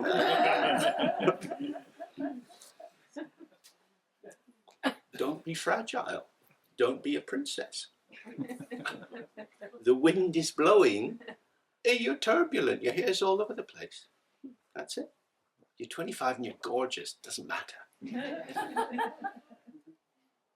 So if you over-identify with the formation of your experience, you see how vulnerable you are. Because you're taking the object from you, well, you're taking the formation or the arising as object, then you're saying the object is defining me, and you're a prisoner of that. Let it come as it comes. That's really what he will say again and again. So even the wavering mind arises as Mahamudra because it is simply the movement of the unborn mind. If you see that the mind is unborn, you're freed from the egoic identification and then liking and disliking. So then he says, conceptual identification self-liberates in the state of great bliss. So the concept, it's my mind and it's a mess, arises, but it arises into this space that you've opened up. And instead of merging in that thought as if it was the judge telling you the truth about your mind, you offer hospitality. The thought arises, does its number, and vanishes. So that in that way, the conceptual identification, what you think is the case, it self-liberates. It vanishes in the state of great bliss, because now the energy quality of the mind is undisturbed. So the movement of the mind is not disturbing the feeling tone of relaxation and openness, which is the mind itself. And he says, happiness and suffering occurring in dreams are unreal while one is awake. Okay? If you're in the dream, it seems real. When you awaken, you realize it happened, but it didn't really happen. So in a sense, it never happened, yet it is as if it happened. So the whole of samsara is seen to be as a dream. It's when you believe in the dream and don't wake up, then everything in the dream seems to be real, and you just go from one realm to another. That's the 6 realms of samsara. So awakening means not pushing these dreams away, but when you're asleep, if you awake from a dream, the dream recedes. You don't have to get rid of the dream, and you realize, oh, it was like a dream. So your habit of involvement in conceptual thought, in your ideas about your life, vanish. So I'm sure that has happened on an outer level for all of us. I used to work in the hospital. I had my own little department. I had my name on the door with my title, My Little World. Then I retired. Then it vanished. It was real for a while due to causes and conditions. I could go in. I did what I did. It seemed to work okay. I was there 20 years. We never had one single complaint, unlike most departments in the hospital. That's quite nice. We were a sweet bunch of people. We liked each other. We worked well. And it's gone. It's like a dream. It's not my life. It's not, I get up in the morning, I don't rush to the tube station to go down, to go in the tunnel, to come out of the tunnel, to walk, to do this, to do that, to open the door, hello. That whole formation of my existence, my identity, people recognizing me, me teaching, running courses and doing things, just dissolves like a dream. It is as if it never was. It was, but it was always a dream as it was happening. When you look back on your life and you see the different stages of your life, they've all been like that. And the key thing is try not to take life too seriously. If you can see the emptiness of these patterns, then you can enjoy them. As he says, then it's like the mood of great bliss. Then the team functions together. You manage all the crises, things are resolved. But if you start vibrating and worrying, will I do well? Am I going to be judged? This anxiety sets off other people's anxieties and everybody becomes a little bit wary. Then synergy is very difficult. So he's not just talking about the mind, he's also talking about being in the world. Because in meditation, they're often talking about the difference between being in the actual meditation, what's called nyamjak, settling in evenness, and what you do afterwards, jetop, when you get up from the meditation mat. In Mahamudra, there's no difference between the two. The openness of the mind is sitting here, then it's going for a walk, then it's eating food, then it's talking with people. Events are arising and passing. Everything is arising and passing. Whether it looks outside or inside, it's the same. It is experience. All phenomena are experience. They are the play of the mind. The mind itself doesn't change and move. Experience is always moving. So in this way, you're settled even when everything is unsettled. And you don't have to try to settle things.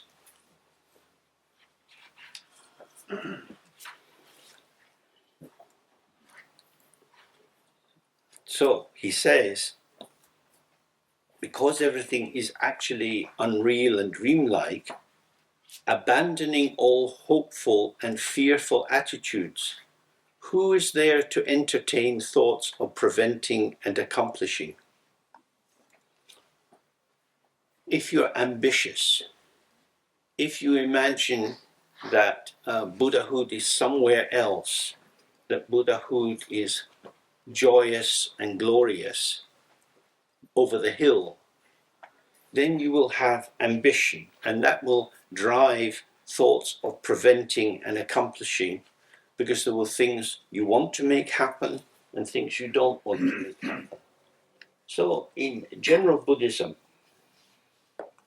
when you start to look at basic ethics, we have the 10 bad activities and the 10 good activities. So the first of the 10 bad activities is killing. Don't kill. Don't kill living things. The first of the 10 good things is protect life, try to rescue animals if they're going to be tortured or sacrificed. So this sets up, there are good things which are to be done and bad things which are not to be done. Adopting and rejecting. Adopting and rejecting. On the level of ethical behavior and on the level of generating good karma, which can lead to good opportunities in future lives, that's very important. A lot of negative karma will not bring you a precious human existence with the 18 factors. However, adopting and rejecting is desire and aversion. So the underlying subtle tone of these is 2 of the first 3 poisons. That's why in the meditation tradition, in the higher tantras and in Mahamudra and in Dzogchen, they say, free the mind of adopting and rejecting. Don't say this is good, have more of it, this is bad, have less of it, even although it seems obvious that this is bad. So if you have a whole stream of negative thoughts, if you find your mind swirling in a vortex of hatred or self-disgust or murderous thoughts, outrage, whatever it would be, Don't enter into judgment. Once you conceptualize this as something negative, you feel you have to do something. The instruction is always the same. Remain relaxed and settled. Whatever comes, comes. So you're sitting there full of these outrageous thoughts of vengeance. You want to destroy someone. You have to tilt back very, very subtly. Tibetans have the example for this that when they're making butter, they use a churn. And as the woman's churning, it's a woman's work, men don't do it. As a woman is churning, she's got long hair, and one of the hairs falls in, and it gets churned into the butter. So when she's taking the butter out, patting it, and making this bowl, there's a little bit of a hair coming out. So you want to take the hair out of the butter, but it's not straight through the butter, it's all wrapped in. So you have to hold it strongly enough to get purchase, to get a hold on it, and then tease it out. And if you pull too much, the hair will break and you lose the end of it inside the butter. And if you keep trying and trying, the butter will go on your fingers and you keep slipping off it. So that's the example of how you have to meditate. Very gently, very tenderly, feeling the quality of it. You're in this thought, you could merge in it, you could get out of it, but you've got to stay on this very delicate balance with it, just with it, open to it, without reacting positively or negatively. That's a little bit tricky. That's a question of balance. How do you find that balance? Well, you know what it's like to be angry. You know what it's like to be desire. You have desire of someone, you want to see them, you want to phone them, you want to sleep with them, you're drawn towards them. You know what aversion is, you want to get away from it. So it's the conceptual identification, this is bad, which gives rise to the aversive movement. It's the positive identification that says this is wonderful that gives rise to the desireful movement of fusion with the thought. The key thing is when these feeling tones arise, they also need to be entertained without reaction to them so that they remain unactivated. 1 second. Unactivated. And that's hard. The only way to deal with that is experience. And we all have our own karmic inheritance. And for some people, it's quite easy. I mean, meditation is a very particular arena. Some people can visualize very clearly. Some people love chanting and doing rituals. Some people hate it. So what you need to do is to find your way towards optimizing your capacity towards the teaching. And for some people, you'll be jumping into it, and for others, it's a slow, difficult path. But if you understand what it is, and you accept this is how it is, and you don't get angry with yourself, and you don't feel dismayed, you just sit with it. You just sit with it. It's like that. You have to sit with it.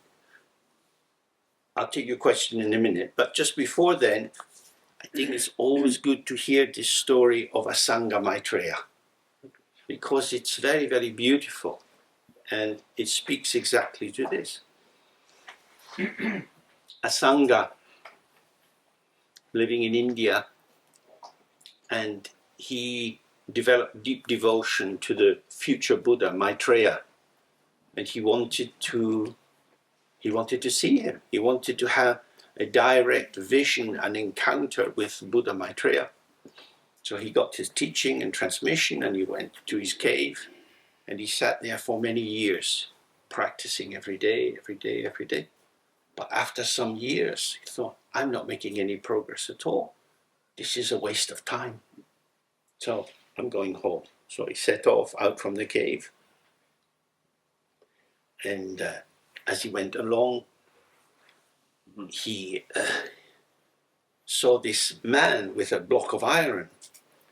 And the man was rubbing it up and down with some cloth. And he thought, what are you doing? And he said, you see my shirt, it's torn and I don't have a needle. So I'm going to polish this down until I get a needle and then I'll repair my shirt. Sangha thought, if he's able to do that, I'm going back to the cave. Back to the cave. Maitreya, Maitreya, Maitreya, Maitreya. No Maitreya. This is it. I'm going home. So he goes off. On his way home, his house is in the next valley, and he walks up to the top of the hill. There's a man on the top of the hill with a little brush brushing. So, what are you doing? He said, see, that's my house down there, and every day the sun sets behind this hill and my house is in the dark and I don't like it. I'm getting rid of the mountain. Wow, this is patience. I'm away back to the cave. He's back in the cave. And in the end, nothing, hopeless. So going home, I don't care what happens, going home. He's almost home and he's down the bottom of this valley going along and he hears this yelping sound. He looks over and there's a dog. The dog's it's limping. He looks at the dog. What can I do? Oh, it's got a wound on its leg. And he looks into the wound and there's all these maggots moving. So he takes a stick and he's trying to get out the maggots. He said, I'll hurt the maggots. How will I get that out? I need to get it on my finger. So he puts his finger in, but the maggots that won't come onto his finger. He thinks, it's not warm enough and it's not soft enough, so I'll get them on my tongue. And he's very frightened and disgusted, but he thinks I've got to help the dog and the maggots. So he closes his eyes, he puts out his tongue, and Maitreya touches him on the head. Very beautiful, very beautiful. So it can take a long time. And if that's how it is for you, stay with the practice. Stay with the practice. And you will feel dull and stupid and inefficient just as Asanga did. But if you think, this is not working, I should do something else, this is your own mind. Whatever else you do will be a patterning of the energy of your mind, a rearranging of the furniture in your mind. It won't be your mind itself. So staying with the practice is good. Yeah. Yes. Okay. If I have a negative thought or perception, emotion, as long I have the idea, the perception or the thought is inherent existent. It has immediately the characteristic in not nice. Mm-hmm. As at the moment I perceive it inherent existent, is it not automatically that aversion comes? With inherent existence, perceiving objects automatically, how can I keep the balance? Because it's automatically, I think.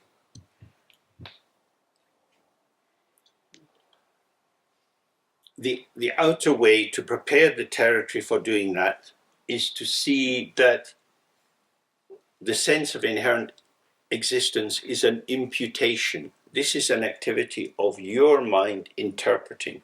But because you've done it a long time, it's like a polished ski track. You go down it very, very fast. It's like polished ice. And you're already in it before you know it.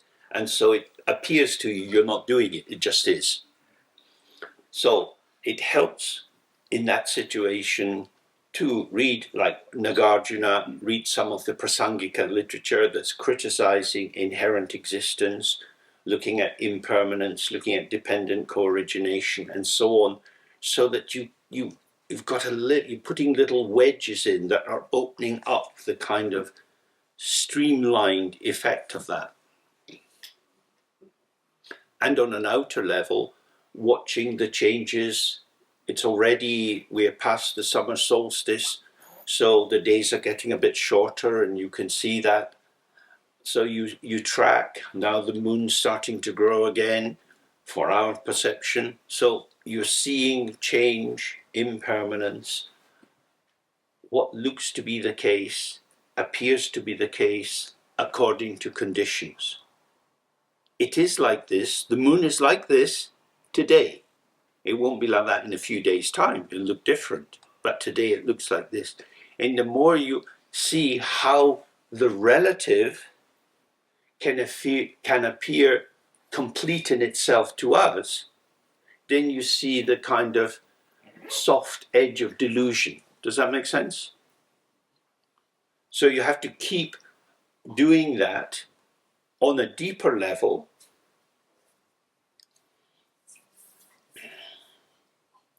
It is through the dissolving of the formations that we believe in that we start to see its emptiness. So a devotional practice, praying to Padmasambhava, receiving the light from his body into yours, dissolving your body in light, and you realize the structure of the formations of my personal identity are held in place by belief. If I slot an alternative belief in, I see that both are beliefs. I am James from Scotland and I am Padmasambhava. And both, both can feel true and valid through belief, just as an actor has identification with many different acting roles and with their ordinary life and with the fact that their children maybe are nice when they're small and then they get a bit rude when they're teenagers and they don't respect you anymore, and you see, oh, I am an interpreted object, or I am an interpreted presence for other people. So you might be in a traveling theatre company and you perform in one city and everybody's clapping, and in another people are kind of bored. They don't respond. Different audiences give different responses. And the more you see that, the more you see this is construction.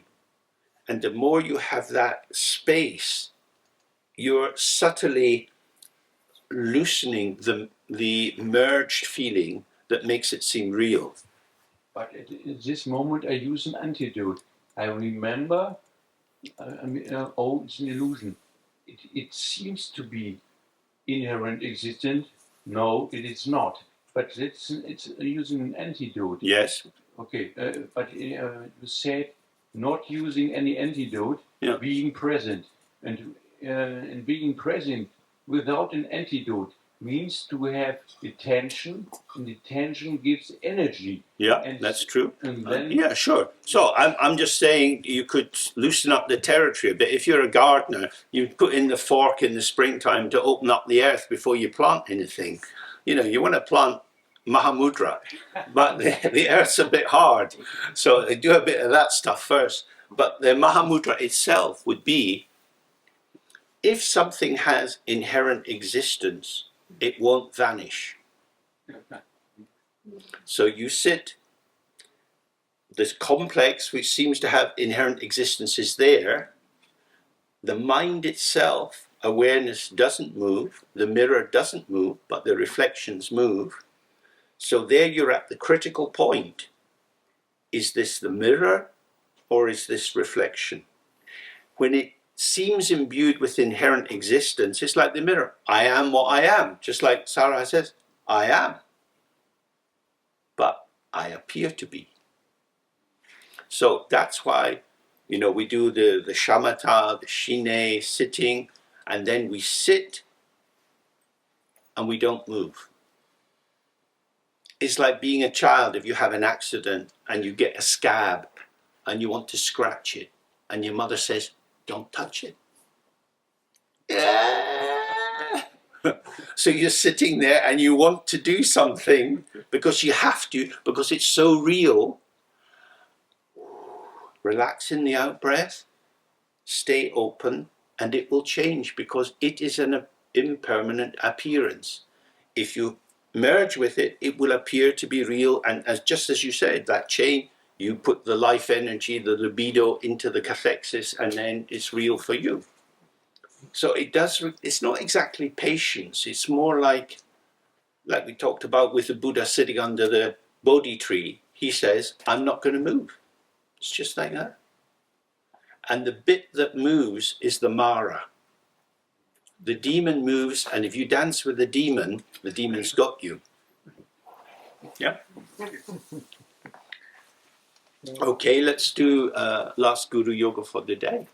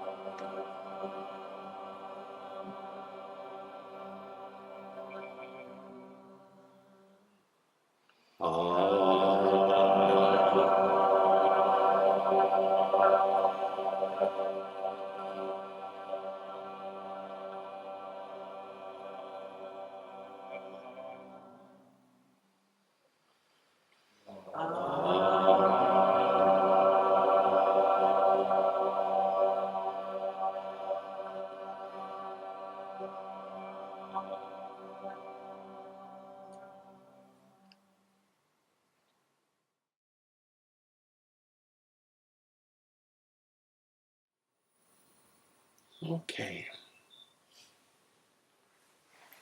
Oh, in the Mahayana tradition, at the end of our practice, we dedicate merit for the benefit of all beings. So whatever merit comes from our study and practice together, we can imagine it rising out of us like rays of light and spreading out to touch all beings in the 6 realms.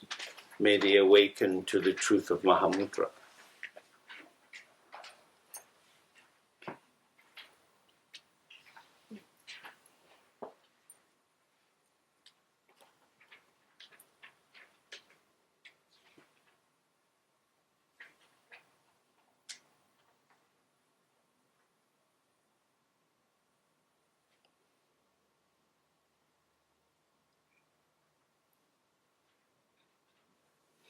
In the Mahayana tradition, we have different approaches to development of compassion. We have compassion on the basis of suffering. When we see the suffering of beings, we want to help them in their limited conditions, in whatever realm they're in, and free them from what oppresses them.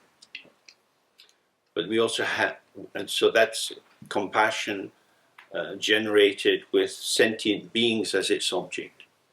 And then we have compassion generated by having the Dharma as its object, where we reflect that we have the opportunity to come across this tradition of teachings which shed an illuminating light on so many areas of our life, which offer us some clarity and some hope.